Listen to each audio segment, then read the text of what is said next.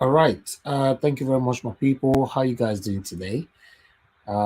Is anybody right there with me? How you guys doing? How you guys doing?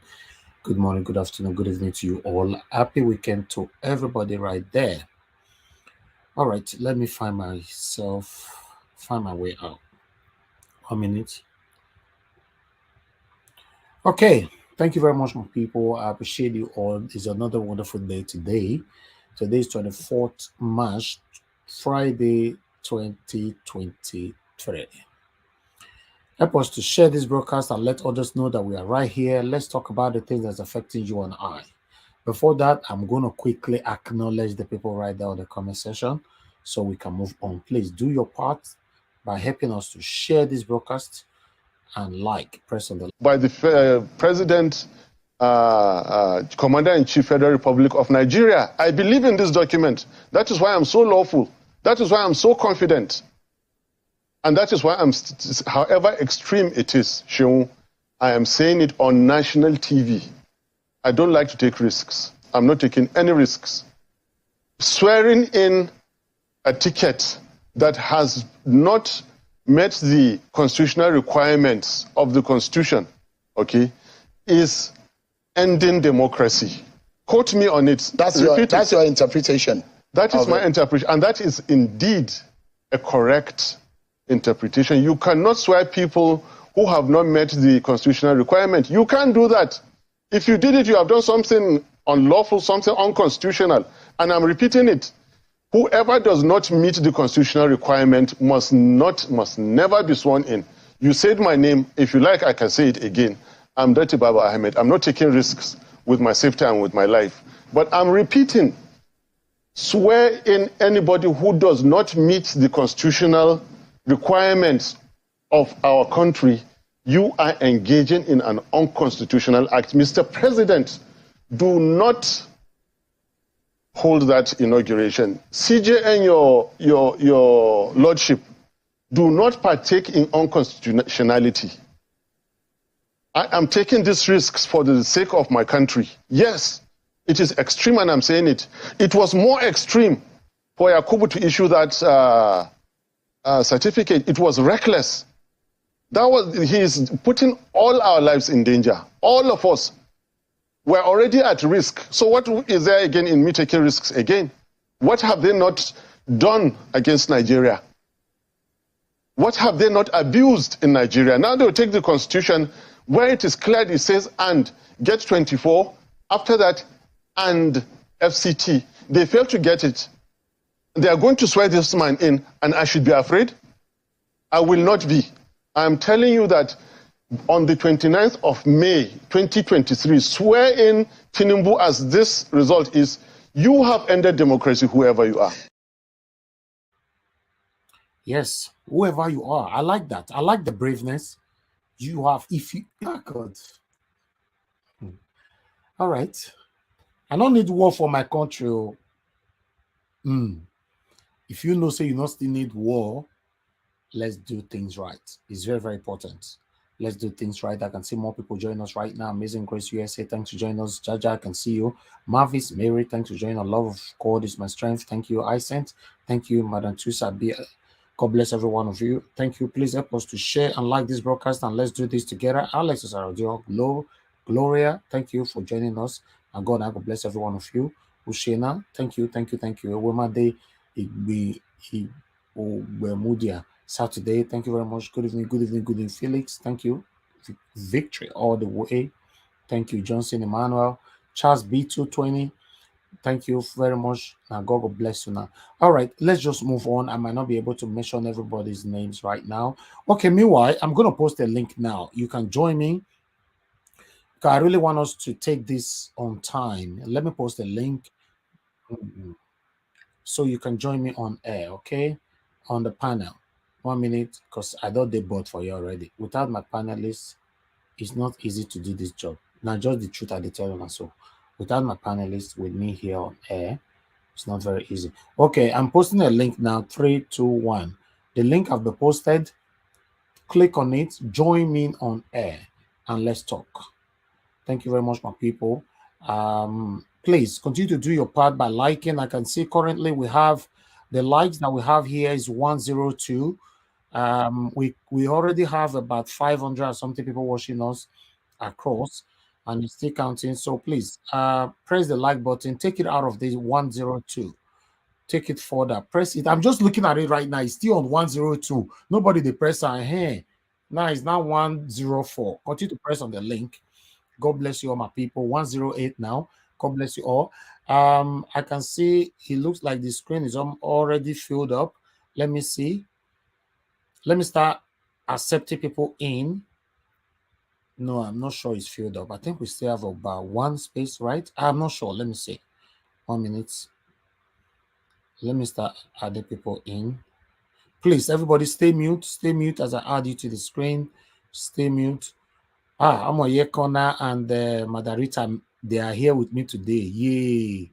With Victoria. Victoria not there with us today. Victoria not make come. Okay. All right, let me say, I'm not sure. I think we still have about one space. Okay, one space left. Okay, let's see who's going to be taking this. We have just one spot left here. Click on it and join us here. Just one left. All right, thank you very much, my people. I appreciate you all. We're going to start with an article for you guys to understand why we call this a breaking news. Although every Labour Party members, we all call it a breaking news. It's a breaking news. You know, okay, it's filled up now. The one spade is gone. Where's Mr. Edwin? Mr. Edwin is not here with us. Okay. I'm not sure. Please stay mute. Stay mute. Stay mute. I just muted you. You're the last person. You put in your email. What's your name anyway? You're muted. What's your name? Good evening to you. K Osas. Okay. Okay, Osas. Thank you. Osas, where are you joining us from? From Italy. From Italy. Okay, good. I want to mute you for now. Please stay mute, okay? Okay, thanks. Thank you. Thank you.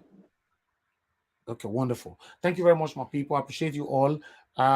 Let's do this together. Before we do this, I want to quickly go on a minute break because I realized there's something I need to present to you guys. I don't have it here on screen. You know, I can see more people trying to join us. Unfortunately, the screen is already filled up. But let's go for a minute break quickly. Thank you. You are the pillar that holds my life. You are the pillar that holds my life. Master Jesus, you are the pillar that holds my life. Lily of the valley, you are the pillar that holds my life. You are the pillar that holds my life, dear. You are the pillar that holds my life. Lion of the night, you are the pillar. Chicanica, you are the pillar. Daddy, you are the pillar that holds my life. Lion of Judea. You are the pillar that holds my life. Anyway. You are the pillar that holds my life. Hey, yeah. Master Jesus, you are the pillar that holds You my life. You are the Master pillar. Jesus, you are the pillar that holds my life. I said, Jesus, unibu kalabati sinduwe. Nibu kalabati sinduwe. Ojo biende, nibu kalabao. Nibu kwa kalabano. Nibu kwa kalabati sinduwe. Ojo biobi ko nibu kwa kalaba. Chikani nibu kwa kalabao. Nibu kwa kalabati sinduwe. All right. Thank you very much, my people. I appreciate you all. But before we move on, the person that, oh, yeah, I'm happy that you find your way here, Alex. My people, join us to wish our brother Alex. Today is his birthday. Happy birthday to you, my brother Alex. How you doing? Talk to me, my brother. And me too. Today's my birthday, so be nice today to me. Madam Victoria, I don't know say you there here with me. Happy birthday to you too. So Mr. Alex is 24 too. I'm 24 too. So today, Can you even, imagine? Today even though I have on my bulletproof today, But still, be nice, people. No, happy birthday to you. I wish you all the best. Alex, I wish you all the best. Happy birthday to you. How you doing, my brother? Alex, can you talk? Can you hear me? We know they hear you, know they talk. And if you lose this part, can you hear me? Can you hear me? Yeah, we can hear you now. Happy birthday. How you doing? Yes, thank you, Mr. Najawa. Thank you for celebrating me so much today. I thank the platform. I thank everybody who reached out to me by writing, by calling, by texting. Thank you, everybody. I feel so loved. It's the first time I'm doing birthday celebration, but thank you. Thank you so much. Happy birthday. Thank you, happy Najawa. birthday to you. Thank you, thank you, thank you. I'm grateful. I feel so happy. I didn't know, Najawa, let's say we reach 1 million for your platform. Oh. See messages. My phone one born. Thank you so much. I beg on the comment section, make una just say that comment section. Mona set it on fire like Twitter. Today, now Alex birthday and Victoria's birthday. I beg, combine both of them together. Let's celebrate them together, please. Why I always say, oh. You know, thank you very much, my brother. I wish you long life and good health. You know, I really appreciate you. And amen. Amen. Happy birthday, Mr. Alex and Madam Victoria. Happy birthday to you guys. Thank you. Alex, thank you. Thank you. Thank Alex, you so much. Thank you. Make you keep my cake. Oh, I dey come Nigeria. Yes. Enough cake. Why I always say. No, today na birthday na grandma. You want to destroy everything. I just want to swear. Well, the who logo Apache abi. He go speak logo Abacha. Logo Maki. Logo. I just watch that case you be. You come right? You know, I celebrate you, my brother. I celebrate you. Thank you. What's it? Ugie Mahamio. What's it? Say, Ugie Mahamio. Yes, happy birthday to you guys. Yeah, the only wish I have to make is for Peter Obi to get his mandate. This is my birthday wish. Yes, yes, and I know God, and I know that God in heaven heard me, and He saw my heart. He sees my heart right now. I want Obi to get it. That's the only wish. That's the only gift, the greatest gift I can get from God today. And if it happens, and when it happens, I'll come back here to say thank you, Jesus. Also. Amen. Amen. Amen. Oh, thank you, Lord. That's why we all are here. You know, by the special grace of God, that wish will be granted. Thank you very much, my people. I appreciate you all. Yes, make I take this music 1 minute before we move on. God bless you all. Thank you. Oh, my son, you should be ready to lay good foundation. Earlier the better. In the nearest future, you could be one of the leaders. So we pray. Amen.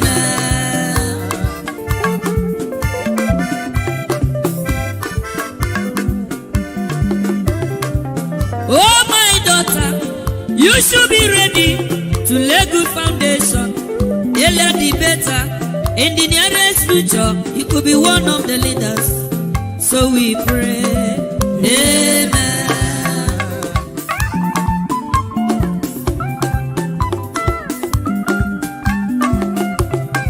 To become a leader is not very easy. To become a man is not a day job. Everybody's ambition is to become a leader and to become a rich man. That is the struggle. So my son, you should be ready to lay good foundation. Earlier the better. In the nearest future, you could be one of the leaders. So we pray. Amen. Thank you, my brother. God bless you. So, my daughter, you should be ready to lay good foundation. Earlier the better. In the nearest future, you could be one of the leaders. So we pray. Amen.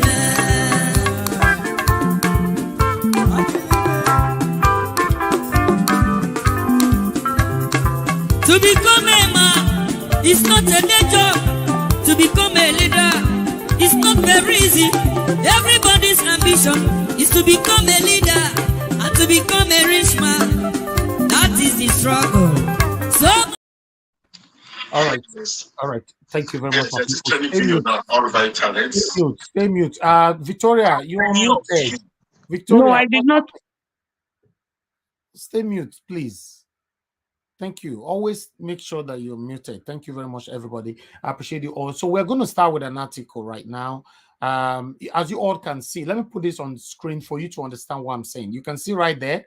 Finally, Appeal Court grants Obi request to serve petition on Tinubu. Many of you might be asking why. Why now? What's happening? Why is it breaking news? Then let's go back. Let's recapitulate a little bit so that you can understand where we are coming from. Let me remove this. Let me minimize the screen. Okay, let's come back to here. Before we go back to where okay, let me put this here. You can see that right there. This morning, Labour Party cried out, right? Labour Party cried out, we are unable to serve processes on Tinubu, Atiku, Obi. Both of the parties cried out because the time is running out. You understand? We all came here the other day to say, the petition have been submitted and all that. Yeah, that was true. But there's other process. For me, I don't really understand this lawsuit and all that. I don't really understand it that much, except to have the document right here or the 1999 amended constitution. Then we can interpret, Even me, I cannot lie to you. I don't know, say there's other battle that were going on that Tinubu refused. Let me bring this on screen so that we can take it together quickly. Let me bring this on screen. Let me put this on screen. 1 minute, guys. Please do your part by sharing. Do your part by sharing. Like and share, my people. I appreciate you all. Like and share. Don't worry, the article is not going to take long. And we're also going to be talking, guess what? We're also going to be talking about, or rather playing a video, how our Chief Justice came into power. Although it's a sensitive discussion, we still need to be careful. Remember saying our Chief Justice, but meanwhile, let's keep on with this one first. Okay, you can see right there the same thing. Okay, unable to serve a process and blah blah blah blah blah. Okay, let's move on. Let me quickly just read this first headline here. Candidate of All People Democratic Party (PDP) Atiku Abubakar and his counterparts in the Labour Party Peter Obi have accused the president-elect Bola Tinubu of deliberately avoiding petitions they filed to nullify his election. I know this one will shock many of us. After we just celebrate finish, because say when it comes to law, there are so many processes. Even me, not all I can boast, say I know. There are so many processes. We have celebrated.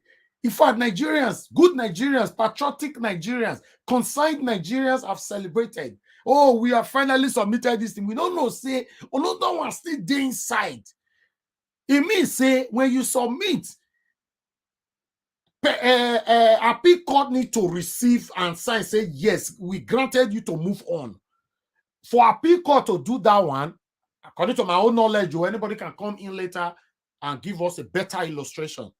For Appeal Court to say, okay, the proceeding have to continue, Bola Ahmed Tinubu need to agree. He get the way that it be. So many times they say if you person read law, you go read book till forever.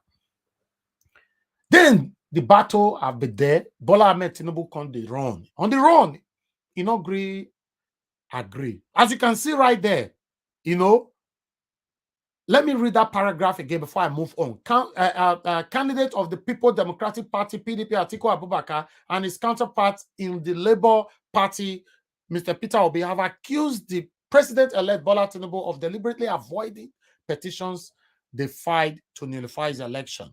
Consequently, the duo have reapproached the Presidential Election Petition Court, PEPC, sitting in Abuja with ex-parte applications seeking to be allowed to serve the petitions on Tinubu through substituted means.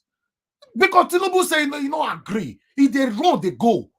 So they now have to consider by using a substituted alternative. My people, me no say this one see they go. I know you feel like now. I know so many of you way there no. Because we don't celebrate enter house drink coffee. We don't know, say another situation. See, God.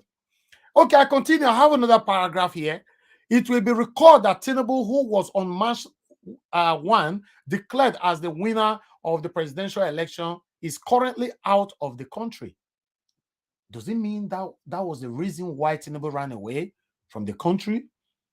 As they talk, so you know they the country. Not forget the word I used just now. Alternative routes. Now they pass, so we come to this breaking news that I'm talking about. Let me continue. In the application, yes, please. Yes, I will leave now. Somebody can come in. I'll come in later if I have space. Okay. Yeah, thank you. Thank you for the wishes, sir. I'm grateful. God bless you, my brother. God bless you. Thank you. All right. Anybody that want to come in, I can see many of you trying to come in. We have one space now. If you come on time, you can grab that. Thank you very much. Okay, let's move on quickly. I need to get this right. Please help us to share. We currently have 1,000 people watching us across. Okay, yes. Nena, don't take the spots. Thank you very much for joining us. Okay. We cannot forget where I did. 1 minute. Okay, let's go back here.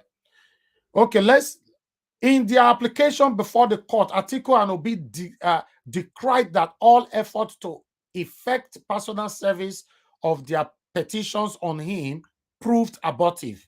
Meanwhile, owing to an affidavit of urgency that accompanied the motion ex parte, the court said it would hear Atiku and Obi applications by 11 a.m. today. After this cry and all, we waited. Now, as we are speaking, Tinubu is nowhere to be found. And you have to use other alternative to grant this because there's no time. So let me bring the other one here. 1 minute. Give me, let me bring the other article here. The one that we are currently celebrating now. Let me bring it here. The one where they celebrate now, let me bring it here. There's a lot of adverts here, man. Okay, it's okay. Let me see what I can do quickly. All right. Now, you can see another article here now. One minute, guys. Let me take a quick 1 minute break. A quick 1 minute break. You are the pillar that holds my life. You are the pillar that holds my life. Master Jesus, you are the pillar that holds my life. Lily of the valley, you are the pillar that holds my life. You are the pillar that holds my life. You are the pillar that holds my life. Lion of the night, you are the pillar. Chicanica, you are the pillar. Daddy, you are the pillar that holds my life. All right, guys. All right. I guess I'm ready for you right now. Okay, let's move on. As you can see right there on your screen, Appeal Court grant Peter Obi request to serve petition on Tinubu. Remember, the first article that I read to you was today. This second article that I'm reading right now is also today, right? Not be small battle. All these people they see so. If you know law, now I can say, when you understand the Constitution, you cannot be bullied. Nobody can intimidate you if you understand the Constitution. That's what is happening right now between Peter Obi and APC. All right, let's move on. The Court of Appeal, Abuja, on Friday granted permission to Labour Party presidential candidate Mr. Peter Obi to serve his petition challenging the February 25th, 2023 presidential election. Obi is challenging the victory of Bola Tinubu, the presidential candidate of All Progressive Party, APC. The chairman of the Independent National Electoral Commission, INEC, Mahmoud Yakubu, on 1st March declared Tinubu as Nigeria's president-elect after he reportedly pulled 8.8 million votes. Now, so I tell right time for that. But if you ask me if I wanted to add on it, I would say after he pulled a broad daylight robbery. But because say the way they take right hand for them, let me just present it like that. Then I move on. But Obi, who was announced third in the presidential contest, filed a petition at the Presidential Election Petition Tribunal in Abuja, seeking to upturn Tinubu's victory. Obi and the Labour Party jointly filed a complaint before the court as co-petitioners on 20th March. The petitioner's lawyer, Ikechukwu, a senior advocate of Nigeria, SAN, in an ex parte application, asked the appellate court to grant Obi and the Labour Party leave to serve the petition on Tinubu and the Vice President-elect Kashim Shettima through substituted means, since we don't know where Tinubu dey. Because the law allowed that. My people, for example, say, before I move on, for example, say the law not allow substituted means. While I be dokomo. Hey, God. While I be this man, Tinubu and APC, they plan this thing. But the beautiful thing about this whole thing is that every padlock, Peter Obi is unlocking them. I'm telling you, you need to understand this journey for you to engage on it. You must understand it. If not, now you see say soldier go slap some people freely for Nigeria. No matter who you are, they'll just slap you freely. You can't do anything. Why? Because you don't understand the law. But if you understand the law and you are a nobody, but you understand the law, then soldier slap you and there's evidence say he really slap you, you will be compensated. Yes, we have that constitution. We have it. In fact, let me divert a little bit for you guys to understand what I'm trying to say. Do you know that currently now, pastor ordered made a key dog for Lagos? The thing don't enter court. As I talk, Twitter is on fire because neighbor take pastor go court because say they kill the dog. But before, many of you, maybe you and I, or many of us, might dispute this by saying, Africa, if now abroad out there, not be Nigeria, dog with people, your kill, your eat, and all that. Now, lie. If you know the law, that's why you see on this media, we talk around within the 1999 amended constitution, Nigeria constitution. I know they talk, might forget myself on this media. No. I'm questioning the satanic APC and PDP constitutionally is my right. I'm questioning any corrupt politicians in Nigeria constitutionally is my right because the constitution is right here on my screen. Now, every time now they read them, I understand them. In fact, my father personally told me I must read Nigerian constitution as a novel. My dad is a barrister. You must read it to understand it. Then you cannot be intimidated. If not, my brother, first you call your shop, you destroy everything for your shop. You go say you cannot do anything. And truly, statistically, in Nigeria, 80% of the people that have been intimidated, that pass through intimidation every day in Nigeria, cannot do anything about it. And out of these 80% of the people, I can say categorically, statistically, 60% of them are rich. Make we not say na money, now they don't get. They have the money, but they don't know how to go about it.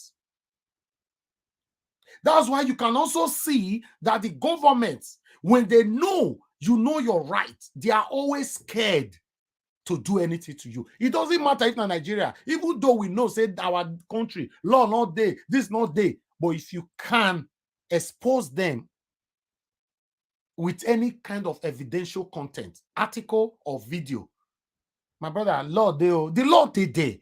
It's just that many of them are bypassing it. They are deliberately, let me use the word, they are deliberately bypassing it. Like I better forget, they'll jump and pass. But they know the law is within our constitution. It's right there. So because Peter Obi is one of the smartest politicians we have in Nigeria, if not number one. He understands the law very much. You know, they talk. Even though you do anything, he will call you, yes, it's my senior brother. Now, so he go to respond to you. You know the law. So I'll use this media to urge everybody to understand the law. In everywhere you live, understand it much better. Let's move on. Let me quickly take on this so that I can come back to you guys. Okay. Izeshuku argued that it has been necessary to serve the court filings through substituted means on Mese Tinubu Chetima owing to heightened security protection around the president-elect and vice president-elect. The lawyer urged the court to permit Obi to serve the court document on Messrs. Tinubu and Chetima through the office of the legal advisor of the APC. Ruling on the application of Friday, which is today, a 3-member panel of the court appeal Abuja, led by Haruna Samani, granted Obi's requests through dismiss. I'll stop it right there. Do you know why? Because Peter Obi know that when the main person in question, Bola Ahmed Tinubu, is avoiding to sign this document, then there's an alternative to do this. But many people not going to know this. They'll say, hi, I want to do this thing now. They say travel, right? When may you come for travel? Before you come for travel, everything will expire. So that's why we are celebrating. I wanted to, my own analysis is quite different from others, right? Yes, I analyze my understanding in a critical means for everybody to understand how the journey started.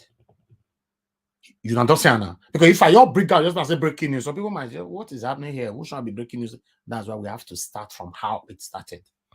Thank you very much, my people. I appreciate you all. But meanwhile, before we move on, I would like us to go to Chief Justice of Nigeria. As soon as yes, he used wish Tehran command for Nigeria.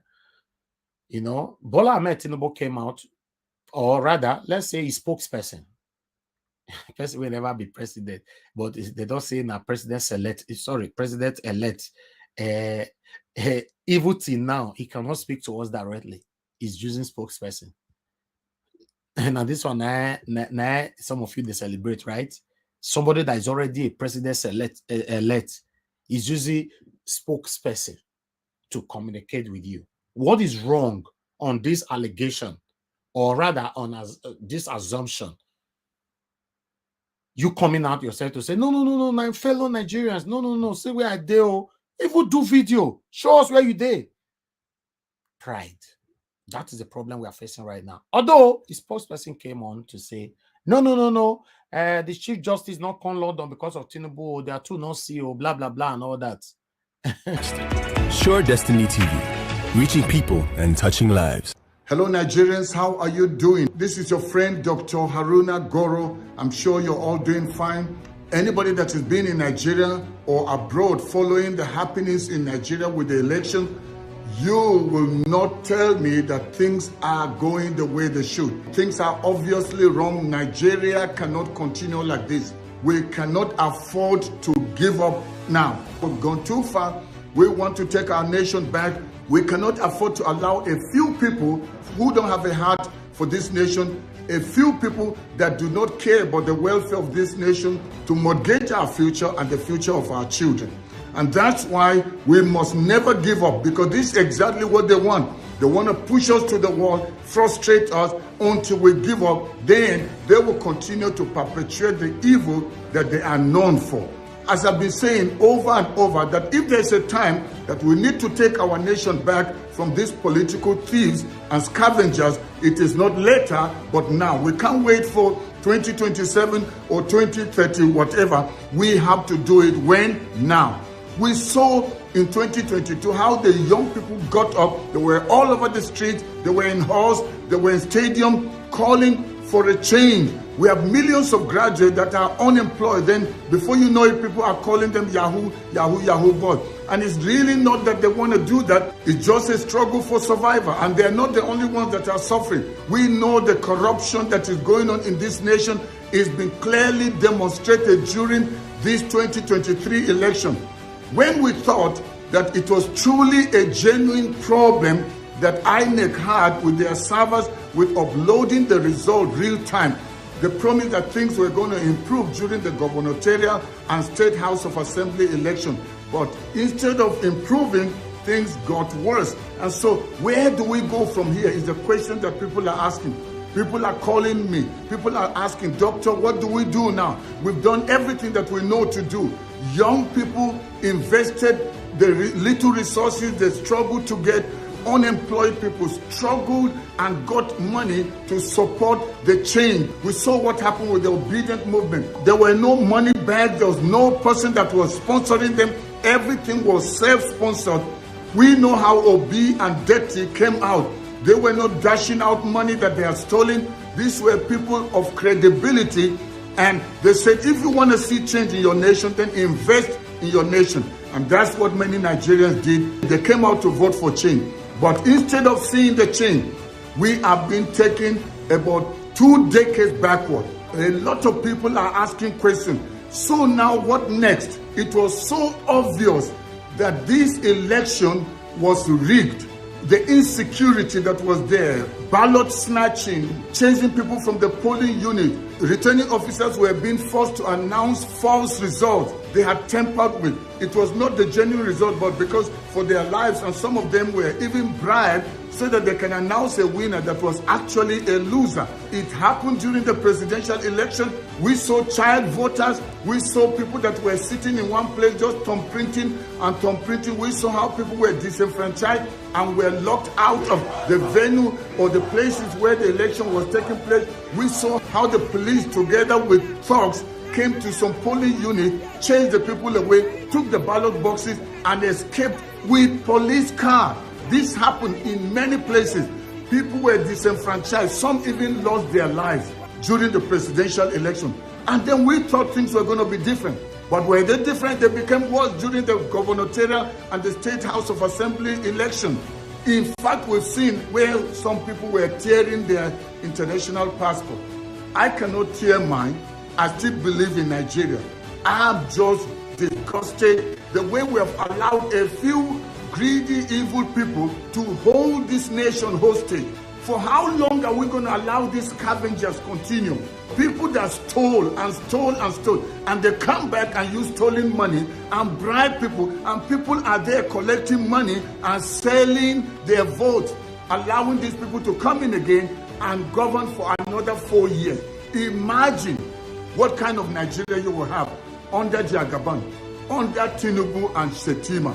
Just imagine, in case you did not quite know and you allowed yourself to be bought, either as a returning officer, an INEC staff, a party agent, or whatever role you have played in this election. Just imagine the suffering for another 4 years. Is that what you want for Nigeria? I'm sure if you had given time to think, you will not connive with these people. You will not have agreed with these people to do this kind of evil and wickedness over the nation. Today, I just want to address what is our way forward.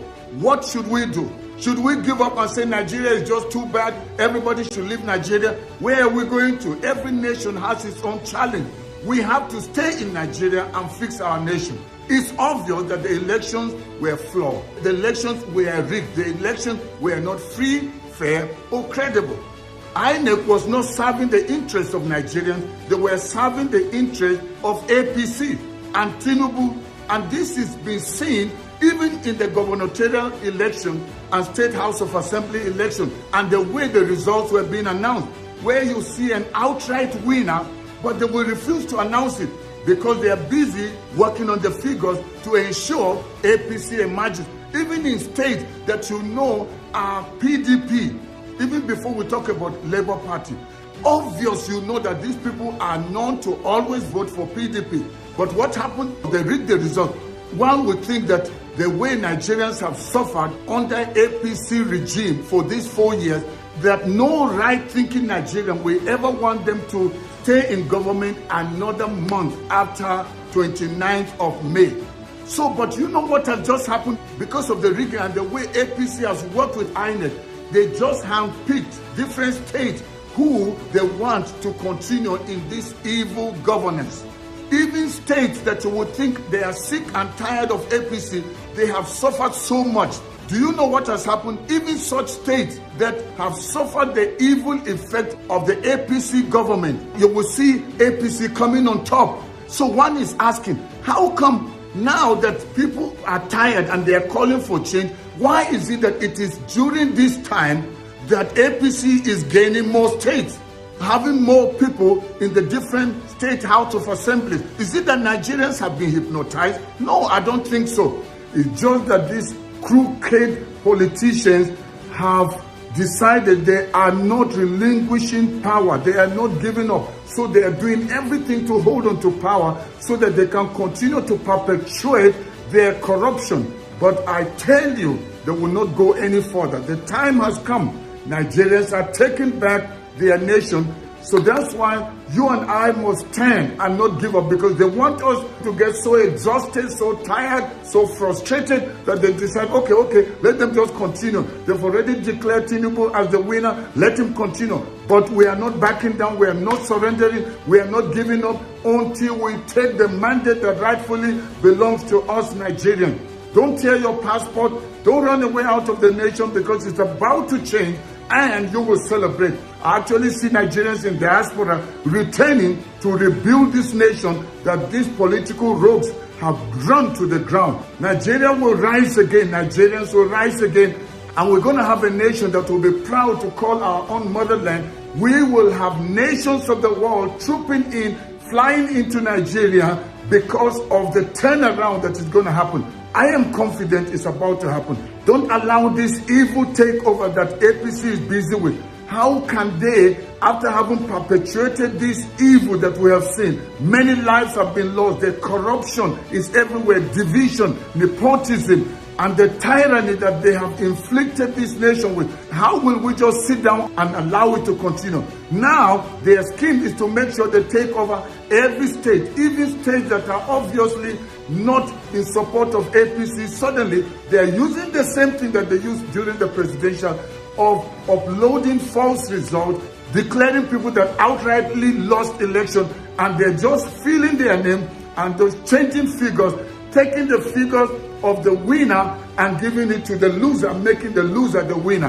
INEC must show us the result of the different polling units, original result, not the new ones they have cooked up, because it's been rigged. What they have been doing in announcing many of the so-called winners is being a scam, is being rigged. It has been a false declaration. So we must take a stand. Can you imagine the whole nation, the different states, again being under the hand of APC for another 4 years? Now, with what has happened as a result of the presidential and the gubernatorial election, many people are now coming out. The young people are back to the street. This time around, it's not only young people, it's Nigerians that are angry. How come APC claim they have won the presidency and has also won many of the gubernatorial seats?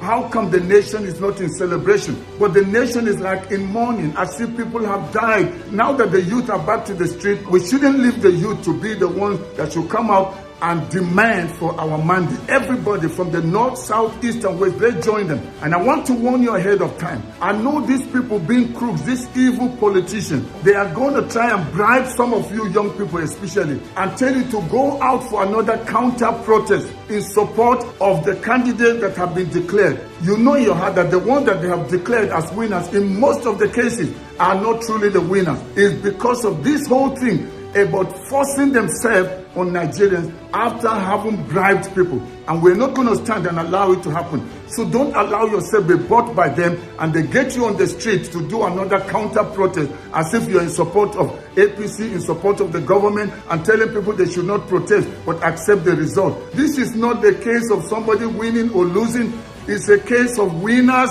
are being disenfranchised. It's a case of the mandate of winners is being robbed broad daylight by APC conniving and working together with INEC. And we must stand in defense. So go out, join them on the street, let the peaceful protest continue. No harm to any human being, no harm to property. because they are going to try and also send some thugs to join the peaceful protesters.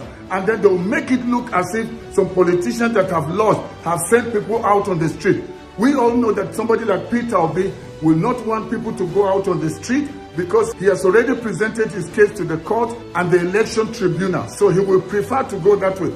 But this matter has gone beyond Peter Obi. It is Nigerians demanding that their mandate be not stolen and that they be not robbed of the chance of seeing the birth of a new Nigeria. I call upon every Nigerian, go out in peaceful protest. All we are asking INEC to do is release the result, the original result, not the recreated result, not the false result that you are now using to declare people as winners. So that's my advice. But Nigerians, we are not giving up. We are not turning back. We are not looking back. We are taking our nation back, not later, but now. And I want to say thank you to those of you that have not given up. And even if you've been discouraged before, be encouraged again. It is still possible to take our nation back from these political scavengers. Their end has come. The rigging, the corruption with the election is too obvious for this case to be a lost case. So let's stand in defense. And I know the judiciary are going to do the right thing.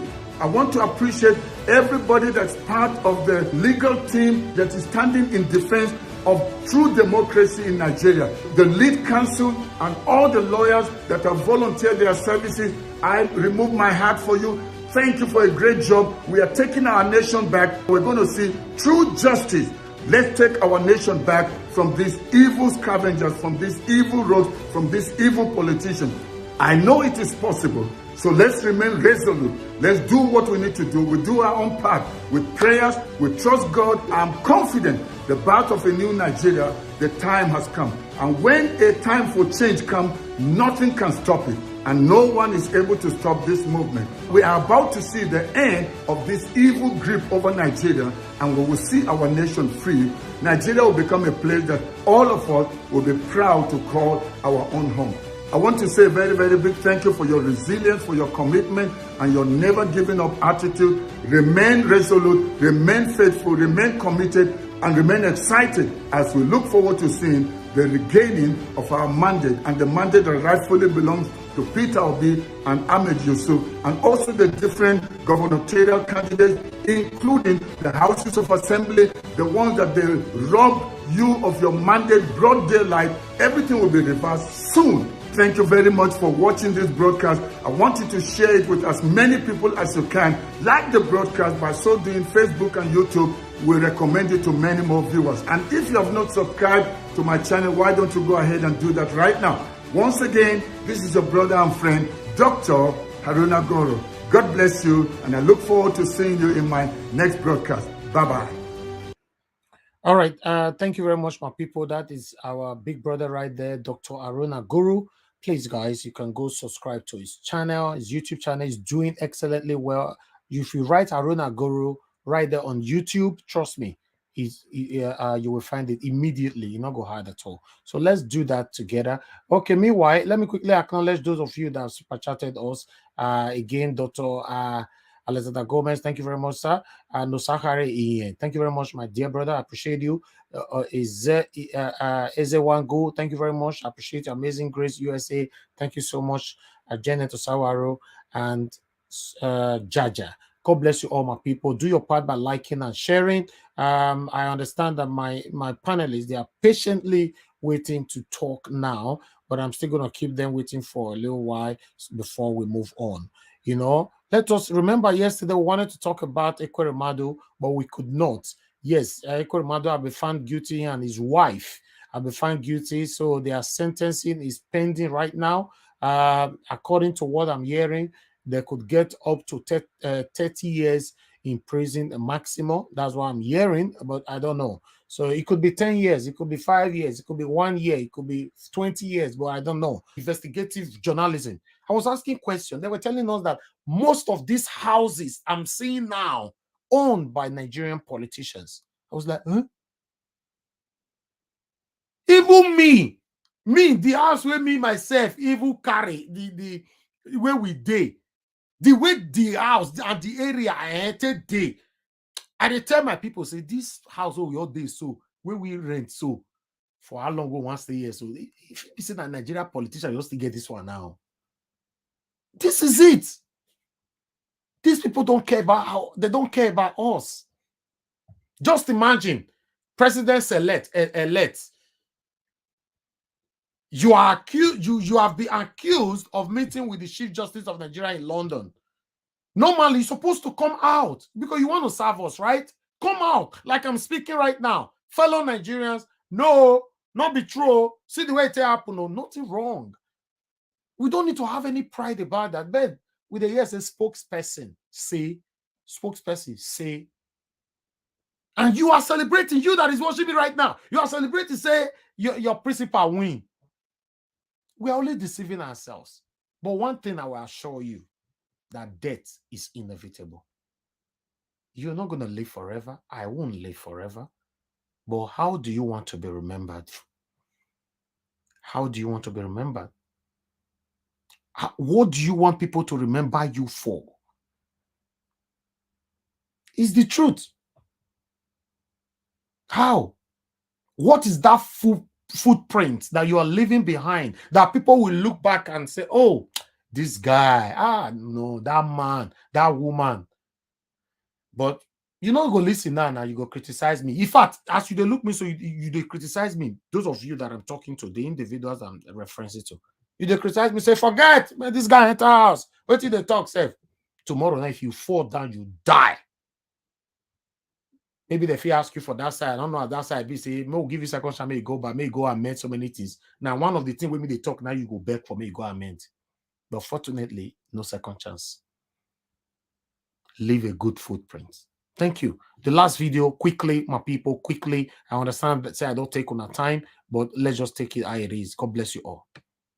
What's trending with reactions trailing the petition filed by a spokesperson of the All Progressives Congress, Festus Keyamo, to the Department of State Services over inciting comments said to be made by the candidate of the Labour Party, Peter Obi, and his running mate, Yusuf Datti Baba Ahmed. Keyamo in the petition stated that while Peter Obi and Datti Baba Ahmed would claim to be exercising their freedom of speech, their post-election comments are capable of causing an insurrection against the Nigerian government and the president-elect, Bola Ahmed Tinubu. Keyamo referred to a statement by Datti Baba Ahmed in a television interview on Wednesday that if Tinubu is sworn in on May 29th, it will signal the end of democracy and accuse Datti of posing as accuser, judge, and jury by declaring a duly elected president-elect as unconstitutional. While Keyamo also alleged that the Labour Party flag bearers are running a syndicate mandated to pushing inciting messages to cause social unrest and asked the DSS to arrest, interrogate, and investigate the LP flag bearers and charge them to court for their conduct, which amounts to incitement and treasonable felony. Well, let's take some reactions. This is from Theophilus, who wrote, contempt of court? Festus Keyamo did not charge El Rufai to court for dragging the president to court over an item on the exclusive legislative list. He is asking DSS to infringe on people who are peacefully in court on a constitutional matter. Enough of APC rascality. Well, Realist wrote, someone needs to call them to order, especially Datti. He's been uncouth and unguarded in his utterances, as if this nation is not guarded by law and order. If you have any grievance against the state, go to court instead of castigating individuals on TV. Well, Ineji wrote, Keyamo did not petition DSS to arrest MC Oluomo, Fani Kayode, Bayo Ononuga, and Oba Elegushi for their inciting comments and actions, but is fruitlessly asking that Peter Obi and Datti to be arrested for exercising their fundamental human rights. Chai, we actually overrated him.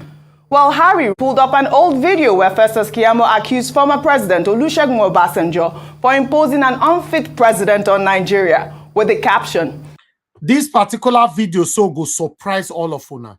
For you to know that these people are just wicked.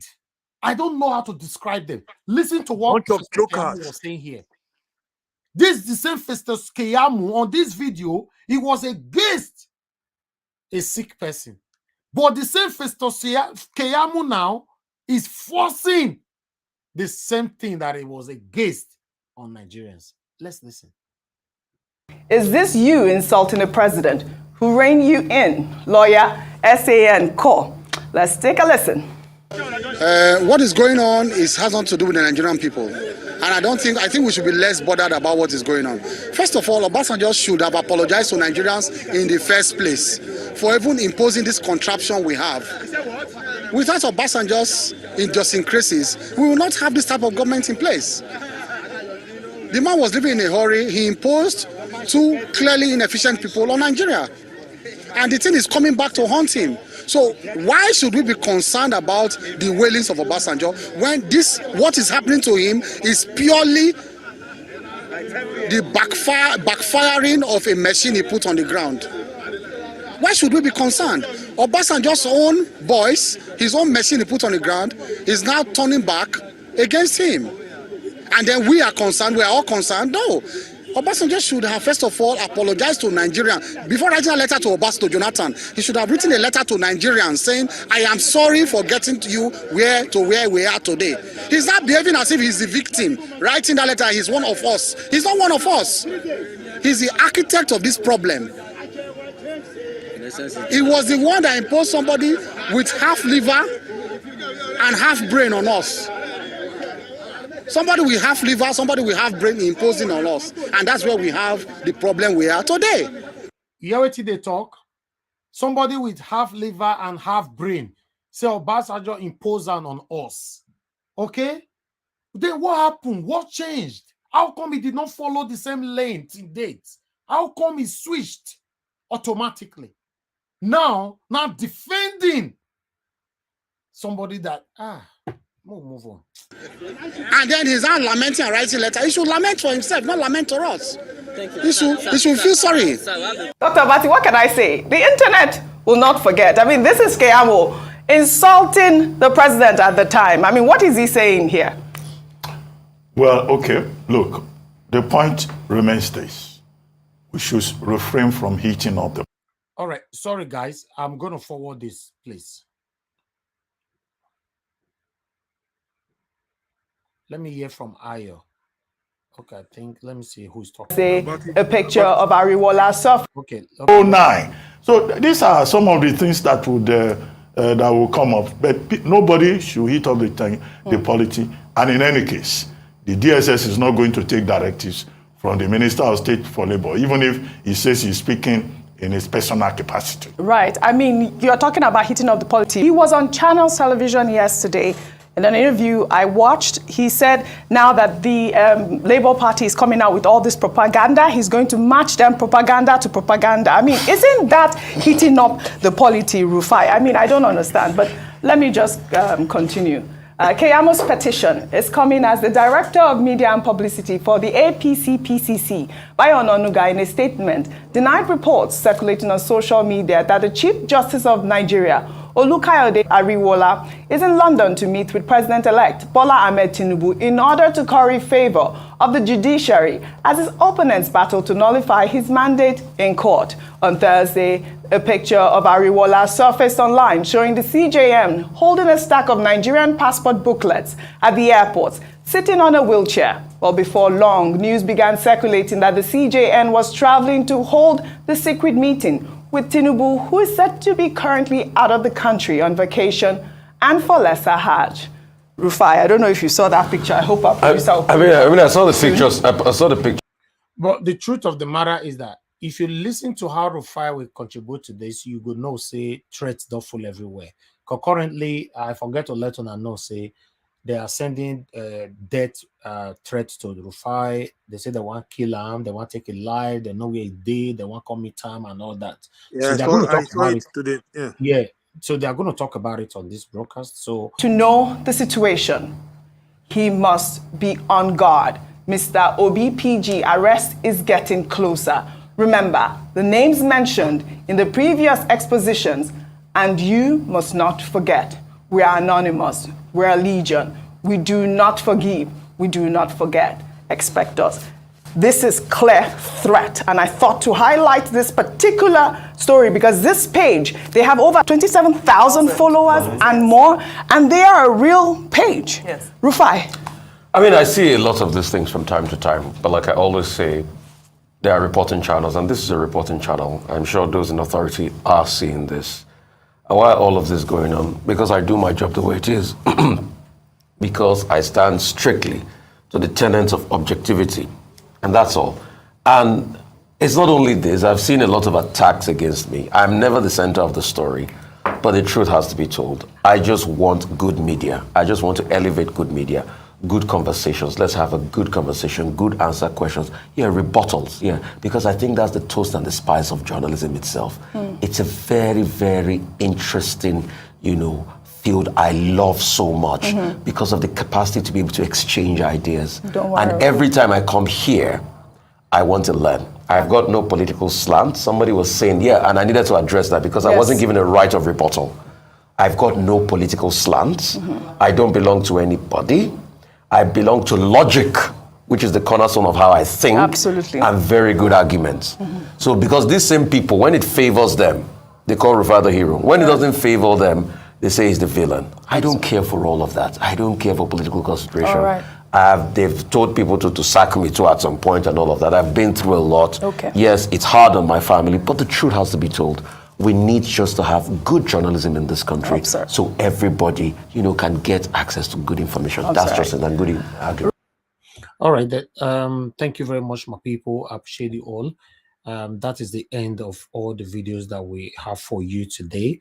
Although we might have a second segment later if the time is permissible. But before that, I move on. Ajun Nambaseki, thank you very much, madam. I saw what you sent through paper. God bless you. I really do appreciate you. Thank you very much. And somebody sent me 10,000 naira. I don't want to mention your name here. I don't know for private purposes, but I know you. Thank you very much. I saw the 10,000 naira that you sent. God bless you. And for those of you on the super chatted us, thank you very much. Desmond, Ayo Kunle, thank you very much for the super chat. Dr. Alexander Gomez, thank you very much, sir. I appreciate you. Appreciate every one of you right there. Meanwhile, my dear sister, Irene's finest. Yes, according to your statement, you are very, very right. You said, I don't know what Nigeria Security Agency waiting to call FFK, Reno, Bayo, Keyamo, Adamu, MC Olomo, and others. They have turned Nigeria to Banana Republic. Yes, that I actually kept that comment, but that's the fact. The last video that I'll play now is just a minute video from our Edo brother, and son, Chief Ultimate Equal Eholo. And he talked about similar things like this, especially on the arrest request from APC. Let's quickly listen to this. Thank you. Brother and sisters, I think we are one country, we have no other country. I think if there's anybody inciting people for violence, it should be Festus Keyamo. Festus Keyamo, Dante has a right. It's his own fundamental human right to speak. It's our right to speak. What is incitement? All he said, you must win the capital, which is Abuja, before you can be elected as a president. And if it's wrong, the court can decide that. So you're not going to be threatening Peter Obi or Dante. They are going to arrest them with DSS. Where were you when NC Olumu threatening every other ethnicity who is not Yoruba, that if they vote any other person in Lagos other than Tinubu, hair will roll? And hair did roll. And they have a field day killing people who did not vote for Asiwaju. Did you petition the DSS or SSS? Nobody has, monopoly to violence. We are obedient people. We don't believe in violence. We believe in doing things obediently. So please, you are not the only lawyer in Nigeria. You are not the only senior advocate in Nigeria. Even your senior advocate, you didn't even merit it. You are a political prostitute. That's what you are. If you were an advocate, you should have been in court trying your cases. Instead of you coming out ranting and trying to incite people against Dante and Obi. Were you not alive when over 20 people died across Nigeria? We are not at war because of incitement from your camp. Are you not alive yesterday when the disgruntled Fani Kayode who stole 2 billion naira to repair the airport in Port Harcourt, said that we are going to lynch them, we are going to flush them out. Are we not Nigerians? Where were you when he said that? Did you write to DSS or SSS that what he said was wrong? Listen, we obedient being quiet doesn't mean we don't have the numbers, doesn't mean we don't have the strength. But we are one country. Please, stop inciting people. Stop inciting people. We also have senior advocates in our side. You've not done anything right in your life. You were the same person who were persecuting Tinubu. You were the same person who said Tinubu was into drug dealing. Have you forgotten? The newspapers are there. The history are there. Even the same Fani Kayode who eat his vomit. The two of you are the same people who destroyed that elder statesman. The man who fought for Nedeco. The man who is a Democrat then. And you all are now coming that you love him more than we do. Be ashamed of yourself, Keyamo. I rest my case for now. Thank you. All right. Thank you very much, my people. Thanks for your patience. Today, in fact, we use more time to present video. The reason why is because of the video of the Chief Justice. That video long. I wanted us to know where we are coming from. But meanwhile, don't worry. I'll create time for everybody to have the opportunity to take all this video one by one. Thank you so much. I appreciate you all. Continue to like and share, and let's do this together. Remember, on this platform, we're talking about the things that's affecting you and I. That's why we are here. We are crying, you know, for a better Nigeria. We are here every day, 7 days a week, 6 p.m. Nigerian time. You know, we're always here. So join us on time to have opportunity to be part of the panelists, you know, or just do your contribution on comment section. Everybody right there on the comment section, they are contributing massively to this media. God bless you all. My spectators, I understand many of you are right there. You don't comment, you don't come on panel. We appreciate you all. God bless you all. Let's start talking. The first person we have on the panel today is give us our mandate. Mr. T, my brother, thanks very much for your patience. I'd like you to talk to us. Let's do 8 minutes. I think that will be fine so that we can have opportunity to do a second round. Thank you. Talk to us, my brother. Good morning, good afternoon, good evening, everyone, depending on your location right now. Good evening, Mr. Elvis, to everyone in the panel section. Greetings to you and your family. It's Friday, weekend is here. To everyone in the comment section, good morning, good afternoon, good evening. We're back here again on this fight and petition and cries and just trusting that everything will work out fine by the grace of God, which we believe. I think so the video that you played, Dati Baba, maybe spoke on that yesterday, and more news, more words are going out there about what Keyamo said. And to what Rufai said also in the morning about Keyamo, I think he himself made some errors while he was analyzing with Shewan Kibaloye, but I mean, we won't have to go that route anymore. To Rufai, I don't think Rufai is kind of scared, or maybe he lowered the tempo. There was nobody for him to interview, so he still speaks as Rufai. I don't think those people can make him chicken and then no. Rufai is Rufai regardless. This is not the first time he's getting threats. One thing is we'll have him in our prayers, but also let all the security agents, Nigerian Navy, the armies, the police, the Air Force, Civil Defense, DSS, if you guys can, what is good for the goose is good for the gander. So you guys should go after those people that are threatening Rufai. Now is the time for you to do your job, because what Rufai is doing is he's only doing his own job. So I don't see any reason why anybody should come after him. Rufai is basically doing his job, and he has the right to do his job.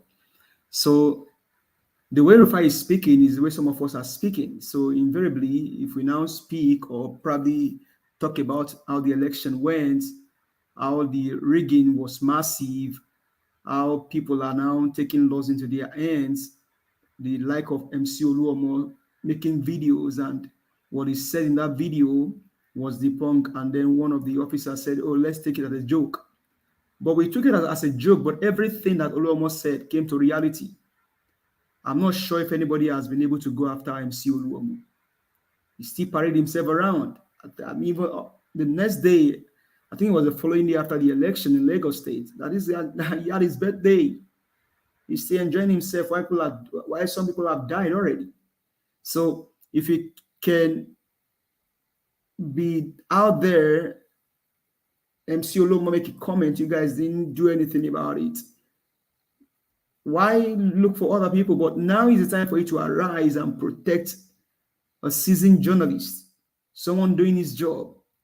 The voices of Nigeria is what Rufai is projecting. So law enforcement agents, do your work, protect him, and we trust that you will do your job.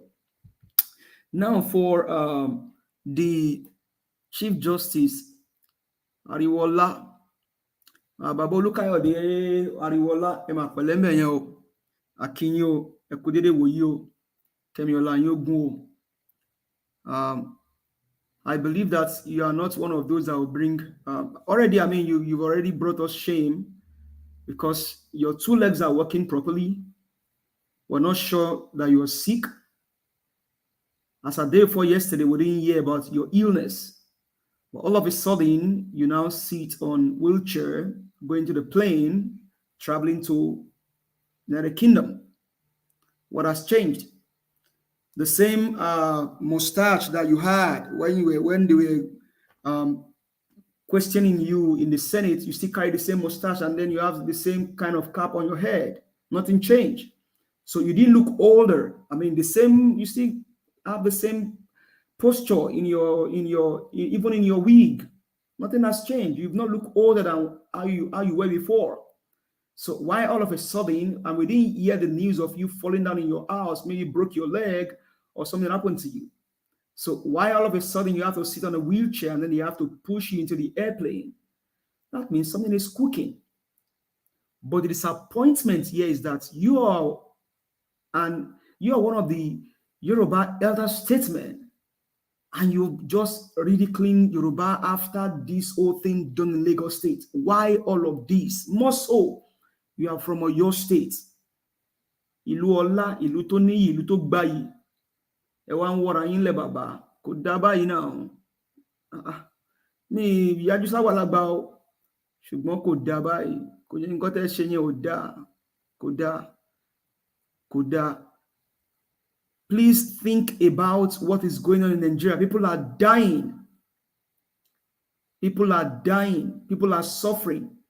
And you'll be sitting on this case that they will be bringing to you in the court.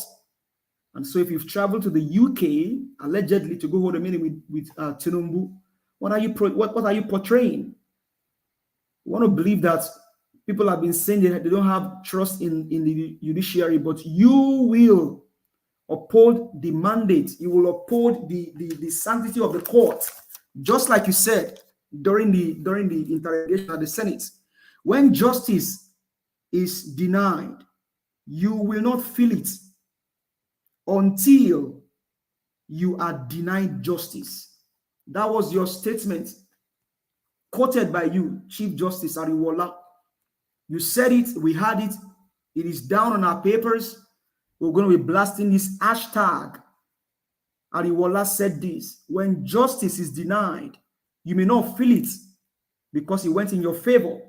But when justice is denied, it doesn't come in your favor, then you feel it. So this time they'll be bringing a case before you and your other justice in the court. We want to believe that you will do what is good for the Nigerian people, more so for the Yoruba heritage. Most of us met you on the face of this earth. And so whatever you decide today will decide the future of Nigeria in the next 8 years. And so we trust you that you will not set the house on fire. You will not ruin Nigeria. You will not bring the house down. Because now that we begin to see some sketchy thing about you, then your integrity that you mentioned at the Senate hearing is questionable. And if need be, recuse yourself from this case. If you've taken money from Tinubu, I'm not saying you took money from him.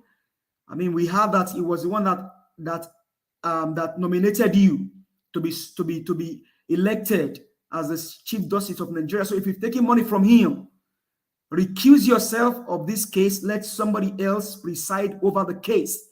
The destiny of over 200 million of Nigerians is attached to this case that will be coming to you. More so, you have Nigerians in diaspora and all over the world, even international world. People all over the world will be all eyes on this case. And remember, if you don't do it well, there's a court outside Nigeria, which is the ICC, International Criminal Court. But we don't want you to go to that level. So do the right thing, Ariwola. Do the right thing. So if you are hearing us now, I'm speaking to you in our dialect, in our language. I'm from your state, you're from my state. Do the right thing, Ariwola. Ulukayode. Your children will benefit, your family will enjoy from it if you do the right thing. So please uphold the sanctity of the court and do the right thing. And so I just want to leave it here, but people, let's keep pushing. Let's keep lending our voice out there for all of our people out there in Lagos State. Be still, be calm. Go out to your normal business. Don't be afraid. Everything is going to be all right. A new Nigeria is possible. We are sure that a new Nigeria is possible. Nena just proved it to us in the during Abia State, and we're sure. Thank you very much, everyone. Thank you. Let's talk more. Thank you. Thank you very much, my brother. Yes, hopefully they will do the right thing. Hopefully, you know. Thank you very much. I can see we have a super chat right there from Susan Igodaro. Thank you very much for a super chat. Desmond, thank you very much for your super chat once again. God bless you all. I really do appreciate this. Thank you. Guys, please continue to press the like button. We still have about 2,000 people watching us across, and we have 850 likes. Can we take this one to at least 950 now? Press the like button, you know, wherever you are watching me from. God bless you all. Let me hear from the next person on the panel. Yes, Connor. Thank you very much for your patience. Good evening to you, madam. Please talk to us. I think she said she's stepping aside. She put a chart that she's no, I didn't check it. I didn't check. Okay, that's fine. That's fine.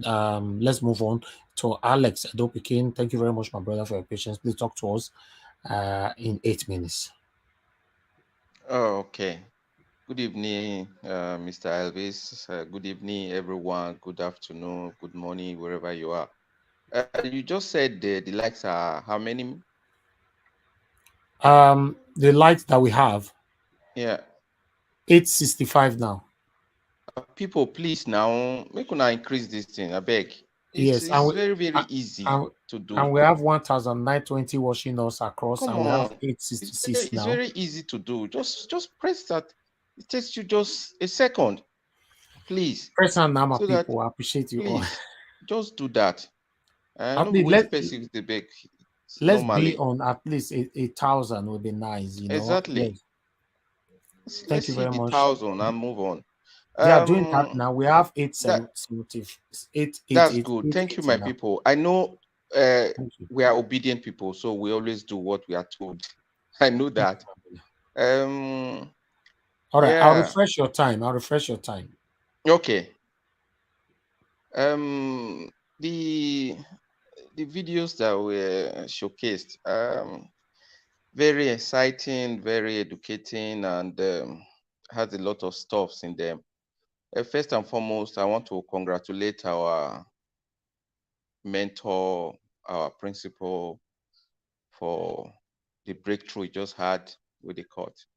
You know, these guys, I had a conversation with someone this evening, and I told him, I said, they didn't see Obi coming.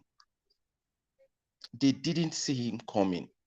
If they had known that it's going to be this tsunami, they would have prepared for him. They didn't see him coming, and they underrated the Nigerian youths.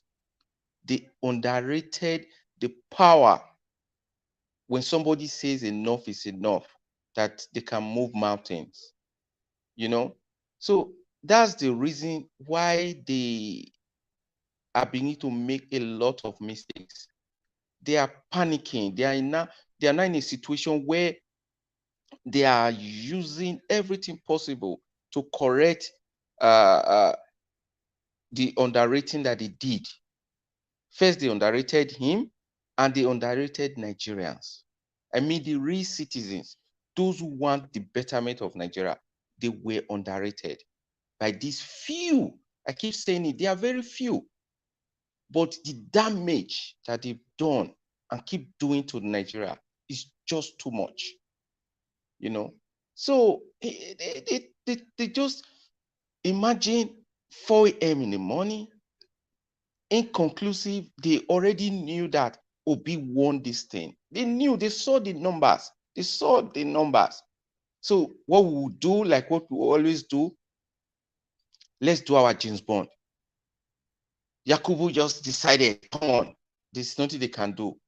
If you have grievances, go to the court. Just try to select him and make it. Anytime you play giving him or issuing of the certificate, you can see the looks in this man's eyes, this Yakubu, like feeling really guilty, or I don't know. It was so, I could see something corny in him. Everything negative was just exuding out of that man. When you just go back to the video and see how he looked, you know, and they thought that Nigerians are just going to take it like they've always taken it. No, we're in a different time, and the times have changed. So they asked him to go to court. You see, I cannot understand what they really want. You stole his mandate. In fact, you stole our mandate, because millions of Nigerians went out to perform their duty and they made their choice. But you decided to just do whatever you like with the permission or from whoever, including our president, who promised Nigerians free and fair. In fact, I was almost turning to be his fan when I saw the way he was emphasizing on this. Brought the Naira policies, just gave us this sweet candy. Everybody was so excited. Just at the last minute, brought sadness and darkness to Nigeria. And you now expect everybody to just sit down there and don't make a move. No, it's not going to be. You cannot expect to beat a child and you don't even give the child the permission to cry. You said we should go to court. He now went to court. Now you are all crying babies. What's your problem, for God's sake? Look at what Keyamo is going about, threatening, saying somebody should be. Look, that guy, I don't know. I'm really, really ashamed of him. This son of a teen, I don't know. It doesn't have a weight anymore when you see the people who are having these titles. Somebody like him is not supposed to be a son. I'm so sorry. You know, he like somebody was saying, I think one of the moderators by our right, she said, I think it was Ayo, she said the president-elect or selected by INEC, at least it should have been a statesman. Or I think, Elvis, you made mention of it too. It should have been a statesman to address the issue before these killings happened in Lagos, before this ethnic bigotry that was everywhere. He was mute. Then after the whole ravaging and destruction, after the stealing and destruction and the killings, he now came up and says he wants a government of unity or oneness or whatever, of peace. Oh, peace without justice? Come on, that's a joke. It's not going to be. So I'm happy that they served the petition, and I know there are stops there. Obi is a quiet guy, but I know he has something. And the obedient family has something. There are things that they are going to be shocked that are going to be surfaced. Even INEC, they are already destroying themselves. I don't know if any of you are taking note of the results that are coming out. or the analysis coming out from Rivers State. A lot of stuffs, even their own IRF, what they are putting there is not corresponding with what they announced. That alone has nullified and made that election day void in that place. So, and there are other states where the major votes and the things that they gave to him to pronounce him as president. So they know they are on the losing side. That is why they are not trying to come up with this nonsense that Keyamo is just talking about. Then as for the issue about Ekwirimadu's daughter, I am very, very sorry as a human being for that girl, that she is in this condition. But these people, these wicked politicians, our people used to make a parable in our dialect. Somebody who goes to the farm and defecates on the way, he would think he's not going to pass through that way anymore, that road. Definitely, he's going to wait for you. That is what is happening. They used 400 billion, I don't know, whatever, to make this election, they say they conducted, where they could not even find the ink for somebody to print. How many hospitals could that have been able to build? How many lives could that have saved? Come on, these guys have ruined the country, and they think that it's not going to fall back to them. So I just hope that the tension and the momentum goes on, and that we're going to get our mandate back. So I yield for now. Thank you very much. Thank you, my brother. Thank you very much for your submission. God bless you. Meanwhile, I would like us to hear from the rest, and I can see a lot of people calling in. I can't pick your calls right now, but don't worry. We create time for callers. Just hold on. Serving Gail Mede, thank you very much for the super chat. God bless you all. Susan Igodaro, once again, God bless you all. Thank you, thank you. Okay, let me move on now to the next person, which is Madam Rita. Madam Rita, good evening to you. Thanks for your patience with us. Please talk to us. Yes, good evening, good afternoon, everyone. Comment section, Mommy Diaspora, and everyone at home. Thank God it's Friday. Referring to your first video concerning processing serving, that the the Labour Party was complaining about. Yeah, I know you wanted us to explain. Okay, my understanding is this. When you want to serve somebody, it's just like you're formally providing copies of documents to the people involved in the court proceedings. Like I'm taking you to court, and I've submitted the document to the court. I need to also send that same document to you to serve you. And by so doing, it's the person that does that is what they call, I don't know if they do that in Nigeria, it's called a process server. That's the person that serves. Now, in the case of Agbado now, who is very unsmart, I think he was thinking that, okay, I just want to stay out of the country so that they will not be able to serve me and probably delay court process. But thank God that, with the very intelligent and smart legal team of the Labour Party, definitely they went to meet the court. Now, I think when the process server goes to Agbado's house, for example, to serve him, to present the document, it's called serve, and he's not there. And probably he has done that several times. Now, it's now left for Labour Party now to go back to court to say, CEO, please, I'm trying to serve this man. He is not around, or he has locked his gate, one excuse or the other. Then the court will not grant you the Labour Party to say, okay, I'm granting you to use other means of serving. So other means of serving or other means of submitting their own copy, because they're involved in this court case, might be going to their legal representative, by maybe just dropping it off in the mailman, maybe using DHL and just drop it off because the court has granted them other processes of serving. So I just want to establish that. I know maybe the lawyers in the house, but it's a very simple thing. A process server serves the document. And if he's not there, Agbado is not so smart, thinking he will run away. Madam Victoria, happy birthday. I forgot to say. And Sir Alex, yesterday you regarded him as smart, but I think he's not smart. I'm trying to use a very nice word by saying he's not smart. You know, so Mother Victoria says she wear a bulletproof comb today. Oh. I am happy she wore it because she needs it. We all need our bulletproof with all the things going on now. And yeah, so that is the case of being served, and I'm happy that we have smart lawyers in the Peter Jirokobi's side doing the needful, and there's something they say. Something I was reading today. It says Chiamanda Adichie. She said, "Beware of the danger of a single story." I heard it from somebody. Beware of the danger of beware of the dangers of a single story. Now, every story is always, don't always believe one-sided story. I think that's what it means.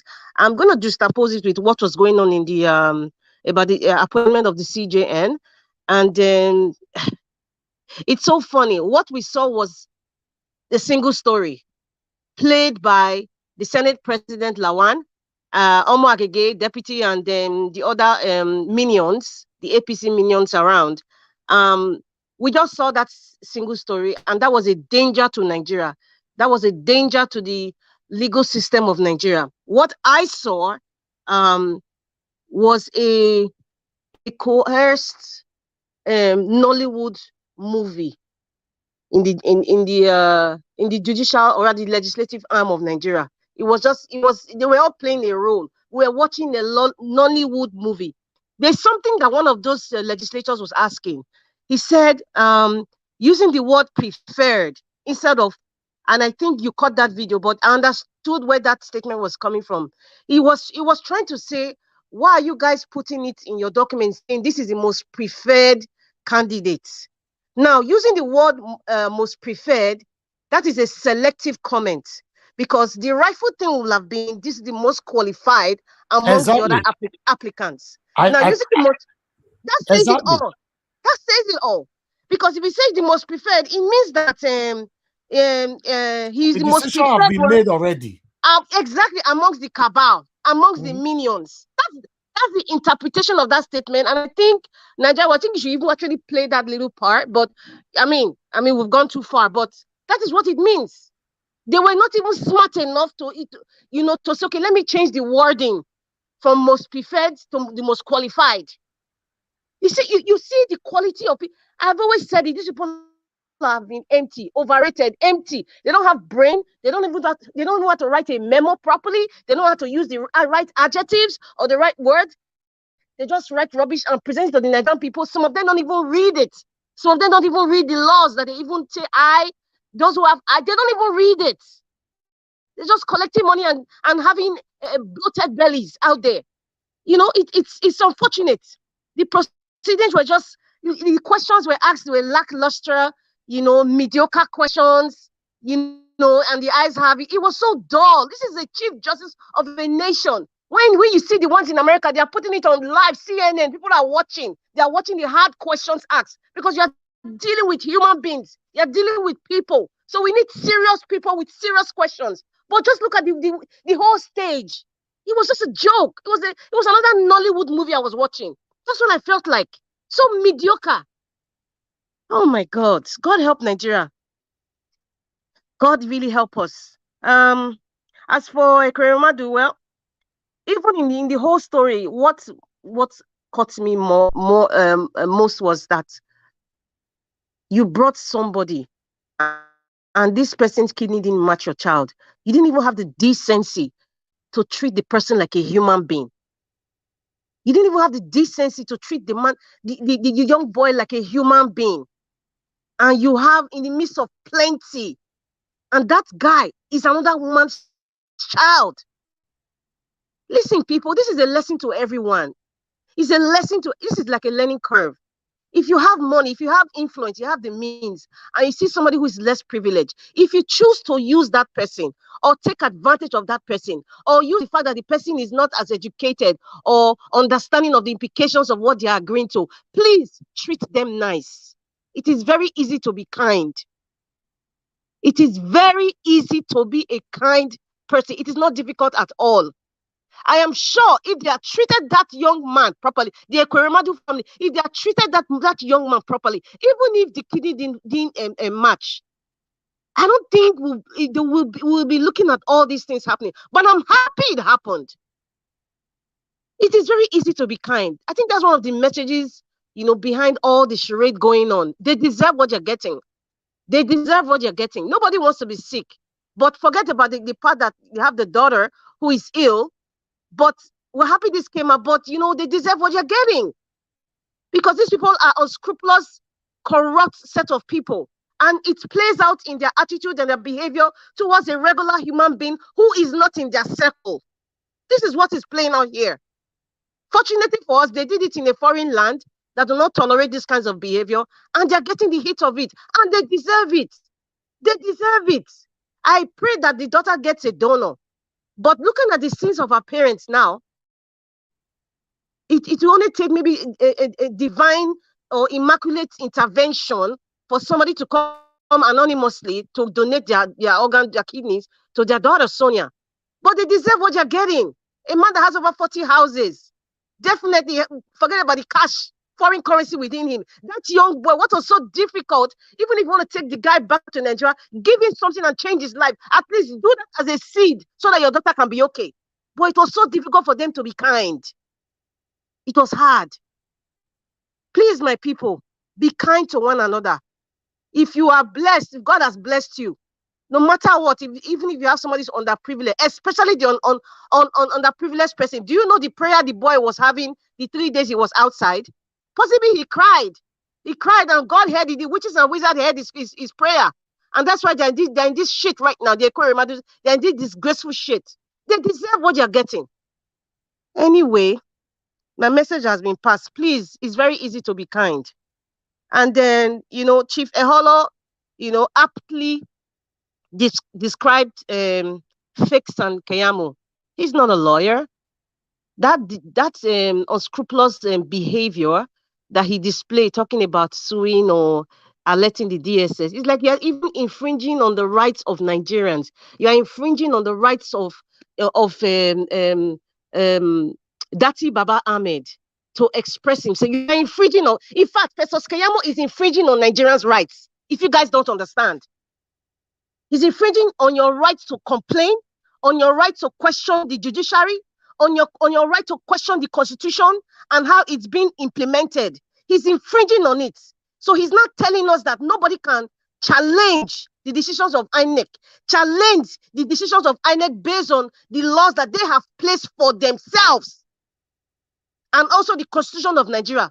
He's infringing on his right to say you have no right to complain. That is the interpretation of what that useless man, Festus Keyamo, just did. And Daja, I'm sorry for using the word useless. I cannot find another adjective to describe. That is the most nicest one amongst the words that's in my head right now. It's a disgrace. It's a total disgrace. I'm just sick and tired, fed up of seeing these empty, unsubstantial people who are wearing robes and coats and agbada. It's sickening. We see them they come on TV every day. I said this week we're going to be seeing people from the south come out to disgrace themselves. No northern person has come out to look at all this blackadash happening. None. It's a disgrace. Total disgrace. That's all I have to say for now. I have so much in my mind I have to say, but I will take a lot of time. But that's all I have to say for now. Thank you. Thank you very much, moderator. I'm surprised that you work according to the time given to you today. Things don't they change. This is good. Thank you so much. I'm tired now. I don't. These people it's annoying. Nigeria, because of the rules of your program, I know a lot of people want to really express it, but because you have rules, no insults, But I'm trying. So that's why I have to stop now. Thank you. Thank you. I understand the situation. If we have the opportunity, I know what Nigerians will do to these people because they have caused us a lot of pains.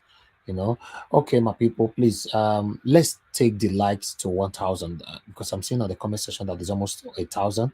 Okay, we have 975. Okay, that's why I love you are commenting. Okay, can we take that likes to 1,000, my people, before I call on the next person? Let's just take it at least. Let me take a quick break. I want to take a 1 minute break. Before I come back, I beg, they're gonna make this like 1,000. Now only 25 remain, Abi. Only 25. So I don't want to be greedy. God bless you all. Láti sọ̀rọ̀, I know they do competition with anybody. If I offend you, forgive me. Show me love, oh. Go jẹ biza. Ká máa bára wa lò nínú ìfẹ́ kan, Akànbí. I know they do competition with anybody. If I offend you, forgive me.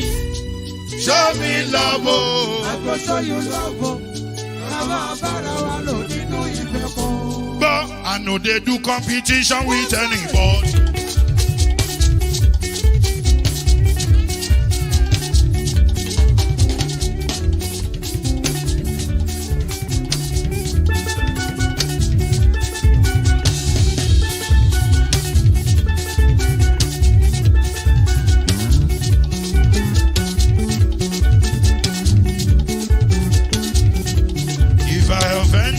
Forgive me, show me love, oh, I go show you love, eh. Ká má bára wa lò nínú ìfẹ́ kan. I know they do competition with anybody. If I offend you, forgive me. Show me love, oh, I go show you love, oh. Ká má bára wa lò nínú ìfẹ́ kan.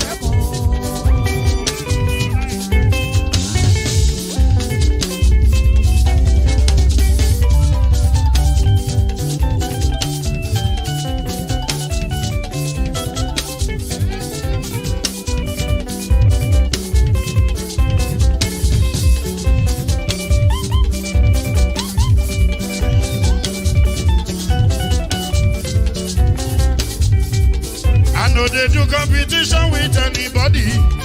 If I offend you, forgive me. Oh, tó bá ti sanwó fún Ṣẹ́gun Nàbí o, ẹ fẹ́ jókù. Alákọ̀bí Ṣẹ́gun Nàbí. Alákọ̀bí Sábàmẹ́là. Anybody. Any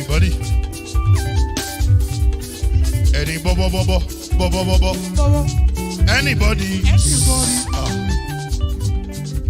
Mo ló ń fọlú, ó gbà mí bó ṣe rí mi láti kíníṣí. Délé mo ló ń fọlú, ẹ jẹ́ ń sọ̀rọ̀. Délé o.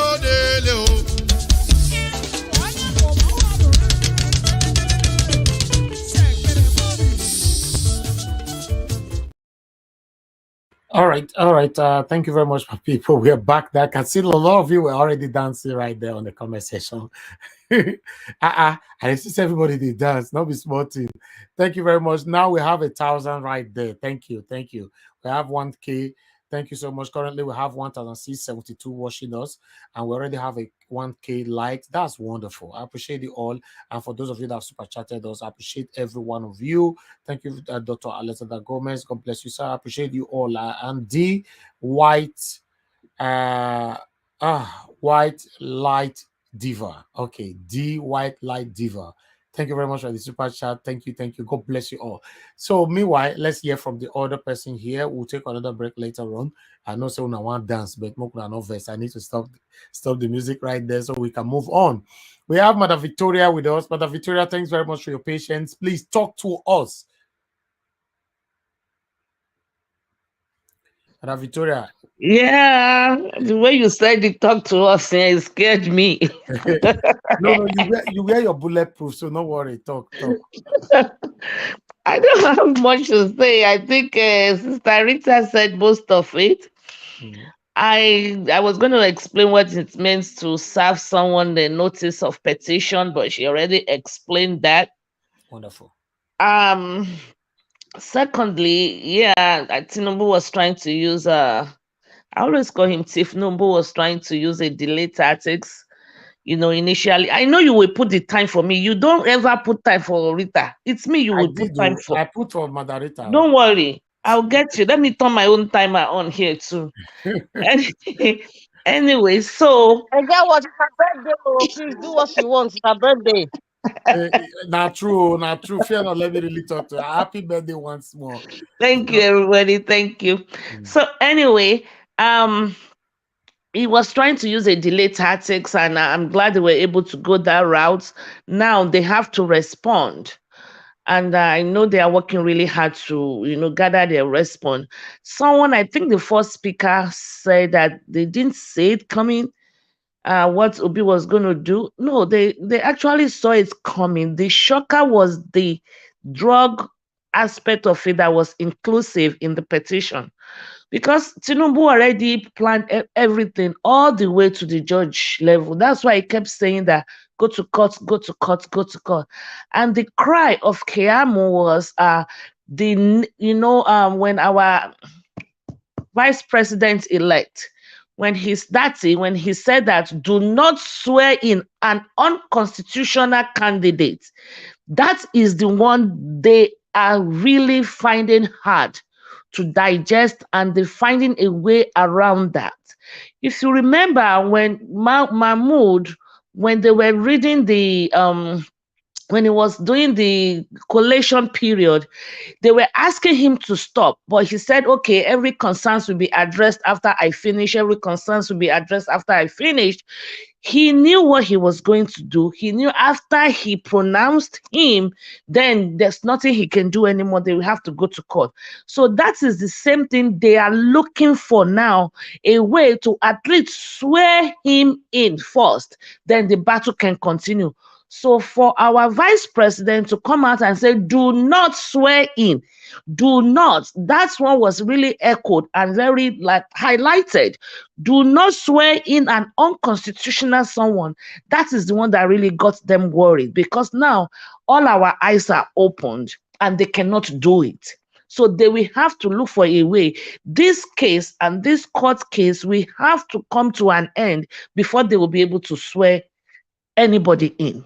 So that was a very smart move for Babadati. That's what it's called. Yeah, Babadati to highlight it for us.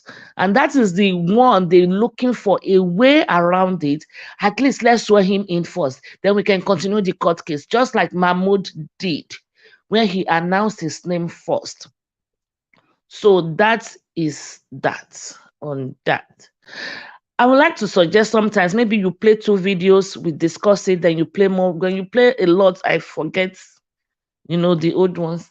Let me also talk about Rufai being threatened. I think that's journalism for you. And like you said, is aware of it. And the first speaker said, I think it was Give Us Our Mandate, that said that. I think that was him though. Yeah, his tone was a little bit down, but there's really nothing much to fight about. And I think that was really him. But we just keep our eyes on him and, keep him in all our prayers. And I think they're also taking necessary safety measures to ensure that nothing happens to him. Regarding the kidney transplant issue, abroad is not like Nigeria, even though sometimes, I will let you know, sometimes though, that justice, I don't know how to put this, and I don't want wahala this afternoon from you guys, but I don't know how many of us here are in abroad or in America and we all remember O.J. Simpson case. If we remember O.J. Simpson case, we all know that O.J. Simpson killed those 2 people, his wife and the boyfriend, Anna Nicole, but he didn't go to jail because he got a very sound lawyer. That was it. Like I said yesterday, you are innocent until proven guilty. That is why I want us not to just cherry pick or attack, and just to make sure I said, we have to be the devil's advocate. Sometimes you have to go, what if because where Obi came from, using the drug baron issue, they didn't foresee that. Every other thing they foresaw, they saw it, and they already prevented everything. He already paid his way all the way. But that aspect, they didn't foresee that. So, and what am I trying to say is that we have to, sometimes it's good lawyer that defend your case. It's not everybody that is in jail that is guilty, and it's not everybody walking out there that is not guilty. That's what I was trying to say. So we need sound lawyers. This case needs to be critically analyzed. And I believe, yes, Obi is going to win this case because the evidence are there. Everything is there. But that's not how the court system works. So we pray and we have to monitor these people, every move, like this CJN now. Some articles or places I saw, they said that that was on the 11th of March. It's not something that just happened now. That Tinubu just went to London 21st of March, and he went 11th of March. And internet is only trying to, conjoin everything together and superimpose it to make it look as if. In any case, we still need to mention it, highlight it, echo it so that real justice will be served. Some people are already saying it's 250 million he was paid. I don't know how far it is true. All these things are all allegedly.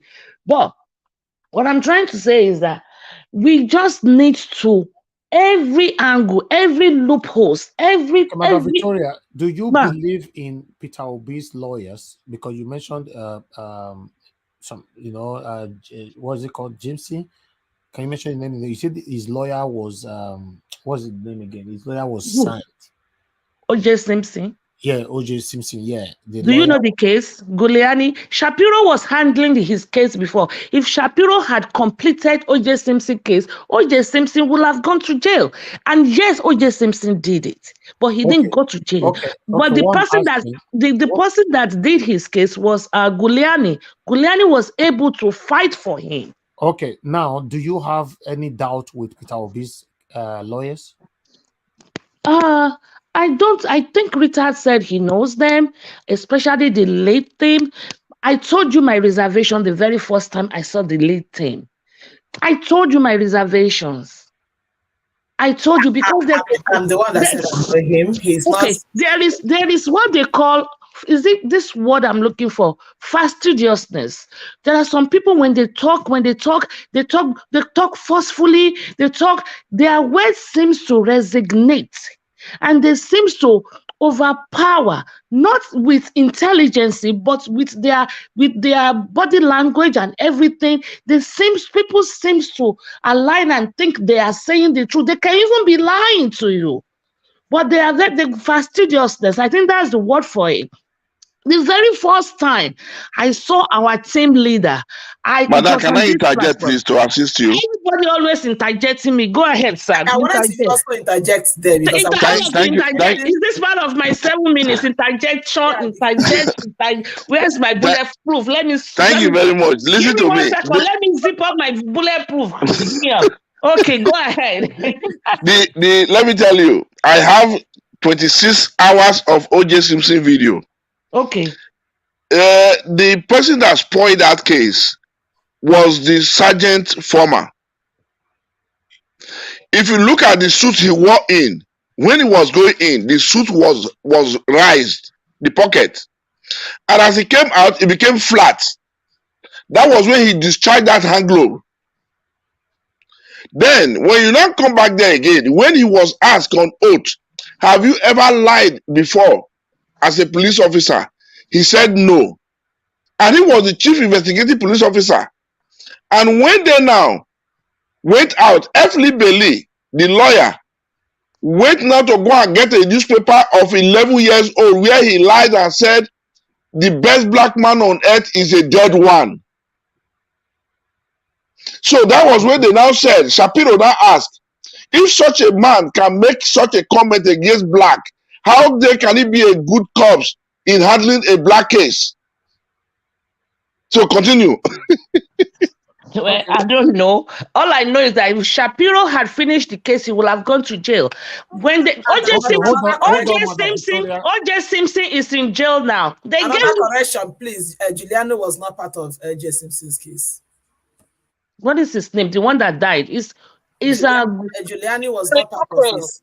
Johnny Cochran. Johnny Cochran. Sorry, yes. Sorry. Giuliani is for Trump. Sorry about that. Yeah, sorry about that. But what I'm trying to say is, anyway, this is not a J. Simpson case. What I was trying to say is sometimes you see this jury people or courts is not, it's very, very dicey. It's very dicey. So we need to be very careful. And I believe in them. I believe in this our representatives, our lawyers. I believe in them. We're gonna keep them in our prayers, so God will lead them in the right direction, and they will get this mandate for us. But we have to be extremely careful and look at these cases very, very critically and read all the fine print. That is what I was trying to say. You know, we have to just be careful and not just get too emotional with this thing, because it's not every case.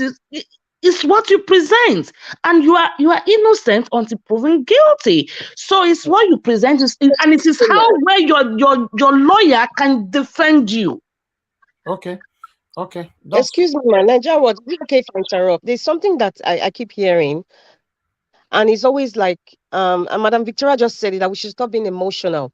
Why is it that when it comes to the obedient movement, or people who are supporting Peter the Rock Obi, and we're expressing ourselves, everybody talks about how emotional we're expressing ourselves. It is wrong. But when the enemies are doing things, they are killing people, they're stabbing people, intimidating people, they're writing all kinds of lies on social media, nobody talks about their emotions and how they're expressing themselves. I don't think we should put that narrative that expressing ourselves, which we are behaving as if we are so emotional, and then we are kind of deflecting from the light that we are facing in the dark tunnel. Everyone, I believe, that's supporting Peter the Rock Obi, we are all focused. And in the process of being focused, we're expressing ourselves however we want to express ourselves. If you want to call it emotional, if you want to call it aggressive, that's fine. But we are focused. That's what I want to say. I'm tired of hearing that. Thank you. With all due respect. Okay. All right. Thank you, Madam Victoria. Randall. Oh, I'm done. Okay, you're done. Okay, thank you. All right. Let's hear from the next person here. Thank you very much, guys. I can see that you are still pressing on the like button. Before we move on to the next person now. Okay, let me just move on to the next person now, Mr. Chooks Obibweze. Mr. Chooks Obibweze, thank you very much for your patience. Please talk to us. Good evening to you. Yeah, good evening, Mr. Niger Watch. Good evening, fellow panelists. Good evening, those on the comment section, and of course, our viewers worldwide. Madam Victoria, happy birthday, Alex, happy birthday, and everyone who has a birthday today that is watching us. I wish you all a blessed day. I bet make una suffer for Madam Victoria today na birthday. No, now she get the floor. Now she get the floor. Exactly. We don't clear the floor for her. Yeah. I'm gonna start with the CJ, and the way they analyze it in Arise. The truth of the matter is, if he goes there, there's something we call conflict of interest. They should make things clearer for Nigerians in order not for us to be guessing or saying things that we shouldn't be saying. But when they keep us in the dark,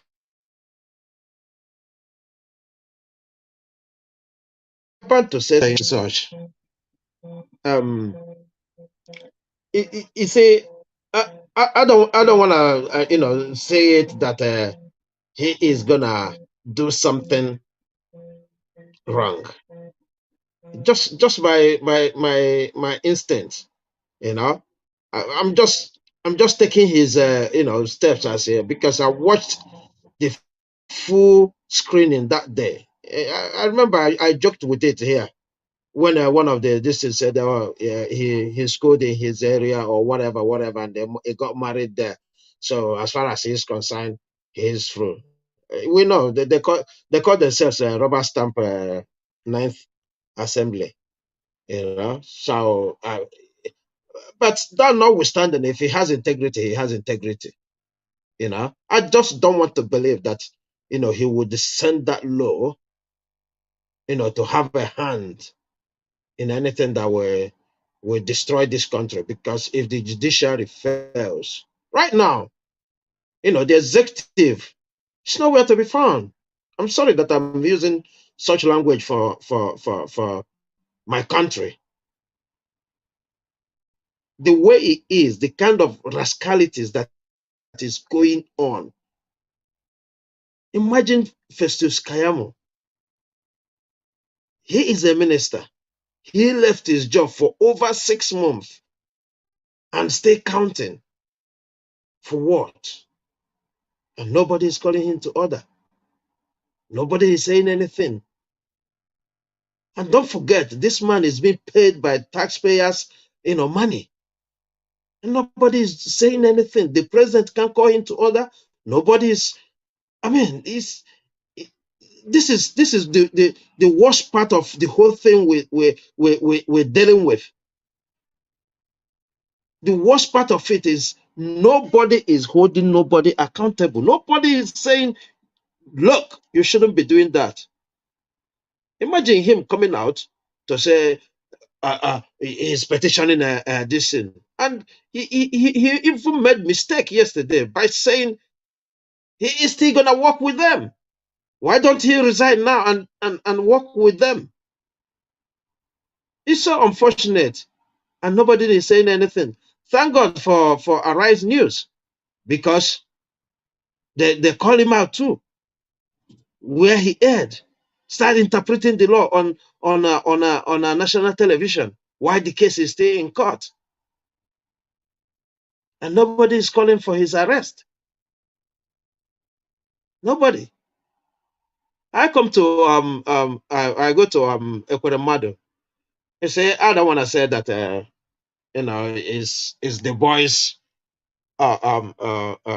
spirit that catch him. That boy is not the first person he did wrong. He's been dealing with people. I don't want to use some certain words here, but if not, we don't know how many people he has killed indirectly. Because imagine, it could have been another man's child in that situation. If that man don't have 80,000 pounds, not naira, to come and do this operation, the person would have died. And that is why they say, for those who are questioning Nigerians, what we've been doing, why are we, you know, shouting? Why are we doing this and that? The judge made it clear, because they want to come and use sympathetic whatever, compassion, because their child is dying. The judge said, I understand, but that you are trying to do the same thing to another man's child. So I understand the pain of being a father, seeing a father, watching the daughter to go through what your daughter is going through. I understand, but again, this is another man's child. You're not going to use your own, can't spoil my own. Now what did the judge tell him? And that is justice to the highest level. We see how swift their investigations are, even though the many things didn't happen here. Just through their phone. They got all the evidence. And I said it here. When they arrested him, I said, if he didn't do anything, if he don't have anything to do with payment, paying this person, he will be free. If that person comes here and for one reason or the other, the person think, oh, I use this opportunity to cross over. If I cross over, I do this. They will leave him. But we all know that there's no way he's not going to pay. There's no way he's not going to pay. So all that is happening to him is complete what he deserves. If he is in Nigeria, they will give us the excuse of his child dying and he lost his brain and trying to use another man's child to cure his own child. I bet anyone that is here, if this case goes to Nigeria, it probably won't even go to court. It won't. So he is paying for his. I pray they use I forgot what they call this. We use in measuring Gary to measure it, and we'll be counting for him. Because all these people, even when I saw his picture, I thought he was one Agbero. If you look at his face now, unlucky for him. He's going to pay the price of all his people. He's paid one before. He's paying another one now. He's unlucky, but he has to pay the price. So I am not having any kind of mercy. I pray that the court do the right thing without looking back. Thank God they didn't understand what they were going through, because if they did, they would have taken a plea again. But they thought these people won't investigate to that level. You know, they have the best of forensic. They can, even if you smash the phone, they can. If they see a piece of that motherboard of that phone, you're done. So it's justice well served. I thank them for counting one out. If they can help us, let them continue to help us, because I'm not gonna say if they want to help us jail all these people. I'll be saying they are doing us bad. They're not doing us bad, they are doing us good. I yield here. Thank you. All right. Thank you very much, Mr. Chuks Obibweze. God bless you, sir, for your submission. For me, yes, I wanted to continue to help us to jail all of them, because if it was in Nigeria, these people cannot be jailed. Thank you very much. I appreciate you. I would like us to hear from the next person. Meanwhile, Mr. Elvis. Yes, sir. I just saw even Mr. Abati is tweeted this victory that we got today. Even Abati of all people. He says here, tension in Tinubu's camp as court grants Atiku Obi orders permission to serve Tinubu petition through APC. Wow. So now Abati write that one on Twitter. Now Abati, you. Wow. Now Abati, you. He is very, very happy. And I pray that he continue to speak the way Rufai is speaking, so that the attack on Rufai will stop. Let it increase. Okay. All right. God Almighty will continue to convert those that were against us to be in support of our journey. Thank you very much, sir. Let us hear from Uyi. I am back. Oh, I am back. Okay, you are back now. Oh, come on, yes, Connor. Talk to us if you are back. Good evening to you, madam. Good evening, Mr. Elvis, everyone on the panel. Greetings, happy birthday, Madam Victoria and Mr. Alex. Thank you for the opportunity to be here again. Well, so I don't know who else noticed. I mean, when they were when you played that video where they were holding, I think they kind of asking the justice questions, right? How many of us noticed that now only old people na food there? There's no young person, not one young person. And all those people, they're mostly... It's always like that. All of them are old people that is ruling us in this country. Oh my God, it was pathetic. And the kind of questions they were asking, very low bar, very mediocre questions. Matter of fact, they should have just given it to him without that whole whatever it is that he did. It was just cringe-worthy. Anyway, with regards to, personally, I feel like we need to be looking out for Rufai. We really, really need to pay close attention to Rufai, because it is obvious that he gets them rattled all the time. He's one true teller that we have in Nigeria that's bold and courageous. So we shouldn't deal with it with kids' gloves. They're really, really out to get him, because it's so unfortunate that we come from a country where truth is not told. They don't allow the truth to stand. It's such a shame. But this is why we need to pay close attention to Rufai. We need to be very, we need to watch out for him, and we need to also, in our own individual way, pray for him continuously. And we're also praying that more truth tellers will spring up in the space that is in the space in Nigeria, so that way he's not the only one. Now, having said that, I mean, yeah, I like your last statement. Yes, we should pray that more truth teller will come out, so that these people will get to know that it's not only Rufai or you or me. Then they can see that a lot of people is not coming out to say it how it is. Exactly. Because that way he's not going to feel alone. Because as he was talking today, if you paid attention to his body language, there was something, he was kind of sad, a little bit. There was that, sadness within him, because he's the only one. If you look at the media in Nigeria, Rufai is the only one who speaks the truth. He speaks it without any fear. I feel like he's already crossed his heart. He seemed like someone who says, all die and I die. I rather die telling the truth than live on lies. That's how he even comes. Apart from that, the Arise owner is happy with it.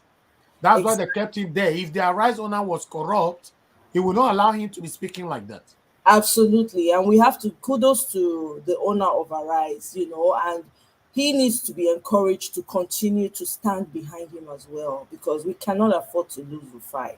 I don't care what anybody says. I don't care what part of the aisle. He's always speaking the truth across board. It doesn't matter who it is. Whether you're APC, PDP, LP, whatever, he will always stand for the truth. So I really want to appreciate him, Rufai. In case you're listening, or by any chance somebody who knows him is listening, just know that there's so many of us that are rooting for you, that are praying for you, that are lifting you up, that are helping to lift your hand up so you can continue to speak truth to power. We need more of that. We need more people like that in the Nigerian space. Thank you. So going back to Festus Keyamo and his comments about Ahmed Dati, it's pathetic that this man, clearly that son, he didn't earn it. Clearly he did not. It's so clear that he did not. It's so clear it was paid for. He had a price, and somebody paid to get him to come out and spill all the nonsense that he spills. Otherwise, a senior advocate of Nigeria will come out and make very comments that trigger the populace without any care, without flinching. I'm glad that the old videos came out to slap him in the face. This man, I don't know. If nothing else, this should tell us as Nigerians that we need to take it back, whatever comes. Nigeria needs to be taken back from these evil people. The fact that Festus Keyamo came out boldly and was saying all that, it really, really, I was weak somehow. It's not like I didn't expect it, but I was weak. The audacity. So he was blind to the atrocities during the election. He did not hear. His ears, they hear, they see. He doesn't have people that will come and tell him and give him reports of what's going on. These people intentionally, let me tell you guys, these people intentionally close their ears and their eyes to your suffering as Nigerians. They do not care. They don't care. It saddens me because, Shehu is a different personality. He has a different personality in asking questions. I wish he would be as bold as Rufai. I'm telling you, that guy would not have gotten away with those comments that he made. Because it's just ridiculous. The entire world is tuned in and watching. And this man comes on live TV and makes a threat that DSS will come after Ahmed Dati. What did Ahmed Dati say? This is why they always fight people who are truth tellers. Ahmed Dati came to tell us the truth as it is. nothing, removing nothing, waiting everybody else, they fear to talk. I made that to say, you know what, I'm going to wear that coat and I'm going to tell it like it is. It's already burning. People don't know how bad the situation is. It's already dire back home. So for a man to come out and speak the truth and he's been attacked, and you're calling for DSS to arrest him, meanwhile you have MC Oluomo, you have all these criminal gangs that literally took people's lives during an election. The man threatened, and he carried out his threat. And you're having mouths, you are fixing your mouth to come and talk to the people, and you are going against a righteous person who is standing for the truth that will deliver your own children if you have any. It's such a shame that we have gotten to this point in Nigeria. And I shudder to think, what woman in their right mind will be married to a man like that, or even choose to have children by a man like that? Because what that person is just doing is heaping unnecessary, untold hardship on their own seed that is coming. Women, be careful the type of man you end up marrying. It affects generations. The likes of Festus Keyamo is not the man, he's supposed to just be lonely. May just be by himself. Festus Keyamo has no wife, for the records. He doesn't have a wife. His marriage lasted only for 6 years. He has no wife. No surprise here. Because I wonder, listening to him, I'm wondering how this man has no couth. He's devoid of anything good. These people come, they wear evil in the morning, come and sit in front of you and tell you to your face that what you see is not what you saw. They twist, they turn the lies upside down. He needs to be called out with all aggression for what he said against VP Dati. Something is very wrong with these people. If we don't take back Nigeria now, forget it. This is the only time we're taking back our country. Not tomorrow, but today. I'm telling you guys. It's ridiculous. It's such a shame. Sometimes I wonder, is it the same Nigeria I grew up in? I don't understand. I grew up with a lot of truth tellers that would tell you straight to your face. They would tell it to you. But most of those people, they squeeze the life out of them and they made them poor. That's what they did to them. They made them poor. You know? And then with regards to the justice, hey, guess what though? The pictures are out there. I'm happy. I'm seeing what our people are doing. And I'm very happy about it. I'm truly excited that they're calling him out and circulating his pictures. This is what we need to do. Let's put them on the hot seat. Let them know that we are watching them. There is no hiding place for them anymore. None whatsoever. If they like, may they go sit down on top of moon, hold that meeting. We go find them. This one we did so.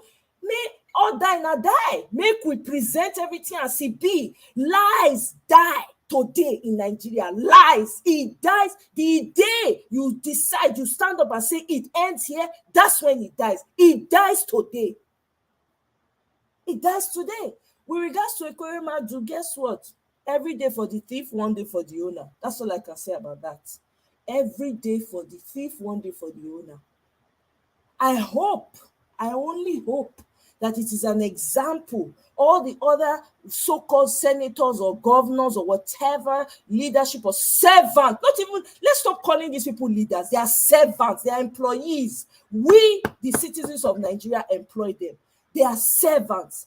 All those servants that want to climb on top of horse by force, that are supposed to be walking. I hope Ekweremadu serves as an example to them that in life, you might be doing horrible things for a long time. The day your account is full, payment is due on that day. The question is, will you repent just at the appropriate time so you don't have to deal with that, or do you continue until you get caught in that trap? Thank you. Thank you very much. I'll yield for now. Thank you, Omoyes Kona. Thank you so much. Okay, I would like to respond to what Madam Victoria said earlier on by suggesting that we play a video and comment on it straight away. Yes, I don't mind doing that. But if we have to, for example, we have 4 videos and I play one, I want us to comment on it. I can't give more than 33 minutes. That's the truth. Then if I give you more like 5 minutes or one video and we pass the 5 minutes round within every sorry guys, within everybody on the panel, then we play another one, we pass another 5 minutes, we play another one, pass another 5, we're going to end up here for like 9 hours. So what I'm doing is that I just try to, if you guys like it like that, I don't mind. If we play one video, we do 3 minutes, talk on it quickly, round, then we play another one, talk on it quickly. If that is fine, we debate on it, then we can start that. Thank you. Mr. Elvis, I'm not sure that one go work because if you play social video, you play one video, we talk, we go there 50 tomorrow. Because exactly.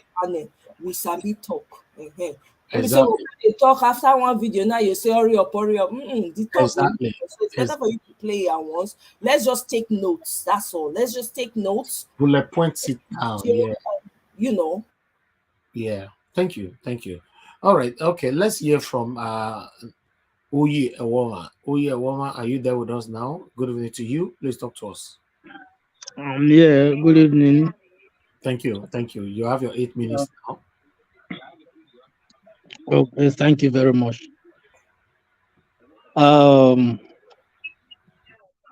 First of all, for about the so-called Senator Kuru Madu or whatsoever, I think he deserves what he is facing right now. And concerning his daughter, if not for the sake of humanity, I would have said something. I would have said something about that, but I will not make any comment on her. And for this Keyamo, I don't really understand if he is still an advocate or is now properly into politics. I don't really know. Because that man, me looking at him, I'm just so ashamed of him because it's a disgrace. It's a disgrace to advocates. It's a very, very, very big disgrace. Because I think the reason why every one of them are so fond of threatening anybody with arrest is very obvious that every single department of the force men in Nigeria, I believe the APC administration have succeeded in, manipulating all of them by appointing people to lead all those groups based on loyalty, people who can be loyal to them, not by capacity or not by qualification. That's just my own thinking towards it, because I don't really see any reason why anybody will come out in a country and make a speech. Then the next action is to arrest him. Dino speak on the collation center. You threaten with arrest. Now I don't know. People are coming out. Oye. Pour out. Can you hear me? Yeah. You see, my brother, this one are people will never enter presidency. That means if they are doing this now, what do you want Nigerians to expect if these people now they rule as presidents? We are finished. Because the thing is surprising me. I can't say they have not gotten to the position, because as long as Buhari is there, they are all the same. They are all the same. All this, in fact, this so-called APC administration, I don't even know the word to use to classify them. Even satanic self, I think is in fact that name satanic is even too beautiful for them to bear. Because everything concerning these people is just full of intimidation, oppression. Nothing good has come out for the last 8 years under this administration. Nothing good has come out from for Nigerians. full of threatening. Nobody will come out to defend his rights. Now, you people, you play your role. Then you boldly say, go to court. Now they went to court.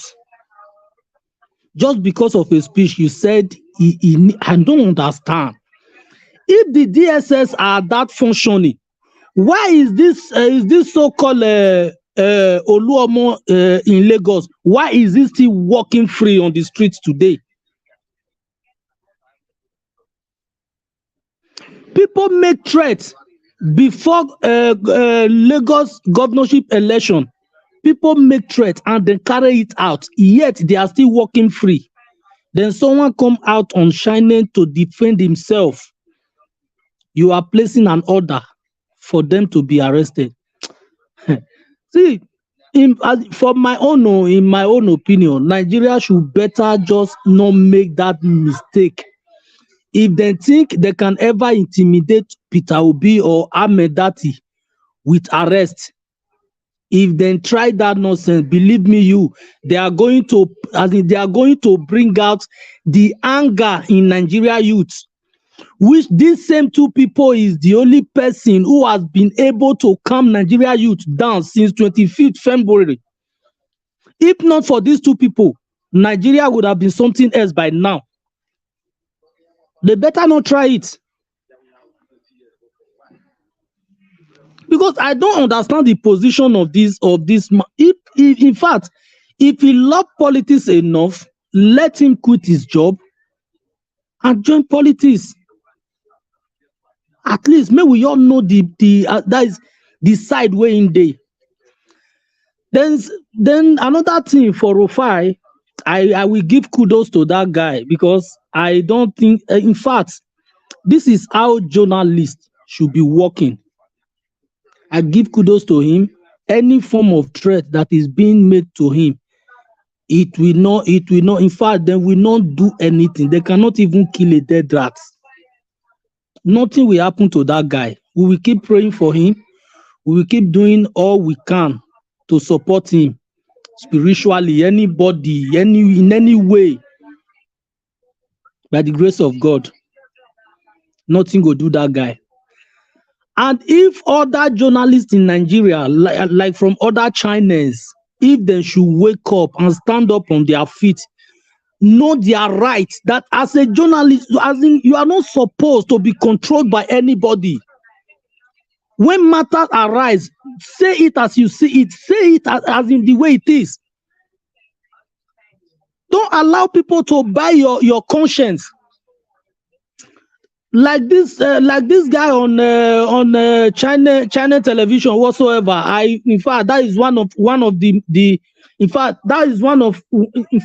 one China that I don't even like to watch, because no time I ever watch that China to pick anything reasonable from the question they are asking. They know how to avoid the right question and ask questions that are irrelevant. I don't have much to say than to say I just pray with the way things are going.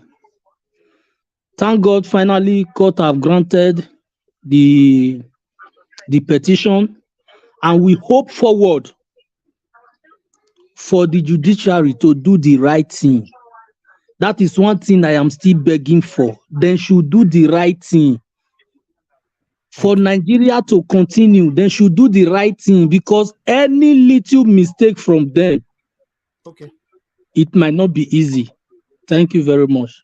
Thank you, my brother. Thank you. When you talk about conscience, remember we recapitulated on this woman that delivered Abia State for us yesterday on this particular one here. One of our Igbo brother there who bought her the brand new worth 85 million naira Land Cruiser, for her integrity, for her refusing 100 million naira bribe from PDP. Guess what, people? She got another surprise again today from this our Igbo elder statesman. 100 million naira was this man dash 100 million naira as a gift for integrity. You see, the gift is counting. You see, this is one of the things I talk about. You know, this is what I talk about all the time. You know, the man is called Chikwe Udenzi, gift Abia INEC returning officer Professor Nena Oti 100 million naira for our integrity. This is one of the things I talk about. You that want to eat today and forget about tomorrow. Okay, what about if she collected that 100 million naira for PDP? And then her conscience will be fighting with her, right? Then the people will hate her.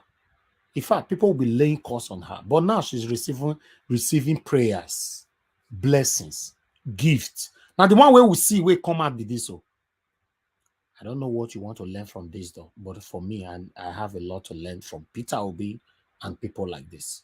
Thank you. Let me move on to the next person. Madam Nena, thanks for your patience. Please talk to us in the next 8 minutes. Good evening to you once again. Yeah, hello everyone. I just want to join my voice also to say happy birthday to the celebrants of today, Madam Victoria and Mr. Alex.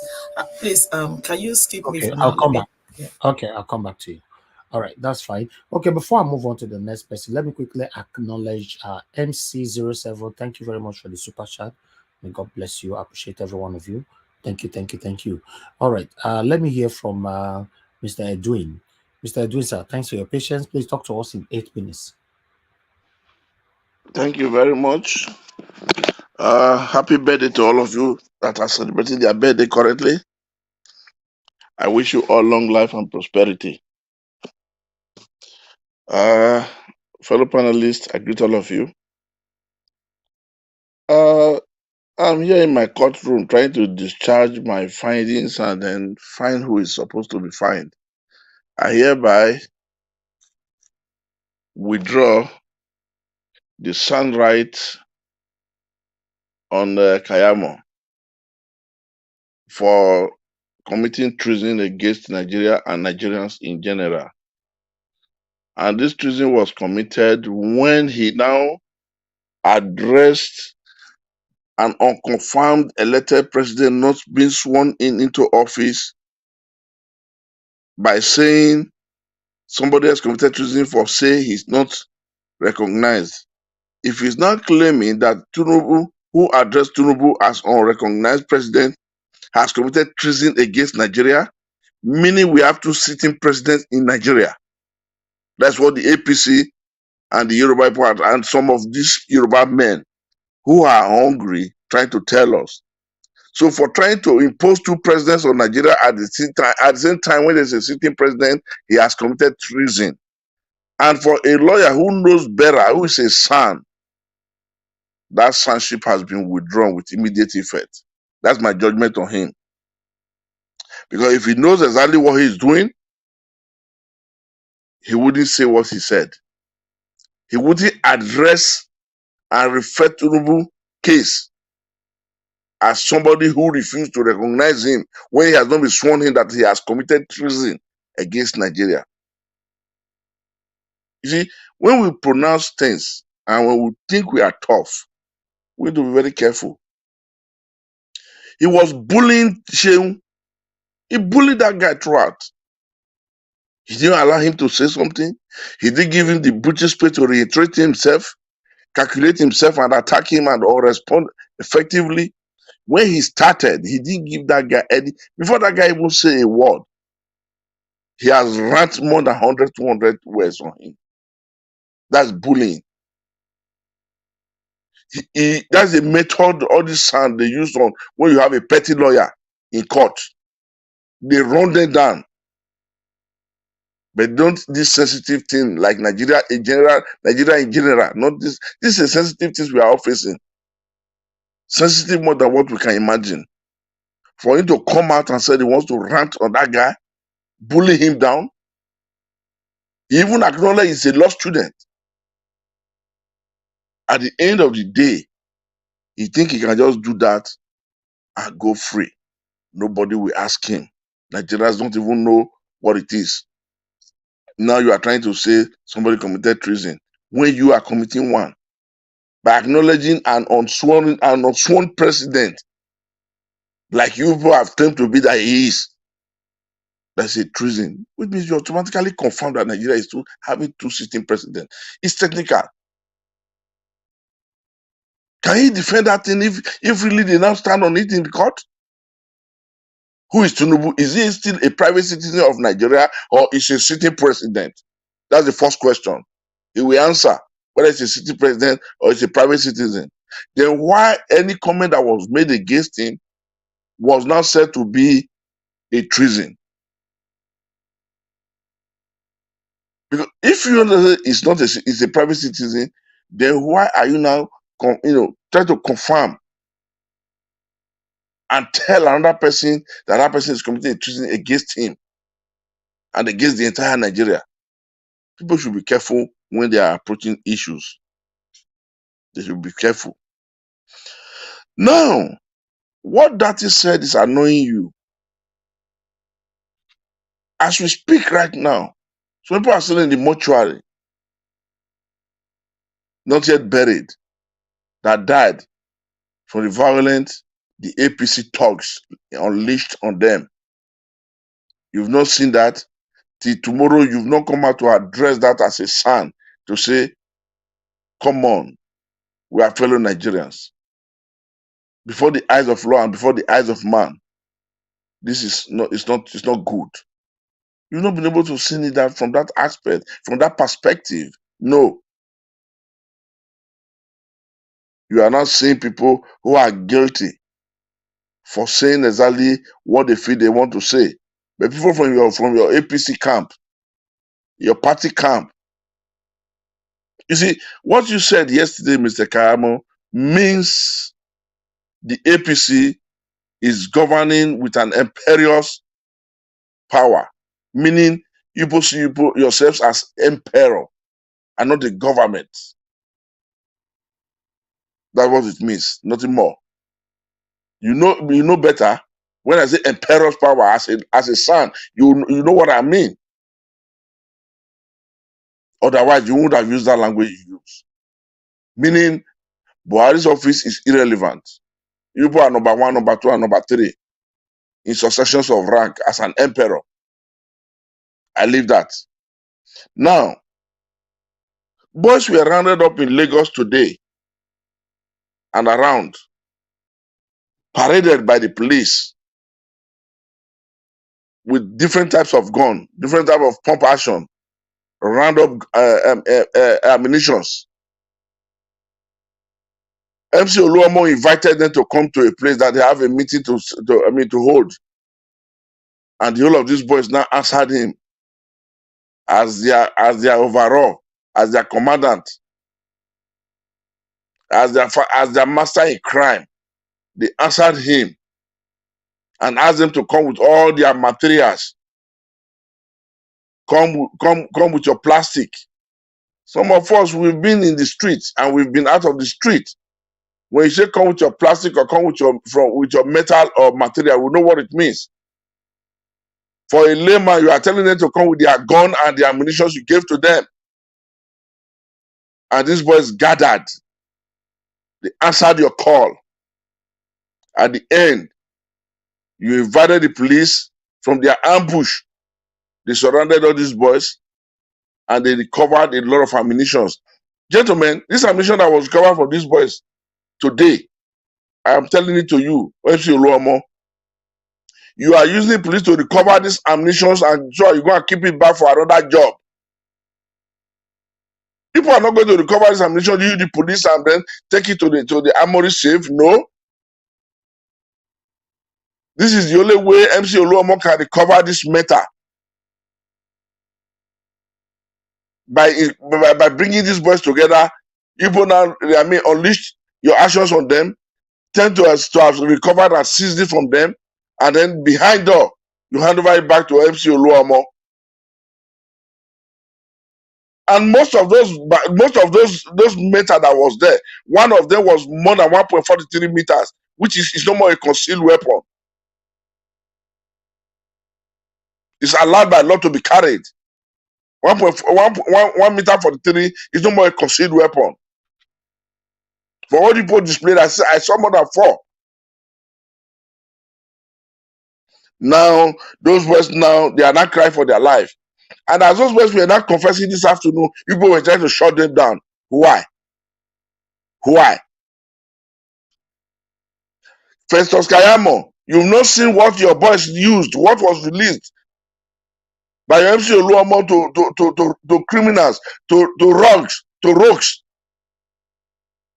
that they used to carry out weapon, to carry out raiding during the election, and the ringing they carried out, raiding and ringing at the same time.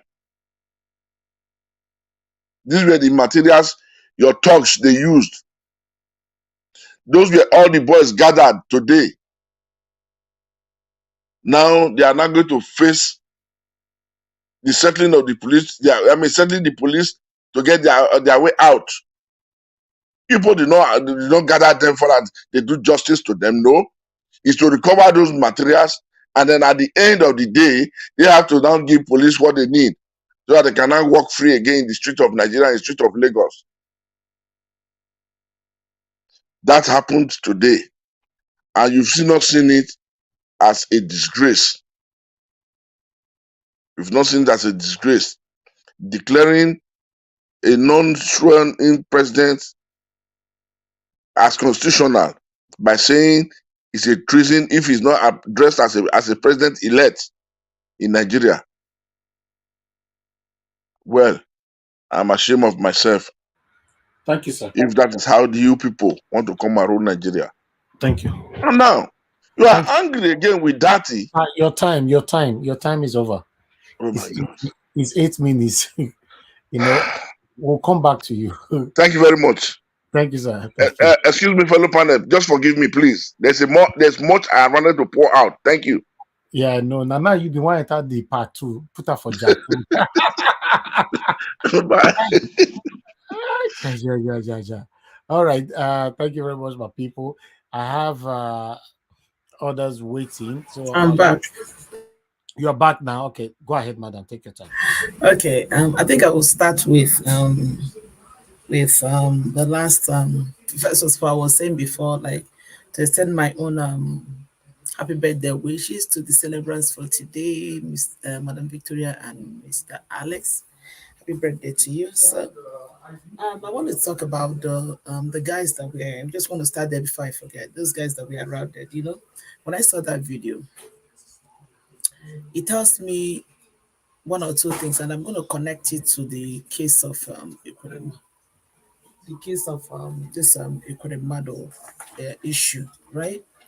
So those guys that were paraded, those were those thugs that MC Oluomo used for his to unleash his foolishness during the election. Those were the guys that they used. And you see how these people are. They use these people, and these boys don't understand. They use them and they pump them with ammunitions, use them to do whatever they need to do. Now they feel that they're done with them. And the list that both the American government and that of both the American government and the British government brought out about people that they want to put visa ban on. Oluomo, most likely he saw his name there. He saw his name on the list, right? So I think that thing is like a kind of a way for them to try to give the impression that they are not part of whatever that happened. He called these guys, of course, these are his people, the people that he that works with him. So he called them together, gave them the impression that they were coming for a meeting as usual. And I want to believe that this was the group that he was talking to when he was talking about Mama Shinedu and Mama whatever. Madam, where's this noise coming from? I'm so sorry. I'm actually photocopying something because I'm in no, the but office. this is affecting us. I'm sorry. I think the noise is up now because I'm not making my photocopy. Sorry, I'm actually in the office. Yeah. So you see how that tells you how wicked and how heartless these people are. These are the boys that they apparently used to do all their manipulations. Now they use them and they dumped them, literally. They gathered them together, gave them their collected their ammunition from them, and only God knows what will happen to those guys eventually. And the police that he used to do all these things, they know, because the police are part of the whole thing. That is just the same thing we're talking about, and that tells you how much these people like to use the common man on the street. When you read the story of what is it called, Ike Ekweremadu, right? Do you people know that Ike Ekweremadu was actually the person from this thing, that he was the person that, let me see how the article put it. It was Ike Ekweremadu was among the people that actually enacted the organ trafficking law in Nigeria. This same Ike Ekweremadu, who has been convicted of organ trafficking, he was one of the people that actually brought out the law in Nigeria. I'm trying to read the article, how it was presented. And then there's one thing that one of his one of the medical people that were involved in the case said. That's Mr. They said that Ike Ekweremadu completely ignored every medical advice to find a donor for his daughter among his family members. In quote, he said, "At no point in time was there ever any intention for a family member, close, medium, or distant, to do what could be paid for from a pool of donors." That was the comment quoted by Ike Ekweremadu. That tells you that these people, all they want to do, I don't know when the youths of our country will begin to understand, when people will truly understand it, that these people, they don't care about anybody, about their family. They don't care about nobody. If Ike Ekweremadu will make this kind of comments, telling you that, it's like indirectly saying, why do I have to use a family member when I can always use one idiot on the street and get what I want? After all, the money is there. It's the money that they are bragging about. That's why he thinks he can do that, and then you can get away with it. So you see, if you tie this thing now, this particular situation now, with what MC Oluomo did with this, because all these people that we arrested, we are all the people that works with him in the NURTW, whatever you wrote, in a layman's language, the Agberus, all these Agberus in Lagos, these are the people that he uses, and look at how they eventually dumped them. And again, come to the case of Festus Keyamo. I said it before. Festus Keyamo, I don't even think that man is somebody that anybody needs to take serious, because that guy is somebody who goes about every day making a fool of himself. That's just the way I see him. He goes about every day just making a fool of himself. One minute you see him talking about that particular video they played was when he was talking about Buhari and Goodluck Jonathan. The same Buhari that he's singing his praise today, the same Buhari, that it was Buhari he was calling a man with half, what was that he described, a man with half kidney and half brain. I don't know how he described them. It was Buhari he was referring to there. And now he is the same person that is saying, you see, these people, they talk from the two sides of their mouth. That's why you can't but just laugh when they open their mouth to talk. Because today he says something else. If you can go back in maybe 3, 4, 5 years ago to listen to some of Femi Fani-Kayode's words, you will see that these people are not the kind of people that any human being needs to take serious. They just recycle themselves. When it is, they are confident, they say whatever nonsense they want to say. When it's not favoring them, they do their thing. You see? So you realize that Nigeria, we are in a kind of situation with the kind of people that you cannot just but ask yourself, or tell yourself every single day that there is need for this kind of people to be flushed out. Because as long as this kind of people remains and keep doing, they're not just disgracing themselves, they are disgracing the country called Nigeria, and they're making a fool of everybody. And that's what makes them think that they can open their mouth and say anything, and it goes. Just like when we're talking about the Chief Justice, when he was being first of all, the questions they were asking this man, there is nothing intelligent that came out of the mouth of anybody there. There's no intelligent word that came out of anybody's mouth. And again, the way they could make such the comment about him being the most preferred, because they say these things, a lot of Nigerians don't even pay attention. We don't pay attention, don't get to see all these things. For anybody, immediately they said that thing, I picked that thing up immediately. Okay, what do they mean by the most preferred? Not even the most qualified. They're not even talking about qualification here. So that tells you the kind of people that we are dealing with, So it's unfortunate. That's what we keep saying. It's unfortunate. And that is the reason why whatever has to be done for this country to be flushed, for this kind of human beings to be flushed out of the system, so that things will reset. Let's see if we'll try to have a little bit of sanity in our system. That is just the thing, because at this point, what we have is just a bunch of shenanigans who has nothing to offer the Nigerian masses. Simple and short. They don't have nothing to offer. They just come out and make noise and rant and say all sorts of nonsense that they cannot even find in the books. Anyway, I just stop at my 8 minutes. Thank you so much. Thank you so much. Thanks for your wonderful submission. I'd like us to quickly move on now. We have 2 to go before we move on to the next segment. Let's hear from Mr. Alex, the birthday boy. Happy birthday to you, my brother, once again. Please talk to us in the next 8 minutes.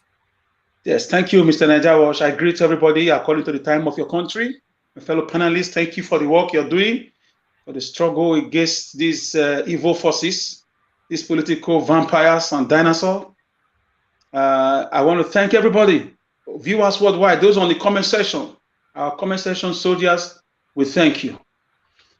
First of all, I want to address, I won't call him senior advocate anymore because he has become a disgrace to the legal luminary, Festus Keyamo. For me, with all sense of responsibility, I dare say that the Asofi ossifying and sissifying political dinosaur, which is the APC just now, they are trying to circumvent the criminal acrimonies surrounding one APC presidential candidates with a multi-dysfunctional personality cataclysm syndrome. Whether his name is Bola Tinubu, whether his name is Yekini, whether his name is I don't know. He's got a lot of nomenclature, and he has criminal charges in America, and there were documents to this instance even before the elections. So is Mr. Festus Keyamo not telling me that you can be a drug pusher? 35 years later, you emerge as a Nigerian president. You can have drug charges as a criminal in America, and your money is taken, instead of you going to prison to the tune of $430,000, and 35 years later, you emerge as a Nigerian president. Is the Nigerian presidency now a domicile for criminals and drug pusher? Are we going to start raising prodigies who are going to be Pablo Escobar of Nigerian political terrain? I don't cease to understand this political skylarking going on with the APC. It's becoming so parochial to me. I don't know. Something is not right. There are a lot of cases. Alice. Yes, come again. Your grammar don't make me open my camera. Because I did look at the go borrow me dictionary. I beg if anybody get dictionary for here, Mr. Najawash, Mr. Najawash, on a very serious case. No, this will not be joke, Alice. I need to find dictionary. If anybody for the panel, borrow me. Mr. Najawash, Mr. Najawash, you go maquia everybody for this platform. Mr. Najawash, my sincere apologia is not intentional. I've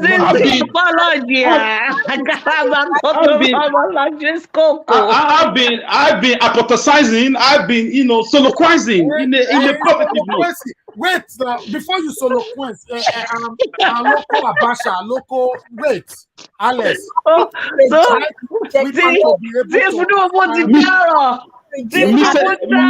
Najawash, sir, I put it to you that the cases on Amebola Tinubu just now is hanging like the gangly pendulum of Babylon. But we cannot just show, we cannot just circumvent. These are things Peter Obi is trying to put to the court. How did he become a presidential candidate, let alone winning an election? What society are we going to? Are we creative for our future children?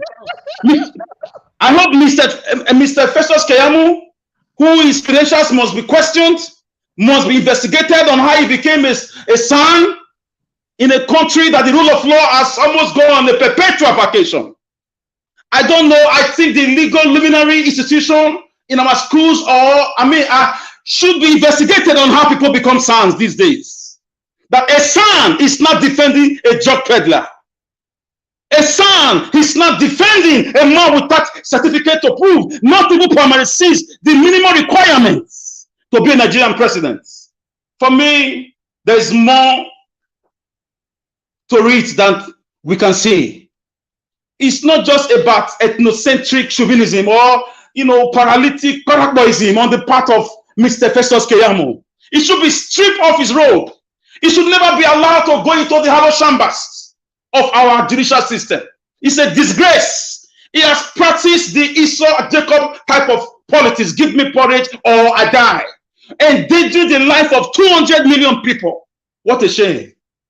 That you choose a criminal over a more qualified, tested and trusted former governor with verifiable antecedents. Nigeria was I'm addressing the fake son, Festus Keyamo. We are coming. We are just a generation behind them. We are very close to them. We are coming. The Bible says there arose a Pharaoh in Egypt that knew no Joseph. A time will come. The politics of anti-packing, double-decker corruption practices is going to die in this country. And books are going to be open. And the likes of, the so-called, I find it so difficult to call him a son. Festus Keyamo, upon all the years you spent studying law, you are defending a man who is known to be called Jagaban. What is the meaning of that nomenclature, Jagaban?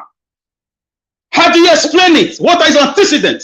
A man who is accused of taking Lagos, the whole of Lagos, the choice areas of Lagos, to himself. A man who has instituted a monarchical hereditary family democracy in Lagos, equal to dictatorship. You bow before me or you get nothing. Gentlemen and ladies, it's not funny. It's not funny. We are in a very sticky time bomb. That sons, professors are now working as errand boys for thugs and touts. This is why you saw the ethnic bigotry. This is why you saw the physical attack, the brutality you saw on election day in Lagos. This is why you saw this so-called ethnic civil war in the name of elections. This is why you saw the crimes against humanity. I call it a genocide against a particular tribe. Because sons and professors have chosen a pot of porridge over their destinies. Festus Keyamo belongs to the shameful part of history. He's a disgrace and he should be stripped of his credentials. He should be investigated and he should be banned from the legal luminary of Nigerian legal system. I say that without any sense of apologia. So Nigeria I came here with a very strong sense of ventilation. I'm not happy with the way things are going. Nigeria is a country where a man who is more qualified comes third, and a man with drug dealers activity, antecedent in America with papers to show, and a man who also has antecedent of selling the national assets of a nation comes first and second. Wow. It's such a puzzle. I wish somebody can help me solve this puzzle. Nigeria I want to speak about Senator Ekweremadu in the United Kingdom. Senator Ekweremadu, for me, I don't know, a man with 40 houses, a man with millions of dollars, pounds, euros, littered all over the world. Now he's being convicted. At least Festus Keyamo was not there to defend him because he is good at defending these evil politicians. I'm sure he was brought up for this reason. But the late Gani Fawemi will be shaking in his grave. This is not the characteristics or the apparatus or the legal apparatchik of that great man who Festus Keyamo served under him. Gani Fawemi spoke truth to power.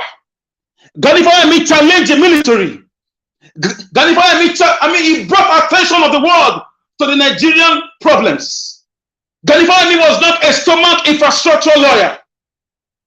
A lot of times, lions most times do not give birth to lions. So for me, Ekweremadu should face justice. Even if I don't believe in the colonial tendency or the neo-colonial practices of the British in the Nigerian political affair, because I must put it to you that they are also part of the problem. But we cannot blame outsiders for our own problems. I'm very happy. It serves him right. And I hope he stayed there and come out and be a changed person. After all, Saul became Paul, and he did a lot of good things. Nigeria, I'm sorry to take your time. I don't know if I still have time. No, your time's already passed since. All this parapoism, we like to just continue. I'm very sorry. It's not intentional, because when you read, when you communicate, they come like the rattle of a gun. It becomes normal. It's like putting a fish into the river. So, guys, I will drop it here so that other people can have time to express themselves too. Thank you. Okay. Thank you, Alex. On this point, I would like to ask, after all the grammar now, we need to What find is your submission? If Festus Keyamo is still alive. Is Festus Keyamo is still there? Go find out. I will be very happy if you can cut my submission and send to him. Cut this side of my submission and send to him. Mr. Alex, please, I just hope you can teach me this your political bala blues. Please. Wahala. Okay, Alex, once more, happy birthday to you, my lovely brother. Although I don't order my dictionary, they say go arrive in 2 days' time. So I'll come back to reinterpret what my brother talked just now. For many of now, we don't know what he mean. But meanwhile, we need to find out if Festus Keyamo is still alive at this particular moment. Like that, where's your picture? It's like the blows were coming, you disappeared on the screen. Oh. You don't see, say the thing when me open my camera, I don't know how, me don't even know how Alaro of Nigeria, I ain't stay like that self. The thing they hit me for head, now make me off camera wrong. All right, let's hear from my brother Alaro of Nigeria. Thank you very much for that. Before that, love of God is my strength. Thanks for the super chat. God bless you all. Right there on the comment section. This is what we have here on this platform. You know, everybody here are very, very important. With this togetherness, we carry Nigeria forward. Yeah, let's hear from you, my brother Alaro of Nigeria. Thanks for joining us. Good evening to you. Good evening, sir. It's a pleasure to be here. It's been a wonderful show always. I'm always on the background, and I have some difficulties most of the time getting in, but that not being said, I do enjoy every time you're online with your guests, and the input is very, very essential. Thank you. So, happy birthday to all the celebrants, and Mr. Alex is a tough act to follow, so I'll try my best. But the anxiety is understandable anyway. And I'll start with addressing the point of my personal experience dealing with Peter Obi, and knowing who he is. Nigeria can change overnight. I can guarantee you guys that. From what I personally experienced dealing with this man and talking to him throughout this whole process, it's not, there's nothing just sudden. Everything is planned. And this is somebody that listens. And true to God, he wants the best for this nation. I want you all to ask yourself, me personally, we know the problems we have when we interact with Nigerians. We're scared. You want to do business. You want to send this down. You don't trust your funds. Now, for the last, I'll say 8 months, we've been doing all kind of fundraising on a weekly basis on Twitter. Millions and millions and millions. And I'm dealing with so many other Nigerians, like I'm communicating with you guys now, that I've never known, that I've never met, that I have the contact. We have never seen each other till today. Just all doing it from US to anywhere, all around the world, you can name it. I'm mostly in Nigeria. And you have all this money coming in on a weekly basis. Has anybody ever heard campaign organization from here stole 500 naira.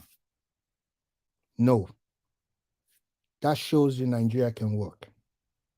That shows you Nigerians are not criminals. Everybody had the chance.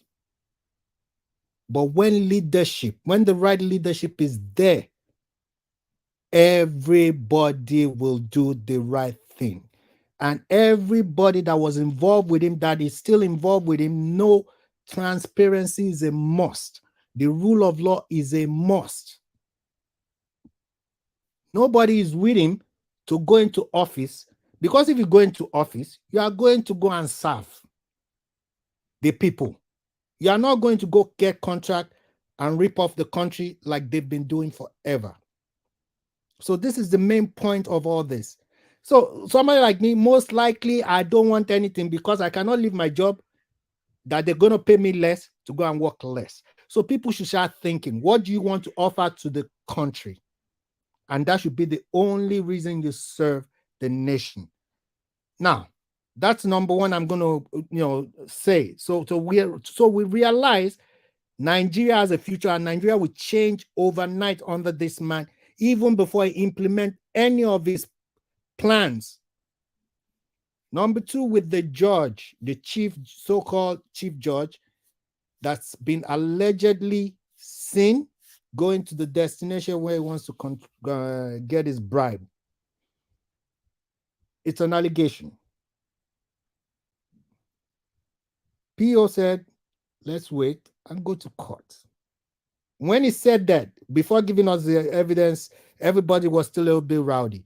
Now we saw what he has implemented with the criminal history of the former governor. There's a lot of details in there. He knows where he's going. The right advocates are waiting taking the case. If these judges want, let them rule illegally. Let all of the people that we need to watch, let them come out and show who they are. The judges should also come out, show who they are if they want to rule illegally. Then they will become part and parcel of the problem we need to solve in Nigeria. The main problem of this country, like I just said, with the way PO has run his campaign, is to show institutional mismanagement is Nigeria's problem. You manage anything properly with integrity, you will see results. Just like anywhere any of you guys are in the world, what you involved in, you will see results.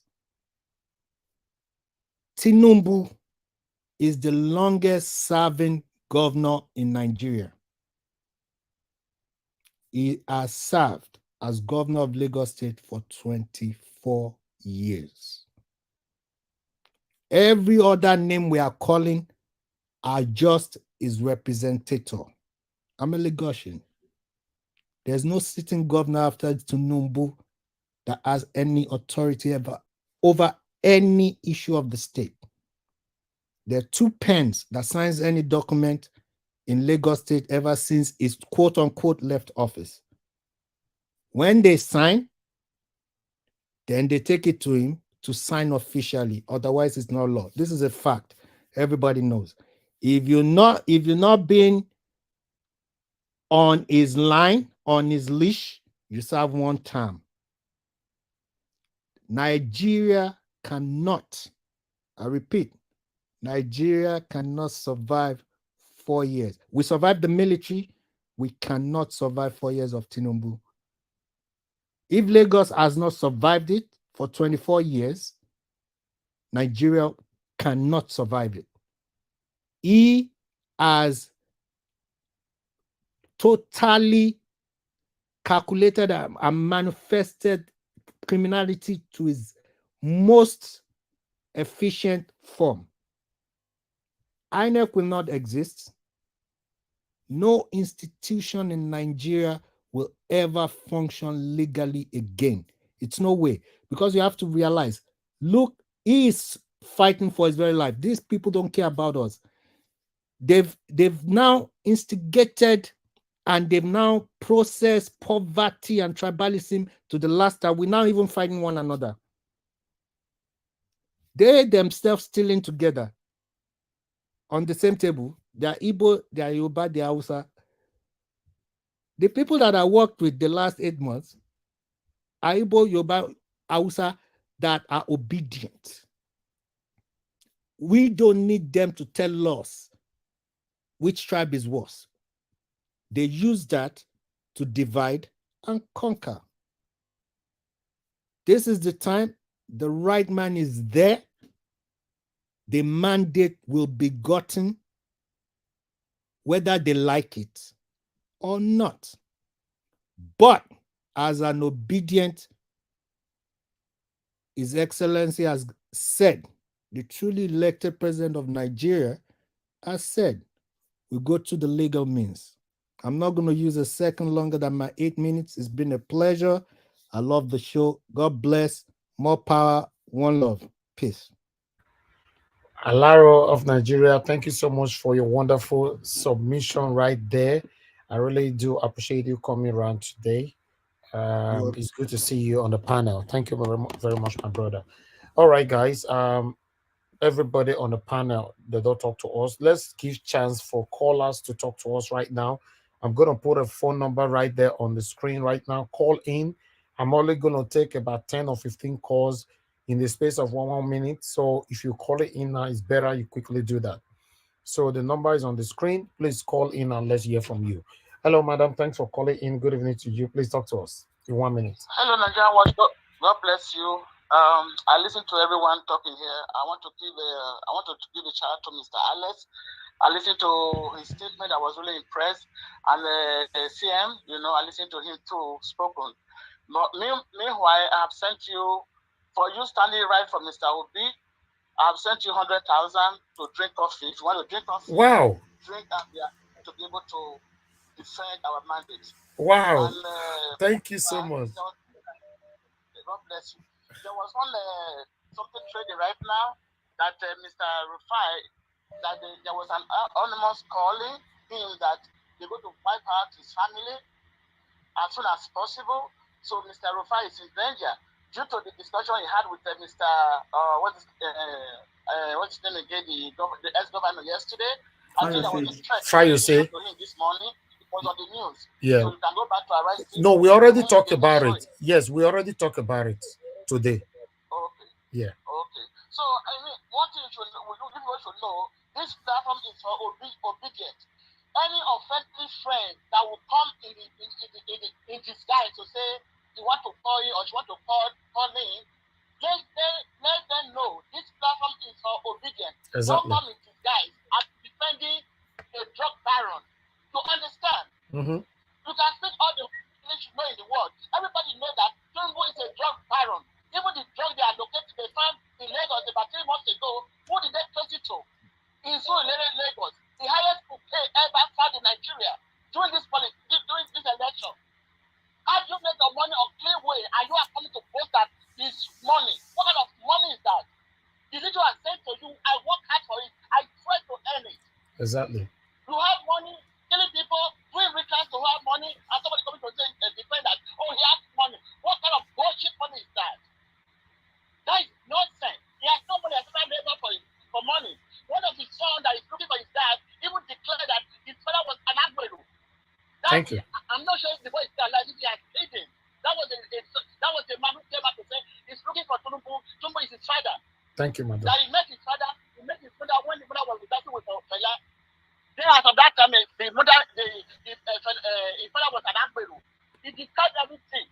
Even they are trying to kill him twice. I had the video. I send it to you.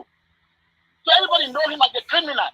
Why you coming to say he has money? What kind of money is that? Money you don't labor for is not money. Guess what? Tinubu has gone to London. He has got to renew his blood.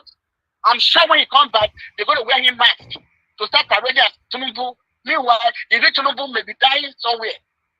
They have been doing this system and people their eyes are open. Nobody is speaking about it.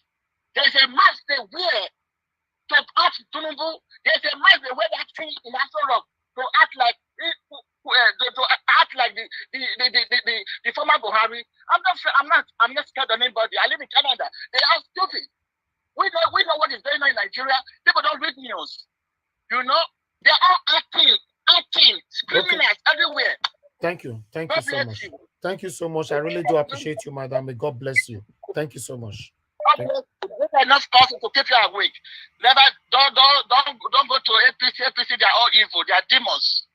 God forbid. Bloodsuckers. That's not possible. Thank you. Thank you. God Yeah. bless you. God bless you. Mama pray. Let Mama be praying. Let Mama be praying. That prayer will affect every offending friend of Peter Obi. Those who will come in disguise. Every monitoring spirit. The Holy Okay. Ghost fire will consume them. Amen. Holy Thank Ghost you. fire will consume them.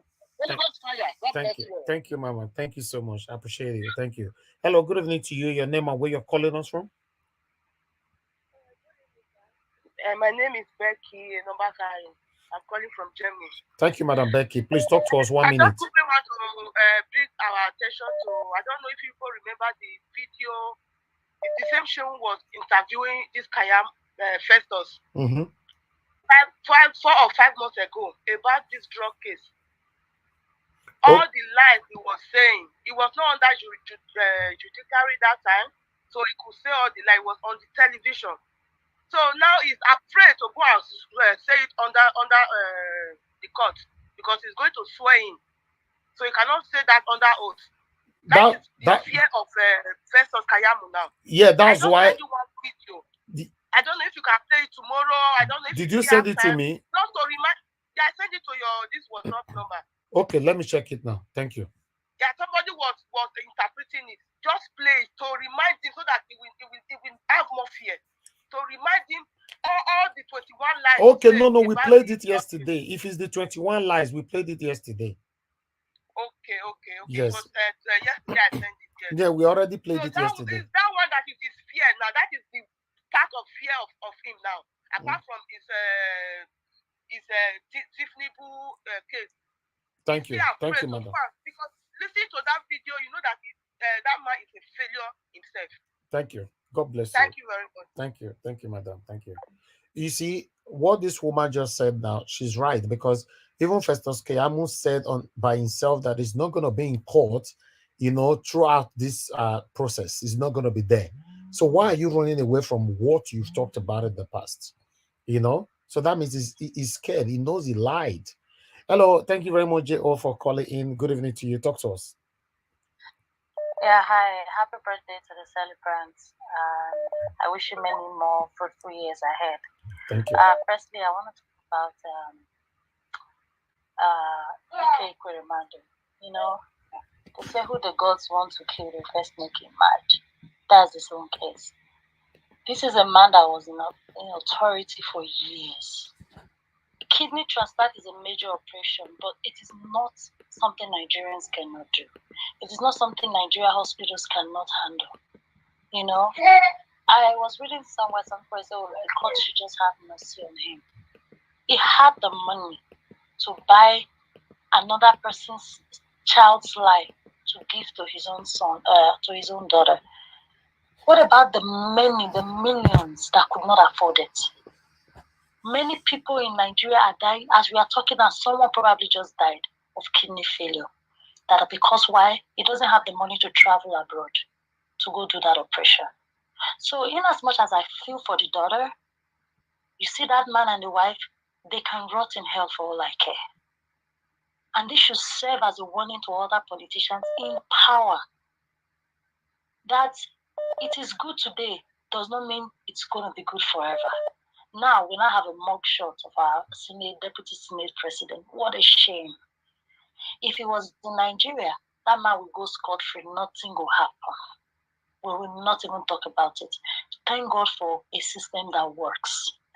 So he should dance to the music that he played for himself. Thank you. And for Rufai, I want to tell Rufai that as long as God lives, nothing will happen to him. Because he's one person, he's one voice that I wake up in the morning, I want to listen to that morning show. Because while he speaks the truth, he says it just as it is. If for anything, if there's anyone that the DSS should be asking questions right now, they should be asking Ayo Fayoshe that was there yesterday or 2 days ago, that was saying, we know where you live, we know where you are, exactly. Something like that. I think I will need to play that video again after your call. Yes, that is the man they should be asking questions. It is a case of a bird cries at night, or how do they say the parable, and the child dies in the morning. Who would you say killed the child? You came on air and told everybody you know where you are. Today, the next day, an anonymous is sending email that they know where your family is. They will come and wipe it off. So they should first ask how your fire share. What is happening? We know these politicians are dirty. They are blood suckers. So Thank you. it is we are not asking for something where there is nothing. So Rufai, nothing will happen to you. We Nigerians, we are praying for you. And I just want to say this out. This might not be the best word to say, but I beg, if you are a witch and they bring Rufai's matter to you, was paradise. Kovun. Not join Papa. I beg. This man at the eye well of us they look. So Exactly. thank you guys so much. Thank you very much. Thank you. God bless you. Thank you. Hello. Let me see if we can quickly talk to somebody else. Hello. Yeah. Good evening. Please turn down your system. Good evening to you. Your name and where you're calling us from. Turn down your system. Oh, I need to pick another call. This person is not ready to speak at all. Hello. Yeah. Good evening to you. Your name and where you're calling us from. Hello. Hello. Yeah. Good evening to you. What's your name? Where are you calling from? Good. Okay, my name is Gaspar. I'm calling from Kuwait, Okay, state of Kuwait. We have please off your system, madam. You know. I'm a male. Okay, sorry. Okay, I'm looking at the picture on the profile. Sorry. Okay, that's your mom. Okay, that's fine. Please talk to us. You have a minute. Thank you. Okay. My name is Gaspar. I'm calling from the state of Kuwait. I just want to commend you for the good work that you are doing, and I pray that God will continue to be strengthening you, uphold you. This is right hand. I want to thank the panelists and everybody, the commenters and everybody, for the good work that we've been fighting for together. I pray that our labor of love will not be in vain. Quick one. I want to say, let me first start the issue with the issue of Ikure Madu. I believe that what happened to him is a thing of the greed, which I believe everyone that has a conscience, of course, if all these our evil leader has conscience, everyone that have conscience should learn from me, because what goes around comes around. I think he is reaping his own failures, and I know that more of them will be in this same scenario. I just pray, unless they decide to repent.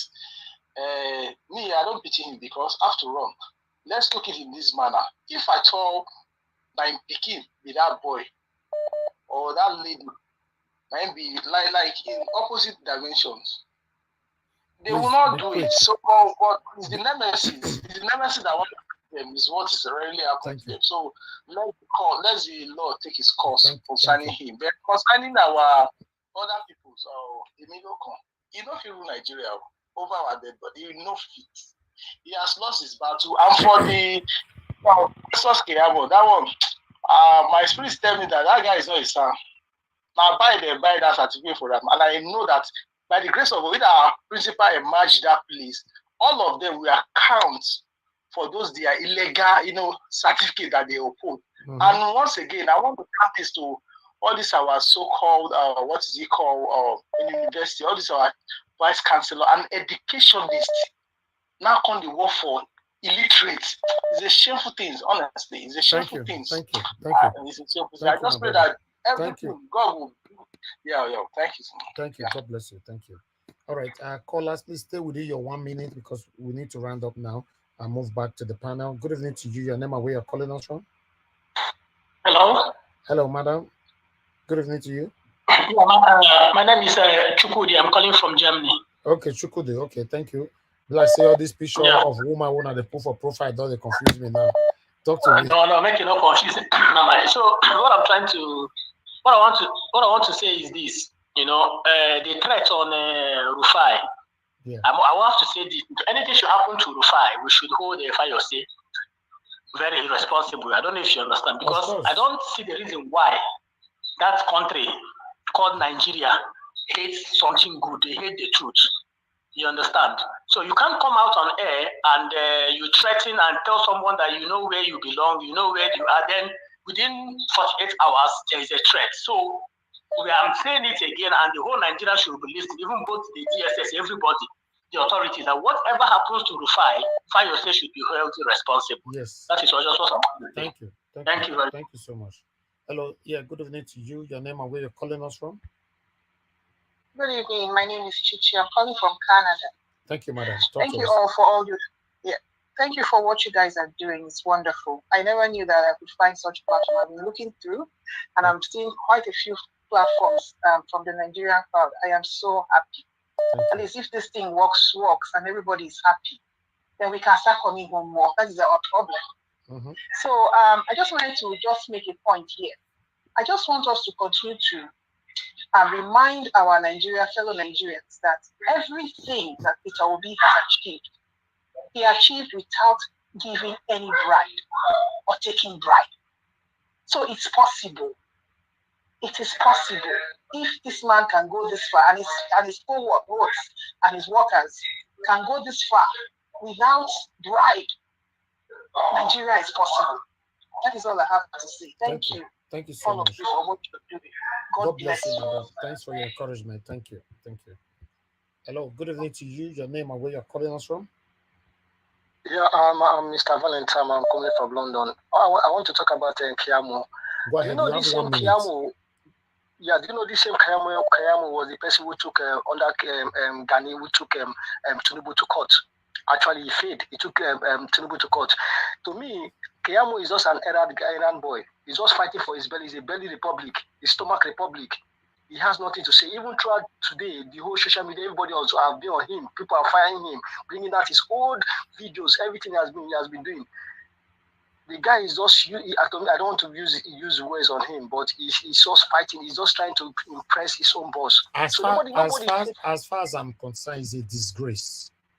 To me, it's more than a disgrace to Nigeria. It's even the people they are trying to say that they should put petition on him for them to take it for them to take away that son, that senior advocate he has. People are trying to petition him.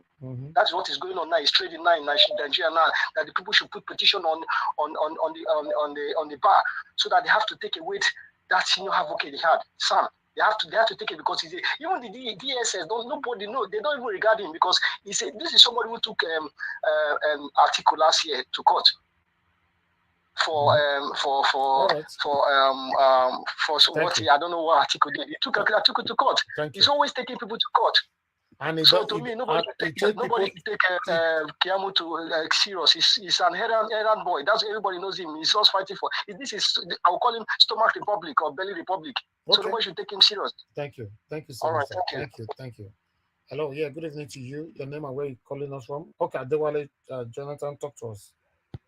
Yeah, how are you doing today? I'm fine. Good evening to you. Talk to us 1 minute, sir. Yeah, thank you. Yeah, thanks for taking my call. Yeah, I just want to emphasize on the Nigerian media. I don't know the issue with them. I don't know whether they even know anything called investigative journalism. The fact that the case is in court, it does not stop the media from doing deep investigative journalism. For example, the election was held on February 25th.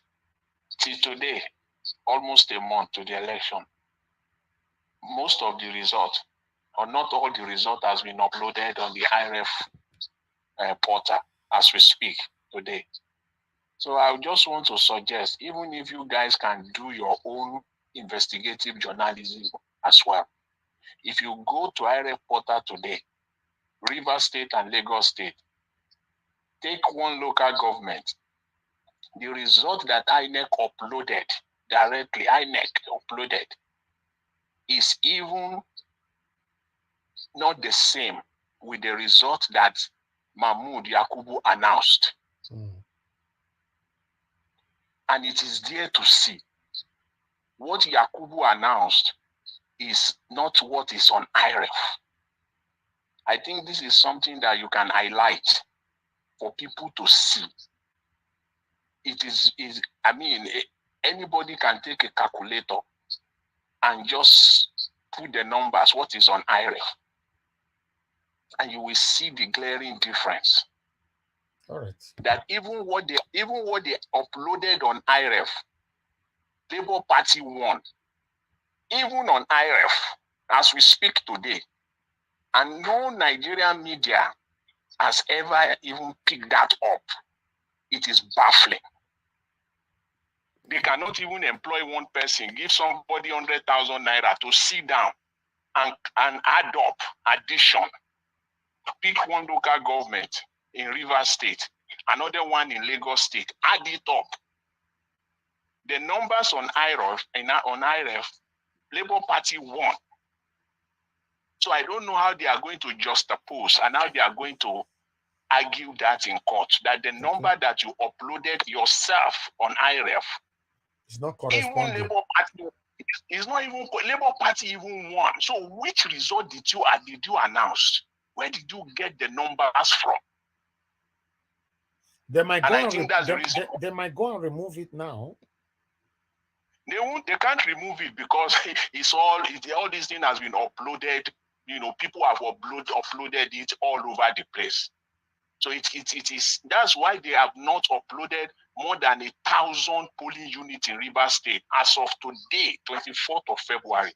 More than 1,000 polling units have not been uploaded because they can't figure it out. They can't figure it out. As of today, it's not there. I would just advise if you guys can just even highlight one local government per week or per day. Just one. Thank you, sir. Thank you. And for the world to see. Thank you very much. Thanks very much. Thank you. Thank you. The last caller. Thank you very much, madam. Your name and where you calling us from? My name is Kingsley Igbinosa. Oh, another one again with a woman's picture. Now don't they confuse me for you, Kingsley. Sorry, my brother. I was the friend. I'm a friend of your father. Okay, from Benin. Oh, okay, that's good. Again, thank you. You are doing a great job, and thank you very much for all the good work that you are doing. Thank you, sir. I just want to thank all the panelists for what they are doing as well, for their addiction. But I want to correct everybody, please. We should stop calling these men rich men. You see, most of the Nigerian politicians, they are actually armed robbers. Most of them, not all of them. I'll say 80 or 70% of them are actually armed robbers, disguised as politicians. The money in their pocket is yours. It's mine, my children's money. Okay? So there is no way we will say Tinubu or the rest of them are rich. These are men that ought to be in prison. Okay. As Fela rightly said, if you put an armed robber before these politicians, the armed robber should go free because so many children have died on the account of these men. So many pregnant women have lost their life on the account of these bastards. Thank you, sir. So at the end of the day, I want to join your panelists. Tomorrow I'll be on time to join you. Okay. And I'll be making contribution to you as well. God bless you, brother. That would be nice. Thank you, sir. Thank you. Hello, good evening to you. Your name and where you calling us from? Hello. Hello. Hello, madam. Yeah, we can good hear evening. You. Yeah, good evening Yeah, to you. good Go evening. ahead. Yes, sir. Yeah, because I'm watching your show. The one who called yesterday, but I want to point out to something about what we are dealing with, right? And right now, I wouldn't want to limit it to just Nigeria alone, but the whole of Africa. If you watch this latest what's it called, what Al Jazeera did to uncover the syndicates in Zimbabwe, then you understand the kind of criminals we are dealing with in Nigeria and in Africa as a whole. Is an eye opener. Yeah. So we are dealing with a group of criminals who are housed to loot the entire country, loot us dry, and keep us perpetually in bondage. It's a tough fight, yeah. The fight between good and evil, light and darkness, is always a very, very tough fight. But I'm very happy that, Peter Obi is that light. Do you guys? I don't know. There's just something about him. Yeah, there's this force, behind him that I don't know where this man came from, but I just want us to keep our fingers crossed that we are putting up a good fight, really. And yes, and for Ekwerimadu's case, I'm really happy that it went the way. I'm sorry for the daughter, but I'm happy that it went the way it is. At least we know that that's a country where the law works. I'm just begging the UK, wherever prison that they put him to, they should just make sure he's constantly washing toilets all the time. And but then everybody, I just want to thank you for everything you are doing for us. God bless Yeah, you, Mother. yeah, God bless everyone. Thank you. Yeah. Okay, good night. Thank you. Okay, callers, finally, we are done. We are done. No more calls at the moment, or probably for the evening. So before we move on, I appreciate you all for your patience with us. I received a super chat earlier on from that was George Blueshell. Thank you very much for the super chat. And the love of God is my strength. Thanks for the super chat. And Dr. Alexander Gomez, thanks again, sir, for the super chat. And the lady that called earlier on, thank you so much for the support, financial support. I really do appreciate you. Thank you, everybody. So, yes, this is the second segment now, but I'd like us to go back to what Fayose said, because after this statement, within the next 24 hours or so after the statement, that's where threat is not going to refer. Let's listen to this statement again quickly. Two things. And good to see you again, Mr. Peter Fayose. Oshokumola himself, Peter the Rock. All you have said, thank you very much. All you have said is a justification of continued illegality in our country. And a lot of people are taken aback because also you yourself have been secretly recorded by an army captain when you were hatching out election fraud plans yourself in 2014. And we all remember that experience. So is it that we should continue in that now? And I also like to ask you this honestly. If another person apart from Bola Ahmed Tinubu you supported won this election, would you come on air and say all of these things that you're saying, that people should move on without justice? You try to just rationalize what happened in Lagos. Yes, it happened in other parts of the country. But the killings, the hurts, the laceration of people's body and the likes, that happened in parts of the country, but most importantly, what happened in Lagos. So should we justify this now because it favors people that you were in support of? Can I just correct you there? I take exception to your claim that I was secretly recorded, and I take exception that nobody has proven that. Yes, I can be recorded, but nobody will ever say to you that I said they should go and rig an election. And I want to say to you, I've avoided touching on this area. When you are talking about Nigeria, let us start with the press. And let us start with your person. You recall the incident on the bus lane and you attack on the police. That shows that you, as a journalist, a public analyst, somebody who is supposed to live above board, is not equally living above board. And he that must come to equity must have clean hands. I read a lot and I listen to your comments. I feel, like I said, we need to sit back and correct a lot of things. But you give me a right of rebuttal. To your question again. You give me a right of rebuttal on the bus lane incident because I put it to you, sir. You don't know the full story of what happened. Excuse me. If you give me a right of rebuttal, and go ahead. If you go that lane, we will not make a sense of this program. I was invited by your station. If you didn't touch something that impugns on my personality, I will not give you an answer to that. So if you're asking a question, I told Ruben about it yesterday, and I specifically complained about you and your attack on the people you don't believe in as a politician. No, I have a right to do my job. You can't complain about me to my colleague. Excuse me. That's not I am right. equally telling you. I know where you are. That's not right of you as well. That is technically not right of you as well. And if you want to make a sense out of this program, let us leave personal attacks, because you are good at that, and I'm equally good. If you want it, I'll serve it as well as that. So this program is meant to talk about issues of Nigeria and not issues of a person. We know where you are, we know where you belong, we know the parties you are supporting, but let's leave. Okay, this is the part where it was saying we know where you are, we know who you are, We know where you belong and all that. It should be questioned. Should be questioned for this. Let me play it again. Let us leave personal attacks, because you are good at that, and I'm equally good. If you want it, I'll serve it as well as that. So this program is meant to talk about issues of Nigeria and not issues of a person. We know where you are, we know where you belong, we know the parties you are supporting, but let's leave that out of the issue. Listen to you again, and listen to me. If we are not careful, as a commentator, we will remain on the television molding the opinion of Nigerians negatively, because that is what we want them to hear. For me, the election that brought Ahmed Bola Tinubu within the context of our conduct in this country is credible. It may not be the best, because you can't tell me it's Bola Ahmed Tinubu that killed the people you are mentioning. You can't tell me it was Sanwo-Olu that killed the people in Lagos. When there was an election in Ekiti, they hit me here on my back. A policeman hit me with the butt of the gun. Most of the journalists were saying Fayose has come with his drama again. I had 3 surgeries last year. I could barely walk again. But when it is good, and when it goes against people we don't want, it's the best of things that could happen. You are alive when the G5 left the PDP. You are alive when Obi left the PDP.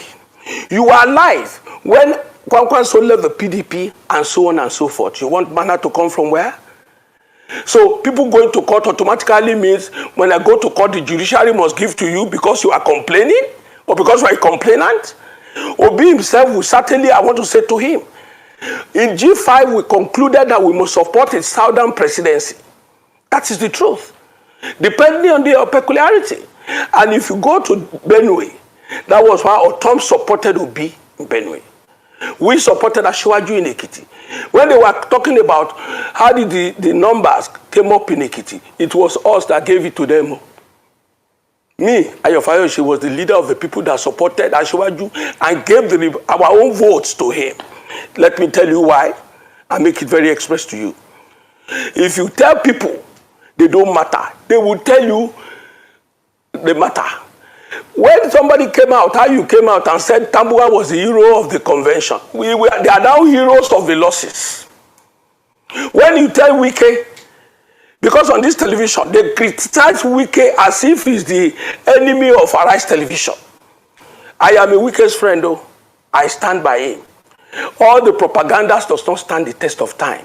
If you kick my leg, I tell you don't kick it again. If you kick it again, I will do everything to stop it. So let's leave it like that. Okay, so Mr. Fayose, I'm going to give you a quick rebuttal. Number one, I do my job here objectively as I can. If you give me one, let me finish. I will please. give it back to you. Mr. Fayose, let me finish. If you give it to I have me, a right to respond. I only responded. I have the right to respond. Let me it's finish. not personal between the two of us. You made it personal, so I have the right to respond. It's not personal. Okay, so between the two of us, you can take me out of this. Mr. Fayose, I have a right to respond. I do my job objectively, so that I you can have a free day. Congratulations. Political party. Congratulations for doing your job. Yeah, please. Congratulations for doing your job. I am not one of those boys, one of those politicians who brought to public domain to talk to anyhow. It is important to note that. Mr. Fayose, can we make progress? Thank you. This is not a dialogue. This is a conversation.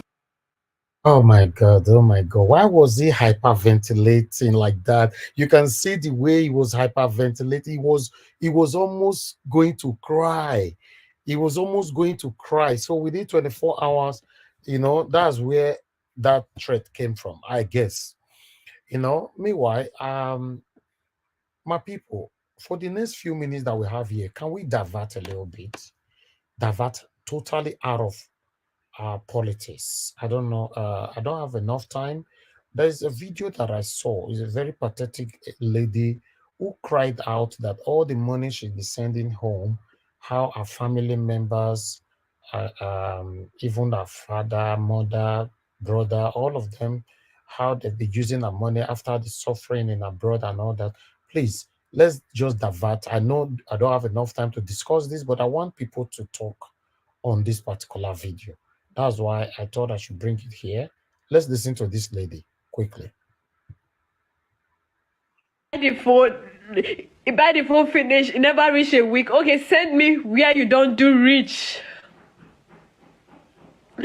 He said the phone don't fall for water. That's why Pikin drop the phone for water. Okay, how much for new phone again? He said the phone will be say costing on 45,000. Okay. I still said the 45,000 naira. Okay, send me where you don't do reach. That's why when they call my brother, you know they answer call. You know they pick up. So I can't tell this thing to my girlfriend, my close friend here. So now I can't say, as far as be say your place don't far from my village, make her papa go meet my brother. So I can't say her papa. Papa reach there. He say my brother, where you for meet my brother and where they for the drink. He will gather friends for there. So the man called it like, come show me your sister land. Where she for they do something.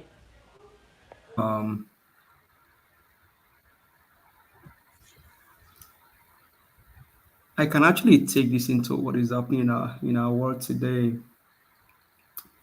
It is just obvious that sometimes trust can be eroded, and you just have to make up your mind. I know it's not easy, and just move on with life. Because one thing is, human beings can change. More so, if you leave people maybe 5 years ago, there's every tendency that the same way you left them, they may have changed from the way you left them, because people change. So that is just what our world has become. You talk about friends, maybe, you live in the UK. Maybe you have friends that you were together maybe about 10 years ago or 20 years ago in Nigeria, and then you trusted them. And then you call them back today, you ask, you like still live with them in the normal way of life that you used to do then. People change, and ability to be able to just forge on in life, I think, is one important thing. For that young lady, so pathetic that happened to her, more so from her family members. But all she just have to do is just keep moving forward. Just have to continue to move. And now bringing that to what we're experiencing today in our world, I think we've had the discussion here before. We're quick to point fingers at leaders, politicians, people in power, police officers, naval officers, civil defense, and things like that. But as individual, what are you doing with the trust that people give to you? As individual, are you living your life? What are you portraying out there and things like that? Do you still uphold your values, your morals, your integrity? I think it was Mr. Aller that was talking about Peter Obi. Peter Obi is not different from you and I.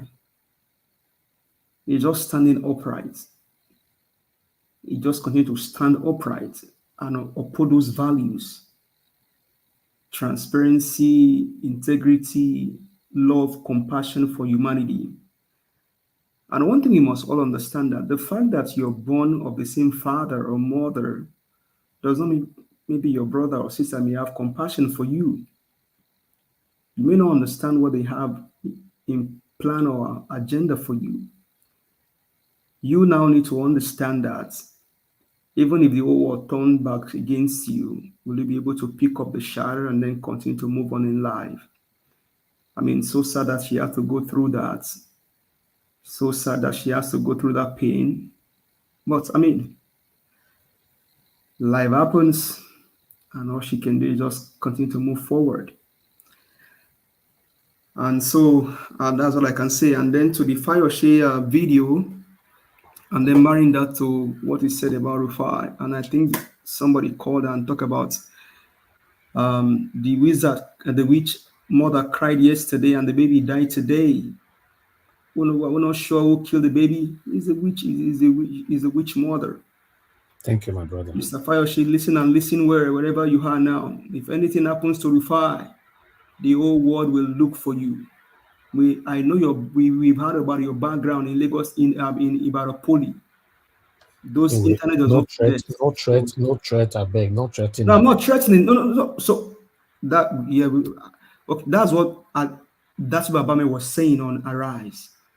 What risk have we not taken in Nigeria? What have we not gone through? So I'm just talking like this now. Which one is more threatier than what he said to Rufai yesterday? So yeah, I mean, we cannot use this platform to. No, I'm not threatening you. I'm only saying. Yeah. I'm only saying. So, but thank you very much, Mr. Elvis. Thank you, my brother. All right, let me move on to the next person. Yes, Kona, are you still with us? Yes, I am. Thank you. Please talk to me. Thank 5 you, minutes. Thank you, Mr. Elvis. Well, I didn't know you're a good actor. Yeah, Grammy Award in the making. Yeah, I bet what's the next movie? Because we look out. Is it coming to Netflix? Where is it coming to? Yeah, I did a video that was on Netflix. I've done 9 movies now, but I don't really talk about it on this platform. I have another platform where I showcase my movies. So this is just solely politics here. Okay. Well, I beg, let us know the platform now. Look, we support you.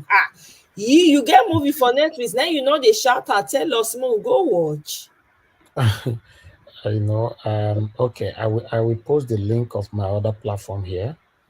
Yeah, post it please in the private so that we can go and check it out. That's amazing. Well done. There's so many stories to tell in Nigeria, and I know a lot of people haven't even scratched the surface of it.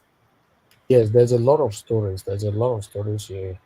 You can, if you have a story and you don't know what to do with it, you can bring it. We can buy from you. Okay. Yeah. All right. Well, now that I know, let me go and bring out my writing. Mr. Niger Watch, that's good to know because I'm a writer. Yeah. Okay, you're a script writer, okay? Yes, I am. That's awesome. You see? You see? This is good. Yeah, that's pretty good. So, yeah, go ahead, talk to us. Yeah, so the lady's video is quite sad. Unfortunately, these things happen, and she's young. I can only imagine her pain. I think what she's experienced is a smaller symptom of a bigger issue we have in Nigeria. Isn't it ironic that the same way the leaders treat us, it trickles down to the family? You see how everything is eroded? Even the family is not free from it. It takes the grace of God, and I have to allude to the popular saying, a man's worst enemies are usually members of his own family. That's what's playing out. I hope that for some, I hope she finds help. I hope that that the right people are around her, that she can at least air her grievances to, because it's really sad. I can only imagine she feels alone in the world right now. Like everything she's done, it seems like it's not appreciated and all of that. But it's all gonna make her stronger, these things have a way of what they say. They say what don't kill you make you stronger. So even though she's in so much pain, I pray that she can, get over it, in time, and just heal through that process and be stronger and realize that you're all you've got at the end of the day, really. You're all you've got, and with the help of the Almighty and with the right people He puts in your life, that's all you really need, though. So the fact that you're born into a family doesn't necessarily mean that you're going to have best friends. You're lucky if your family, you have very close family members that you're like friends. It's a rare thing, and if you have that, just thank your stars. And at the same time, even with the normal family, family is for adversity, right? So family only comes in when there's issues of life that they need to help you deal with. But not every family is able to come together when adversity comes. But I'm sending her healing energy and vibes from here, and I just wish her love and all of that. It's quite sad, but I sympathize with her. But at the same time, I know she's going to be stronger for it, regardless of what is happening right now. And with regards to the video you played about Fayoshe, that I'm very glad that you replayed that, so we know who to hold responsible. If hair fall from your fire body, make we start to dey shout Fayoshe. That's all. He's just put himself out, so we can hold him accountable. I'll yield for now. Thank you very much. Thank you. Thank you so much, Yoskona. I posted the link of our YouTube channel I just right saw there. it. Yes. So, and for you guys on the comment section, you asked for it. Is there, but I don't really. It's not what I really talk about here. But it's also good. It's good. It doesn't matter. Yeah. If you have a story, What if I can't say I want play one small role, maybe just comedy, just to make people laugh.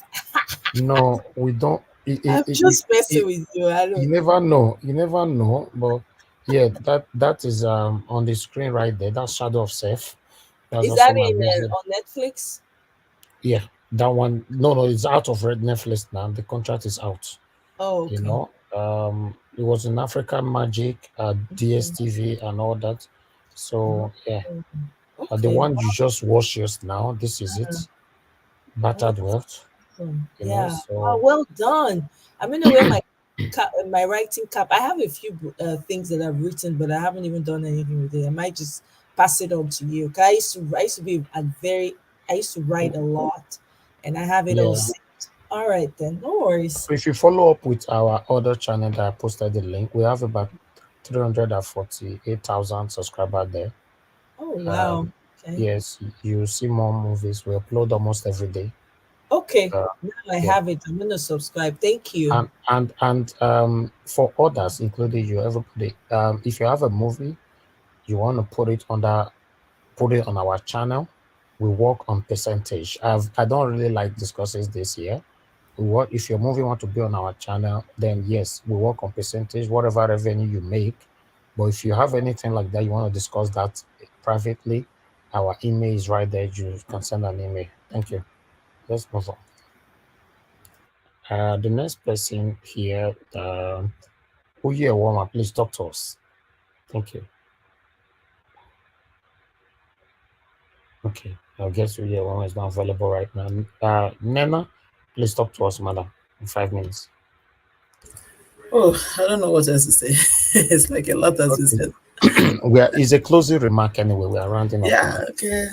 Our closing remark. Okay, we just leave it at where we left it already. A lot of emotions has been going up. The only thing, like we always tell ourselves, is that we have to keep pushing and keep pushing and keep pushing it. And like everybody is saying, it's so sad to see the how some of these our so-called leaders come on in the national TV where they know that the whole world is seeing them, and then they can just make utterances carelessly.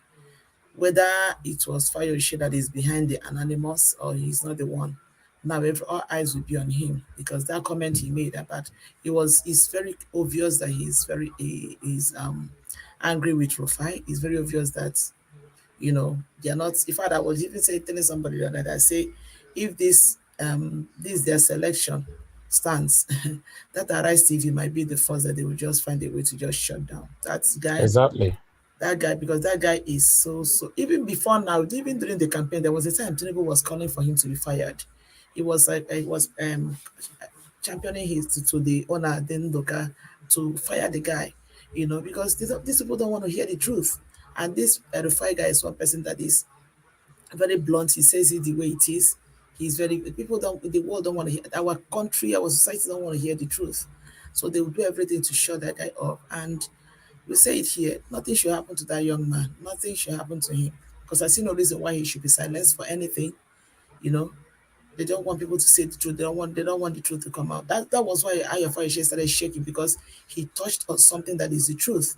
And you see immediately his voice in fact, he was just trying to hold back tears because he knew that something that concerned his personality has been touched, and he knows that it was the other guy was telling the truth. He didn't want the truth to come out. How can you tell the world that you want Abati to complain about Rufai before? It's like trying to tell him, checkmate this guy, make sure he doesn't ask me questions. Then why are you coming?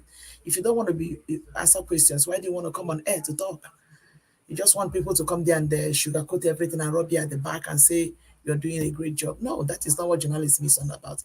I have a background in journalism. That's my first line of training. You don't tell a journalist to just keep quiet and don't say anything. Of what use is a journalist if people cannot get the truth from them? That's what they are doing in Nigeria. They like to intimidate journalists. That is wrong. And sometimes I say that this Shehu guy falls for it. Sometimes he stands in front of people that he's interrogating. I mean, he's interviewing, and it seems as if he's intimidated. He's, sometimes he feels. I said the day that I think what his name, Keyamo or whatever, went to him. You see obviously as if he was kind of if that interview was with Rufai, you wouldn't have. In fact, that guy wouldn't have seen it, because as you're saying, he's bringing facts to you, and the more you try to keep, he's bringing facts to you. So it's unfortunate. You cannot, any society that gets to the point where you have to silence the press, that means something is terribly wrong with that society, and we pray that it doesn't get to that point, because that's what they are trying to do. Everybody cannot be like TVC. There's always dancing to their tune, because that is owned by them. No, people need to hear the truth. That's just what it is. And you come to those places like CNN, when they want to drill you, they really drill you. They drill you. They don't pity you. They don't pay their bills. That is what they need to do. The masses on the street need to hear the truth, and the only place they need to get the truth is from the journalists. They have to get. If they can't get it from the journalists, then everybody's living in the dark. It's unfortunate. We just pray that they should nothing should happen to that young man. That's just my thing, because I believe no matter how brave anybody is, I believe wherever he is now, he'll be watching his back. And somebody's not. And this boils down to what Dati Ahmed is saying. This is more like a civilian dictatorship. We can't live like that. It's like a civilian dictatorship. Thank you. So what is different between this and a military regime? It's so sad. Anyway. Thank you, mother. God bless you. Thank you. Okay, Mr. Alex, please talk to us. Yes, sir. Are you able to look for that video where Fayoshe was giving instructions to the? No, I didn't make effort to look for it at all. If I want to, I'll get it. Okay. I'll get it tomorrow. Thank you, my brother. Okay, Mr. Alex, if you are there, talk to us quickly. Yes, thank you, Mr. Najawash. I didn't know you are going to have a extempore and impromptu diversion from the first Torigo, from the usual program. Anyways, I'm very politically inclined, but this analogy is very, very imperative for societal aggrandizements. I want to talk about people living abroad, the diasporans.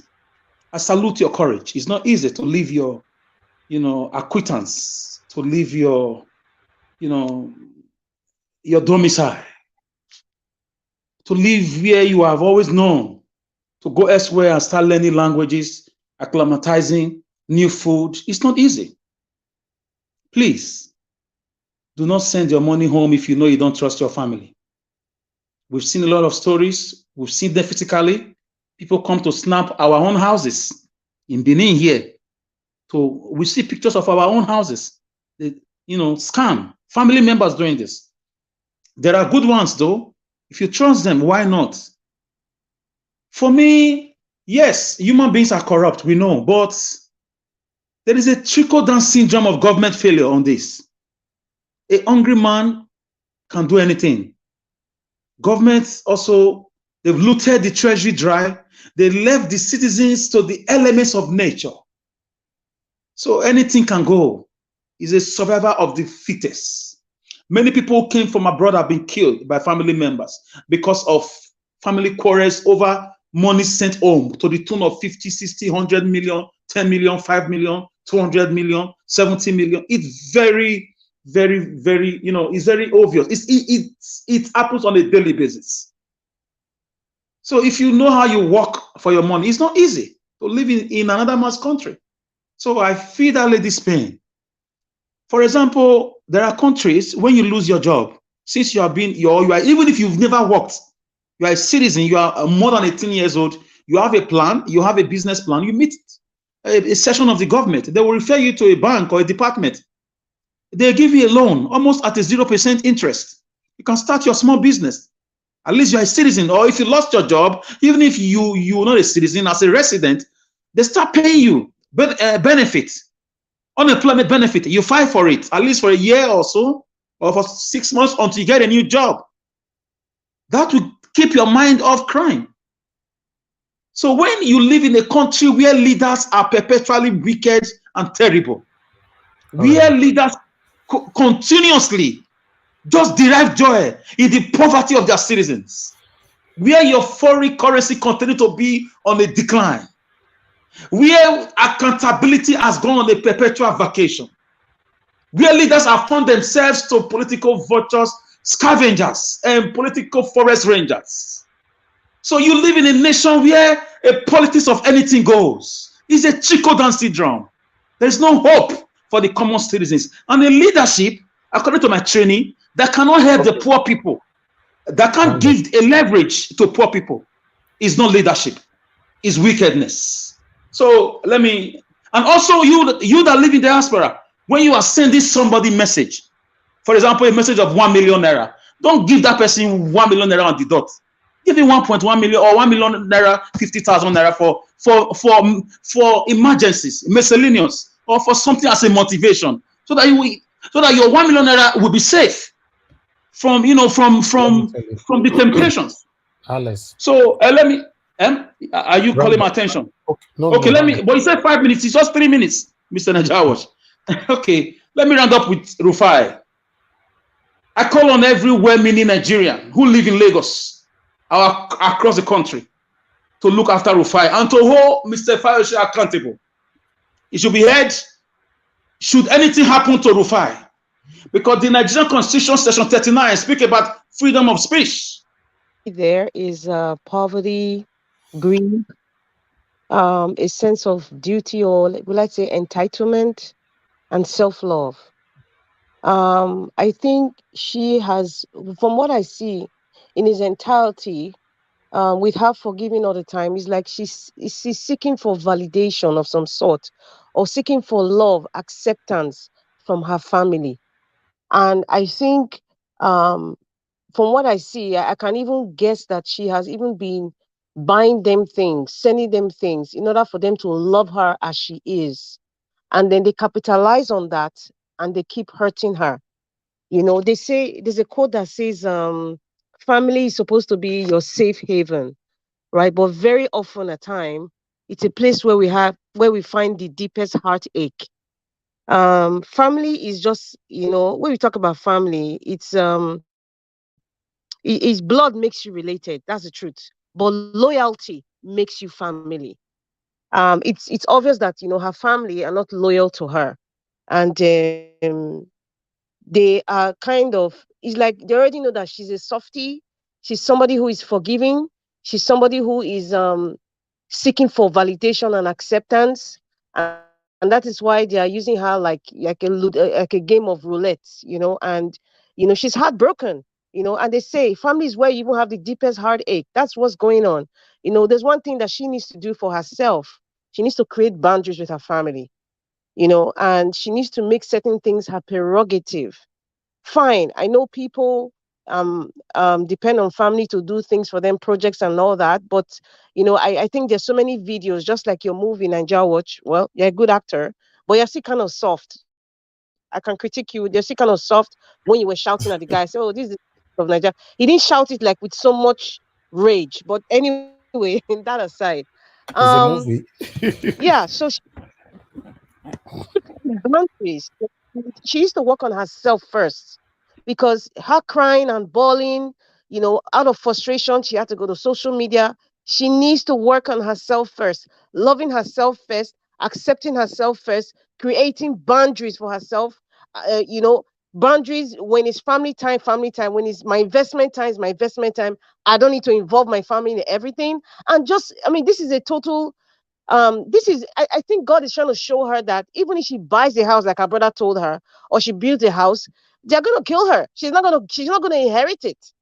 So it's good that this is happening now. Like what my sister Omoye said, things happen to you, it won't kill you, but it makes you stronger and wiser. So my advice to her, if she's listening, work on yourself. Start accepting yourself as you are. Don't wait for your family to love or accept you. Stop sending them things and money to do things for you, to make it seem like you have them 100% in your heart, because at the end of the day, they're going to break your heart, my dear. So work on yourself, self-love, validate that you don't need acceptance from family, create boundaries, and do your thing yourself. You're a grown lady. You don't have to call mommy and daddy. You're a grown woman, for Christ's sake. And then for Rufai, I believe that Rufai is going to be safe. And like everybody has said, if anything happens to him, everybody should be shouting the man that calls himself Fayoshe.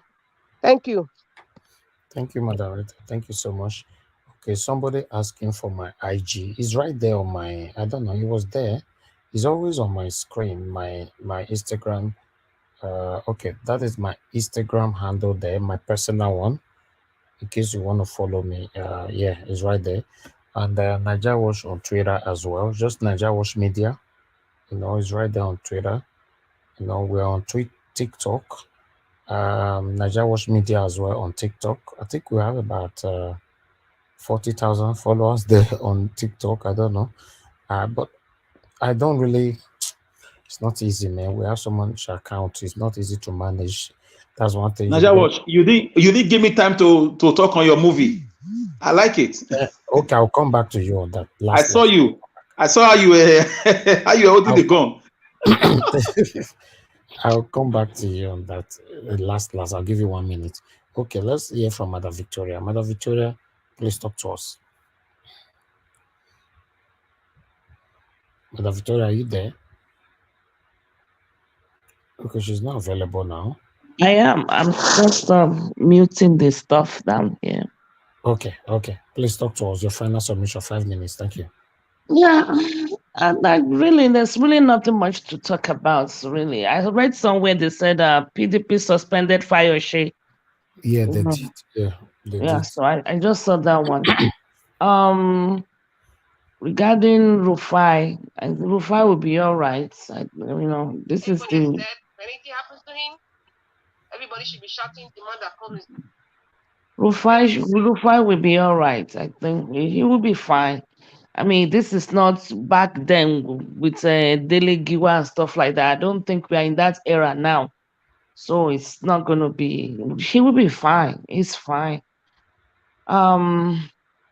Regarding the girl, I didn't even know, I left and came back and the girl was playing. I didn't know how that was related to the issue we're discussing until it's not related. It's not related at all. We diverted. Until it was done, I was like, is it because she voted? That's why she voted LP. That's why everybody went against her. I didn't know where that was coming from. We announced it that we want to divert out of politics. It's a lady that cried out that her family it does happen. I mean, I'm a living witness to that too. Not to that extent though, but it does happen. And a lot of people from diaspora, when I even know people that actually when they got to Nigeria, because the family did not do what they said they did, they had to kill the person. They kill people that comes from diaspora, and when they've not done what they were asked to do, and they've used the money for their own personal use and stuff like that. So we all just have to be careful. But maybe in a way we still can relate it to the situation in Nigeria. If Nigeria is a better place, I mean, you can imagine someone sending me money from Nigeria to probably help him or her buy a car here. For me to really embezzle the money or not do it, it's going to be really, the chances are rare. Because really, everybody is okay in the diaspora, relatively speaking. So maybe because of the level of poverty in Nigeria, and if we can really relate it that way, when everybody is okay, if everybody can feed themselves, be comfortable, then all of this spending people's money will not be rampant that much. I think. I'm not sure. Because somebody that's not eating 3 square meal, you all of a sudden send the person $3 million, 3 million naira. Then the first thing they will do is feed themselves and the family. That's how I kind of resolve my own issue, and I just moved on from there. Thank you. And it's not yet 5 minutes. Okay, so you don't have anything to say No, just now, madam. regarding the movie. No, because I'm timing myself too. Regarding the movie, I mean, I think it's good. I mean, you should have said something so we can support you and help you and subscribe to it. It's very nice. We're very appreciative. We like it. Thank you. And if Nigeria is good, I immediately went to search for that particular one, but I didn't see it. I didn't see that particular one, even It's from there. the. It's on the channel there. It's what is it called? Shadow of Self? No, not Shadow of Self. Battered Wealth. Oh, it's Battered Wealth. Okay. Yeah. I'll search for it again because immediately I went through the link and I searched for it and stuff like that. I didn't see it. Yeah, it's there. Oh, good job. And I think it's the diversion was good too. It's a good thing because it kind of cool off tension. Exactly. I will create a better. And Mr. Alex, that grammar is a lot. I don't know how what is his name? Keyamo will be feeling now. And man, you really set some fire on his head. So good job, everybody. Nice. Thank you all for the birthday wishes. Appreciated. Much love, one love. Thank you. Thank you, birthday woman. I don't have anything to say. 4 minutes, almost 5 minutes, you're complete. Whenever Mother Victoria say I don't have anything, I don't think I have anything to say. Our 5 minutes must complete. Thank you. All right, Elvis, we need to design a virtual cake for the birthday celebrants. Yeah, that's true. Are you going to give us 1 minute as celebrants to say thank you to everybody worldwide? Out of your magnanimous gesture. I'll give you the 1 minute. Hold on. Let me move on to the next person here. Alaro of Nigeria. Please use your final 5 minutes, sir. Thank you. Thank you very much. First and foremost, I need to commend you. I went through the channel. There's a lot of good stuff. I kind of took a couple of clips on some of the stuff I saw there. Very commendable. Thank you, sir. And, you're welcome, sir. And on the young lady also, I always say everybody in diaspora is a sacrificial lamb for those we left behind. And it's unfortunate. I have a lot of stories personally, and I know there's nobody I know that hasn't had an experience, and some even worse, which ties to the same thing we're talking about. Both issues, your movie career and even hers, tied to the same issue we're talking about, which I mentioned as of PO. When he did the campaign, how his leadership showed a bunch of Nigerians working together without nobody taking any 1 cent. And these are people that we didn't know each other. What you can do with your channel in a Nigeria that works is tenfolds of what you are doing now. There's no need to even talk about that. Yeah. This is a gold mine waiting. Her herself, if it's not for the structure of leadership criminality we have in that country, our family won't do, and all our families won't do what they are doing to us. This is the problem. The family themselves that are doing us the way they're doing us are also victims. It's not they don't love us or they don't love her. We Nigerians are all victims of this criminal structure. And that's the main thing we are fighting now. We need our mandate to stop the madness. On Rufai's situation, the video you played, he kept saying, we know who you are. We know where you are. We, the powers that be. We, the criminal structure. Yes. That you are pointing at. Because you have to listen to people's words. He kept saying, we know. He is threatening him with the structure of criminality that's in place. If you don't stop, we will come at you. What we can now do, when there's a problem, we have to look for solutions. They say we didn't have a structure, and we showed them what social media structure can do. So it's not just thoughts and prayers for Rufai. He's still alive. What we can do while he's still alive to make sure he's still alive, we should create an hashtag, send it across that they will know he's on. You just read my mind. So they will know now read my mind. that he's untouchable. That's what we can do for him. I rest my case. It's been a pleasure, and I look forward to joining you guys as much as I can. God bless. Trust me, Alaro of Nigeria. I like if I have my way, I want to have you here every day. I want to have you every time day I'm not working, for sure I'll be here. Thank you, my brother. Thank you. Thank You you are very much, welcome. my Is your brother. home. Thank you. All Thank you, right. Let me move on to Nena. Don't talk to us already. Nena, madam, you don't already talk now. Yes, I don't talk. Okay, good. Thank you. All right, let me move on to Nigeria. You have 5 minutes. Thanks for coming in. Although you came late, I'll still give you the 5 minutes. Talk to us. Good evening to you. Thank you. Greetings, Nigeria Watch, to everyone on the panel, chat, and the viewers. I wanted to address that video. Of the lady in tears. I saw that video yesterday, and it reflects some of the things even one other UK YouTuber has been highlighting.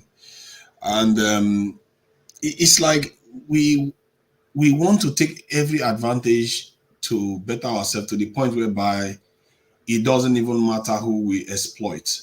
The way I described this years ago was that Nigerians are so ambitious that sometimes it spills over into some of these negative things, and this is what you tend to see. They don't care. It doesn't matter who you are, whether you're family or not family, they will take advantage. I've had situations where, I work with people in Nigeria, and you see that when they want to do something for their boss, they will always put money on top of it. No matter what they do, they put money on top of it. Even if the boss is paying them a lot of money, they make a lot of money, but they just have to make money from every single thing they do. Sometimes you can say, okay, because life is hard there and all the rest of it, but other times you can't explain it with that kind of, you can't explain it just because of hardship. Because Indians have hardship. You don't see them looking for every excuse to, fillet each other of resources. If anything, it brings them together to work together to build. You see them come to the West, you have 10, 20 of them in a room, and one person will go and buy a house, and the others will put funds together, help the next person increase their credit rating, and they go and buy a house. That's how they expand. But we will never have that discipline because we have a culture of me first and to hell with the entire group. And that attitude makes us less for it because other people are doing it the other way around. Because when you do it as a group, the outcomes are a lot better. It's far more efficient. But when you are forced, like that lady now is going to be forced to do things by herself. She's going to be forced to separate things from, and it's going to be less efficient. She cannot even trust anybody anymore. Exactly. So, and that is going to make it less efficient in terms of building resources but while if you have a culture where they work together, the family will get richer and richer. They will keep building and expanding. This is why other people perform better than us. I think they talk about group IQ that where they said if you have a black candidate, graduate, and an Asian, this in college leaver, you leave them for 5-10 years, the Asian college leaver will excel more because they tend to know how to build on top of what they've already got. While we proceed as an individual and just wreck everything based on that. And even if we don't wreck it, we don't grow as fast as we should grow. And this is a cultural problem. It's not only about leadership at the top alone. It's a culture that we need to start changing a little bit. Where you have elders saying, you know what, where did you get that money from? Why did you cheat your sister? Why did you cheat your brother? Why are you doing this? Those type of things, somebody needs to be calling them out. Churches need to be calling those things out. Can I ask you a question, please? No time, Alice. I'm working with time. I don't really have time for this fight. I know you're Because I wanted him to also talk about politicians in families being asked how they got stupendous wealth, not just citizens. That's true. No, it's true. That's what I'm saying. That we should be able to question each other and say, where did you get that money? You stole money from the state. I'm going to go and report you. Or this thing, you're not going to be my son again. You're not going to be my daughter. I'm not going to live in a house where you stole the money from. We don't have a culture like that. We see people that travel overseas. They go to Malaysia, go to any part of the world. Suddenly they come back with a lot of money. We start praising them. They come and start building houses. We don't ask where they are getting the money from. This culture of the end justifies the means is what is leading to the decay that we are seeing. And I feel like it's a serious problem that we need to address because it bleeds into everything else. It's me for myself. I want to jack, but I don't care about my country. And you see that our people, when they go overseas, they praise everyone else. If you go to the YouTube now, you see Nigerians praising South Africa, praising Australia. They praise everywhere else. When they are talking about their country, often they say bad things about their country. But they forget that it's this culture that breeds somehow on itself. And to break it, people like P2B represents the kind of instrument that can break that culture. You see, the way he behaves is a behavior of saying, oh, you know what? If you are trusted with something, you don't have to betray the trust. You can do things properly the right way and still make a lot of this. As a matter of fact, you get more out of it. Do you know how many times I've been in the UK? I've said, if I wish Nigerians were trustworthy, and many of them were trustworthy, we'll be working together and we are going to build a lot of this in profit. But you can't. Because the moment they see a lot of money, then they break this chain and take off. They take off and they're not going to make any more money. In reality, if they built with you, both of you will, get all you want. But they don't know how. We don't know how to work with each other.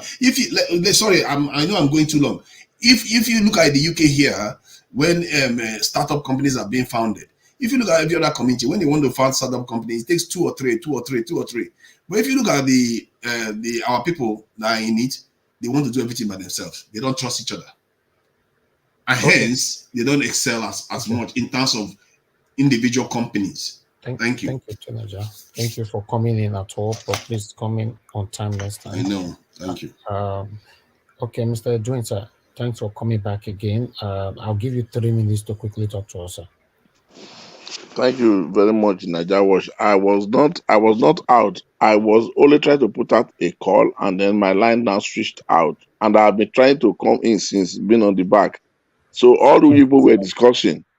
I was listening on the other on my second line, so I have not been out. That is that. Okay.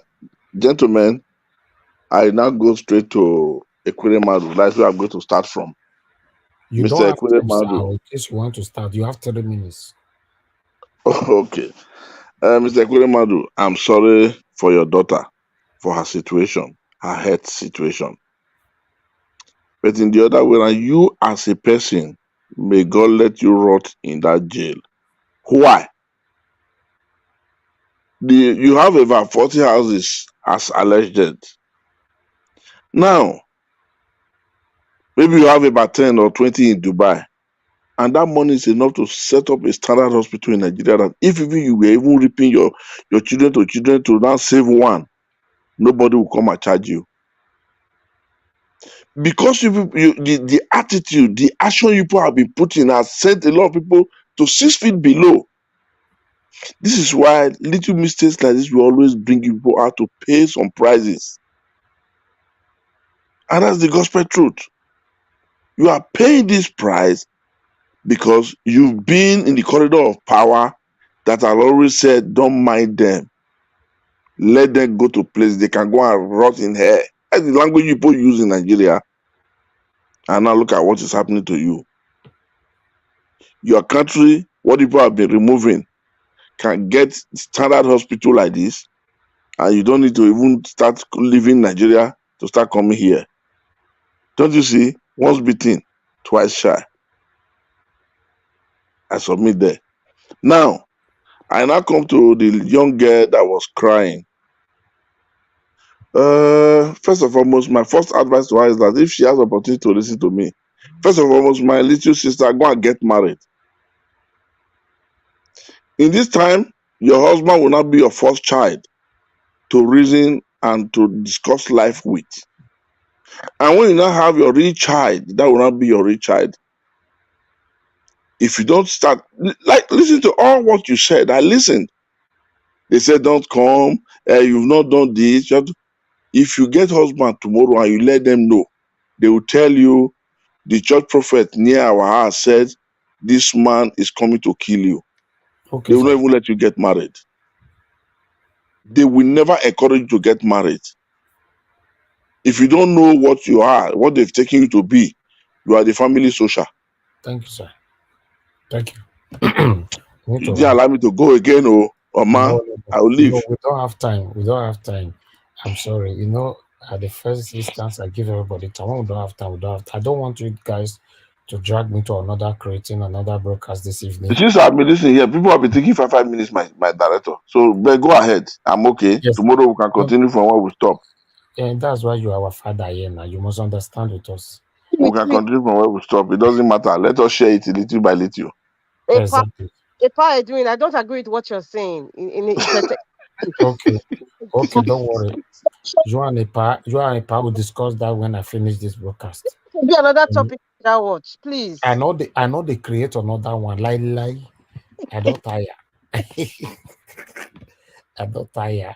If you create another one. I wanted to even ask you, do you even have time to eat? Because since we've been here eating breakfast and lunch, but I don't know about others. So do you even have time to eat? Me too. Mr. Elvis. So, Mr. Elvis. Yes, madam. I don't want to say anything to annoy you, but you know I like Osun State Governor Adeleke. I think he won the case today. And I'm so excited. I know he's PDP and you don't want to hear any they're satanic, but I like him. No, but that's fine. You have right. My dad is a chieftain of PDP. So I'm not anything chief. I only like him. Just him. That's all I say. But no, but what I'm trying to say, you can like the person. That's what I'm saying. For me, I hate PDP. They are satanic, but my father is my father. But you can like the dancing governor. You know? I love the dancing governor. I've been liking him since he was a dancing senator. So all right, okay. You better not dance. You better not dance and stay away. And I think no. I think he's doing good. He paid all the pensions already, paid everything, turned the whole state to PDP, and I think no, I don't think so. No, I think he's doing good. I think we should support the good ones. He's doing good. I really like him. I like his spirit. Maybe because I like the video too. I like him. Let's have him in our radar. He will be one of those who will be looking out for. Like and love does not mix with politics and governance. Federal government has now released the ability to generate energy now by states. So let's see what these governors are going to do. The excuse is not to generate electricity now. All right, my people. Yeah, I think OT, the LP governor said he's gonna for Abia State. He said he's gonna use Mr.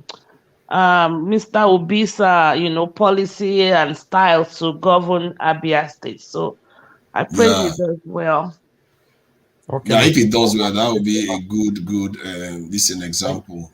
Thank you. Everybody, I want to quickly appreciate. Okay. Are we going to another one? Oh God, do you people want to go to another one?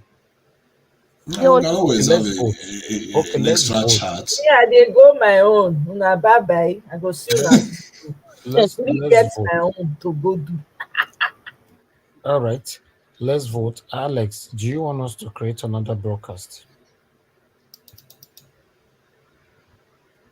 Alex, are you there? Okay, let me move on to the next person. I just want to be sure. Madam Rita, do you want us to create another broadcast? No, I don't want us to create another broadcast. I think we should call it a day and then continue tomorrow. Thank you. Okay. Madam Victoria? Yeah, I think you should go and rest. That's good. If anybody wants to talk, they can go on Omoye's own. Najawas, please, can I have a minute if you're done? Omoye bans people. She has banned me from my channel, called me devil. Please, I please, was please, not supposed to go there. Wait. Nigeria, that's my Alex, go ahead. Oh, please, guys, please. I didn't ban, Alex. by the way. I didn't. Please, can I use 1 minute, please, guys? Yes, I want to appreciate everybody worldwide on this platform who appreciated me today, who celebrated me. I thank you all for the love. My phone was almost going to be on fire. Thank you, guys. Thank you. I love you guys. The magnitude of my gratitude is really, it's beyond what words can say. Thank you, guys. I'm grateful. I'm sorry today if I couldn't communicate in platitudes that you are used to. Sometimes it's like this.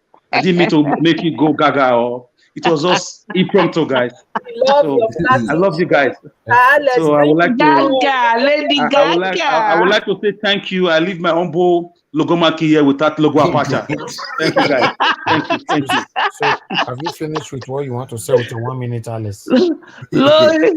Najawas, thank you, Najawas. You're doing a great job. Thank you so much. Thank you so much. Okay, hold on, please. I have Mama Ishwo calling in, please. Hello, Mama Ishwo. Good evening to you, Mama. Thanks for calling in. Please talk to us. Now, well done, you. Thank you, Mama. We want round up now, but quickly talk to us. As on our occupy seat from morning till night, I dey see you now. Anyway, thank you, everybody. Thank you for your time. Thank you for not giving up on us. And thank you for the good fight. Thank you, Mama. I pray that the good Lord will reward every one of you as we fight for a better Nigeria in Jesus' name. Amen. Thank you, Mama. For the man when sit down for wheelchair, we wish a permanent seat in that wheelchair until he die. The CGA when God decide to sit on wheelchair, we don't baptize her with that wheelchair. Now waiting wish himself. So we support her to wish himself. And he will not leave the until he payment. And CGA, you see that money when you go collect for London. Now diarrhea you go collect diarrhea. That money na cancer. That money na kidney failure. That money na diabetes. So carry and go house. Now what do you collect with that? Okay. So thank you, Mama. You could choose. Mama, we need to round up now. Una dey talk since I follow una talk. No, me they work with time. I don't want to cross my I time want here. round up. I dey round up with you. You know, so they forced me to create another broadcast this evening again, Abi. So they go on my channel. So CGN, Echo Rire, but you can never pervert this judgment. Because if you try, you're not even there to even pass the judgment. Not the person when sit down for city, they pass judgment. No problem. And next Oluomo, we are coming for you. We see the shenanigans when you do today. No problem. They come. All right. Thank you, everyone. God bless. God bless you, Mama. Thank you so much. Thank you. All right, my people, I appreciate you all. Thank you so much for your time. Tomorrow we'll be back again. I'm a bit tired. If not, I would have created another broadcast for you guys. You know, thank you. Let me quickly take a break of 1 minute here. 1 second, my people. Please, can you help me to share and like this broadcast? Help me to share and like. Before we round up, I want to share.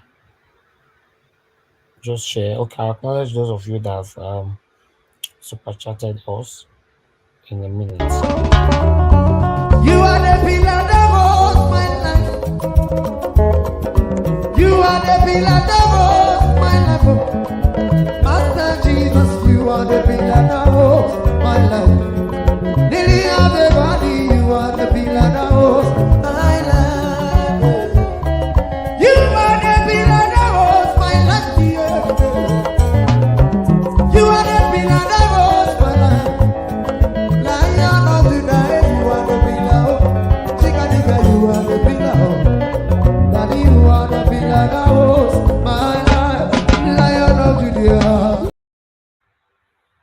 All right, my people, I appreciate you all. Thank you so much.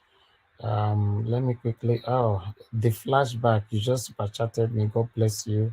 Thank you so much. Thank you. Thank you. I appreciate you too. I really do. I didn't even look at the comment section. But at my attention, I've been drawn to the comment section that all of you are telling me create. Oh God. Yes, your full comment section. What did they happen, my people? If you guys want me to create another broadcast, you know that you guys are going to handle it. I cannot handle it. You know, that's the thing. All right. Let me create another broadcast then. Let me create another broadcast quickly, and we'll take it from there. I didn't know, but I'm just going to spend a short while, you know.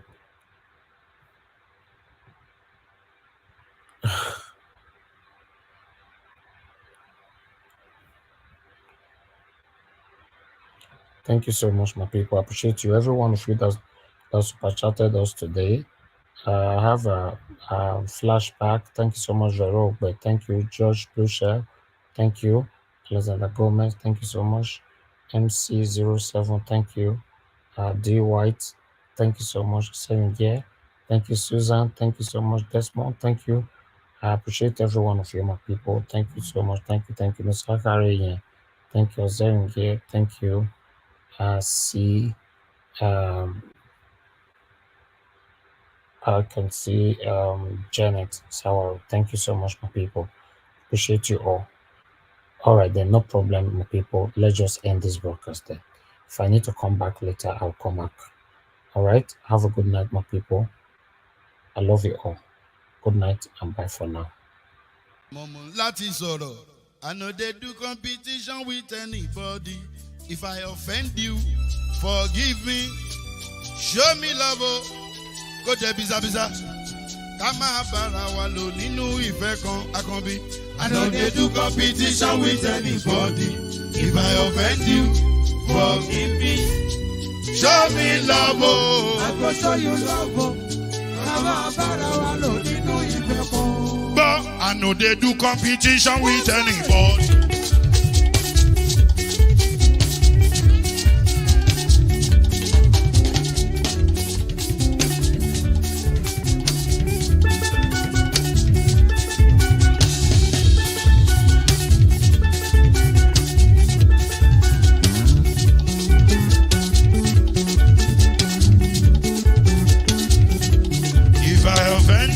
Forgive me, show me love, oh, I go show you love, Kama bara walo ninu ife kan.